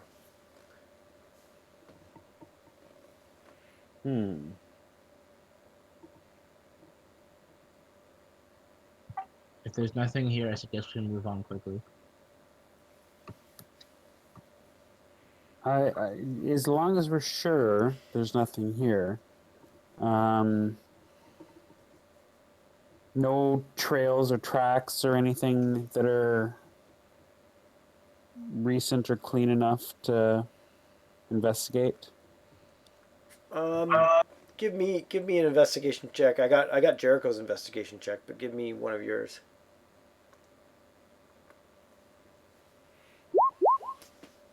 Oh, kabow, 20. No trails or anything like that. Nothing, no new tracks or. But looking at the desecration and the damage, you would surmise that you think something pretty large, and a pretty large weapon or weapons did this. So we're talking large to huge as opposed to regular size. Huh. Okay. This looks different than before. I mean, the previous ones we went to that got rifled through, they weren't.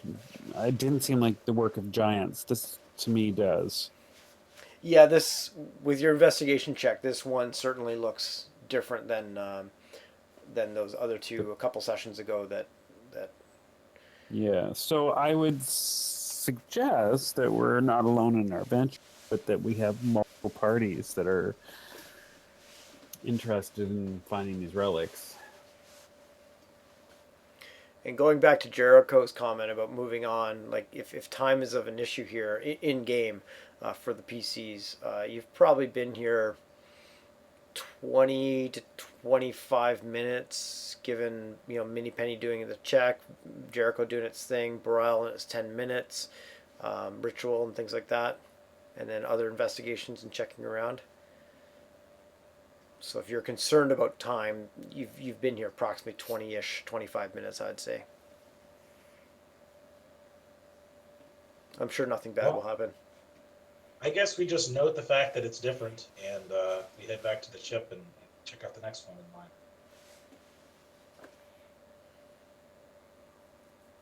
in line. Brow reluctantly agrees. He still feels like we're missing something, but he'll follow, keeping an eye out for anything we've missed. Okay. Jericho? You're the person that kind of suggested the idea of getting the heck out of here, so you agree as well? Yeah, back to the ship. Okay. All right, you guys head back to the ship. Laz meets you there. Sees you're kind of downfallen a little bit, and he asks, and he notices doesn't seem to be any new stuff. I say I wouldn't mind just doing a little bit of aerial surveillance around here. However, I'd put that, and I wouldn't mind looking around the area from above and seeing if there's any indications of any giants in the neighborhood that we might have missed. Okay, so you want him to take the airship up and just kind of do a lazy loop around the area? Yeah. If we could, yeah. Yeah. And he says, "Oh, well, yes, of course, sir. That's, our time is your time. Glad to help." You guys okay with that? Yeah, of course. And then just do kind of a lower pass, I guess, and look around to see if there's anything we might have missed from the ground. As you take your low pass, you don't necessarily see anything different than you did from when you're actually down there on the ground. Like you notice what you would have noticed approaching this place, that shining white is kind of in the crook of the one river there, the Cerbrin River. As you climb higher and just kind of take a bit of a bit more of a look around, you will notice off to the I'm just trying to get a bit of a distance here, about 30 miles to the south southwest, you do notice a village, for better word, with a wooden palisade around it, like you, on a hilltop. So one of the reasons that you can notice is you're up in the air, you're looking for it, and it's on a hilltop up in the Cerberan Hills there to the southwest. But other than that, you don't see any necessarily any kind of giant activity or anything along those lines. You will. The village is like intact.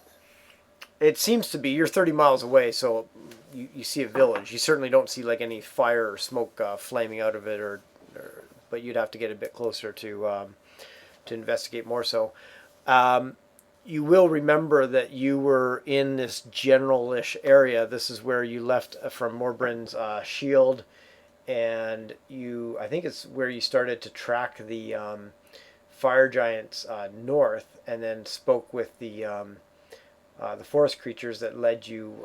So let me just use the ruler. Fire giants north, and then you spoke with the creatures that led you to the east, and then you ended up encountering them at Nesme.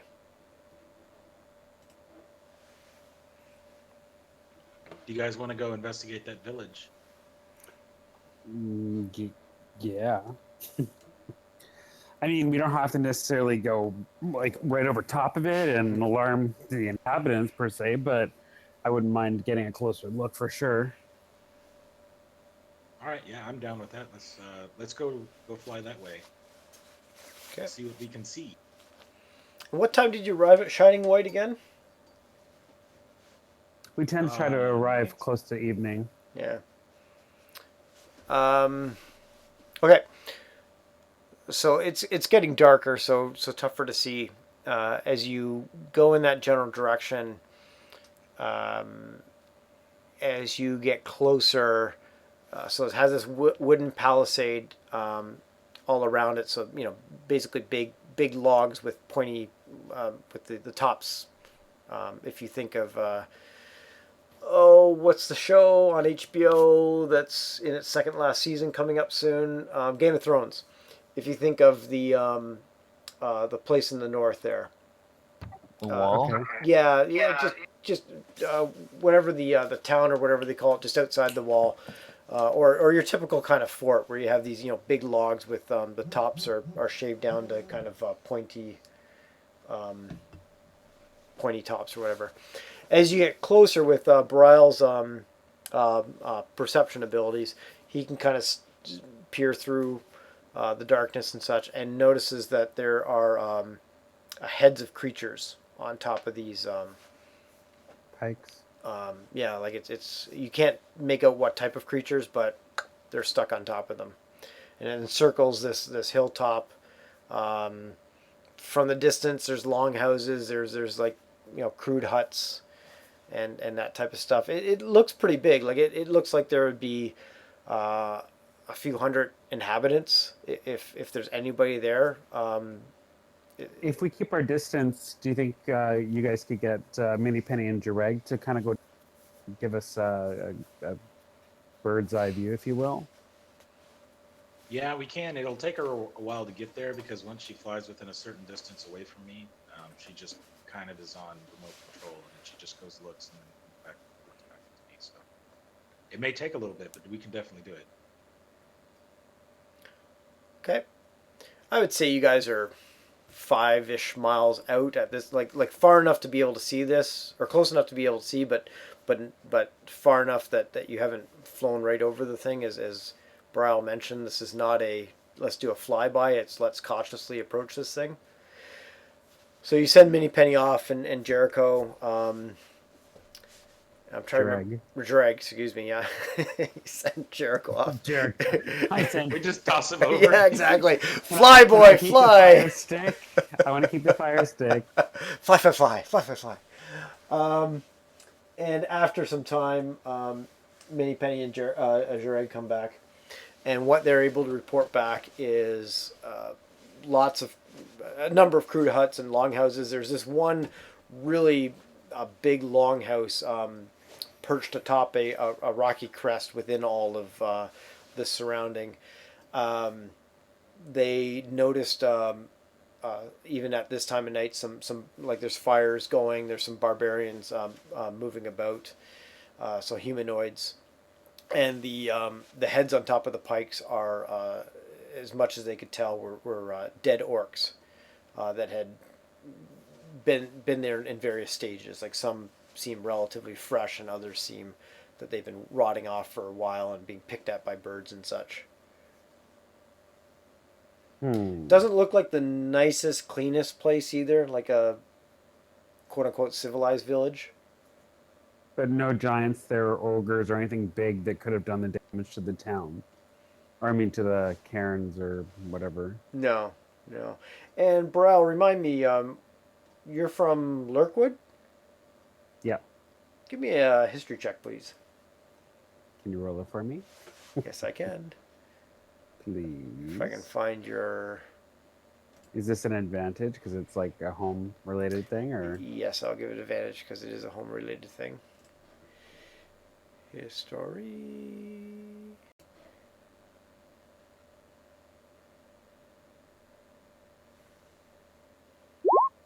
Just told you how great this computer is, and then it takes 5 seconds to roll a history check. You got a 12 with advantage. Ew, you suck. Keep it up. Keep it up. You would know that there's a tribe of barbarians that roam the area south of Lurkwood and to the west. They have quite a large territory, even going almost as far as Neverwinter, known as the Griffin tribe. And you've heard of a village in the Cerberan Hills that they maintain. They're one of the few barbarian groups that actually kind of civilize themselves as opposed to being more nomadic. You have heard conflicting stories in the past that this is a welcoming place. No, times have changed. It used to be a welcoming place, not very welcoming anymore. No, they're enemies of the orcs, just like most barbarians are. So you've heard conflicting information about how friendly or welcoming some place like this would be. Curious. Well, the old man will encourage us to go visit. Be like, let's go and see what's up there. Maybe they have some nice wine. Who encourages? Who's encouraging you to go visit? Me, the Ventus. Oh, Ventus. Okay, we toss him over. let us know how that goes. You fly the airship over and toss him in. Call us later. Incoming. Yeah, exactly. Do you guys want to go visit, or shall we just head off to the next location? Well, you do know it's a decent, from the stories you've heard, Brow. And from the information you're getting, like this is not a small little gathering of a few tents where there might be 10 or 15. That unless anything's happened to the population, you're talking 100 plus. I'm gonna say if we are where I think we are, this is it's kind of a permanent settlement of some barbarians that I've come into contact with before. I'm curious if they would have any information about. Maybe they would know who attacked the cairn. Maybe they have some information. Or maybe they don't. Maybe they know nothing. I'm just curious if how welcoming they'll be, because with things having been as tense as they are with what's happening as of late, I think they're a little more closed to visitors than they have been before. I mean, I'm open to it, but we can always put a pin in it, just mark it on the map, and then come back this way again if needed. Would you say they were the Griffin barbarians for a while? If that's who they are. I mean, like I said, I know of lore from tribes of the area. I imagine that must be who they are. I just I haven't really visited any of Jericho, their what say camps you? or anything.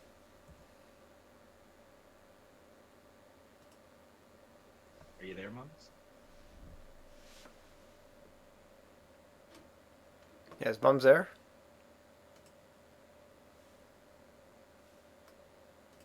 Did you lose Maybe him he's. again? He doesn't show muted. Maybe he's disconnected again. I just pinged him in Roll20. He's still in Roll20, and he's still showing on Discord. Oh, that's okay. I say let's just mark it on our map and head to the next place. And we can get the rest of these relics finished up. There's only 2 more locations on the map that we have not gone to explore yet. So. If you don't think there's any value, if you don't think that they're gonna to wherever or whomever took the ones from the last camp, I guess, or from the last shrines. I think we probably have as good an idea of who did it as they would. Obviously, the giants that are breaking the ordning, and I imagine that they would have wanted to go there to gather these relics.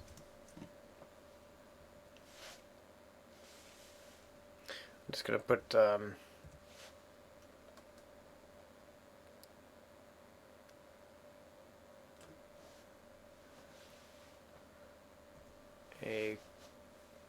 marker there with Griffin Tribe ? You're putting a Okay. pin in it, literally.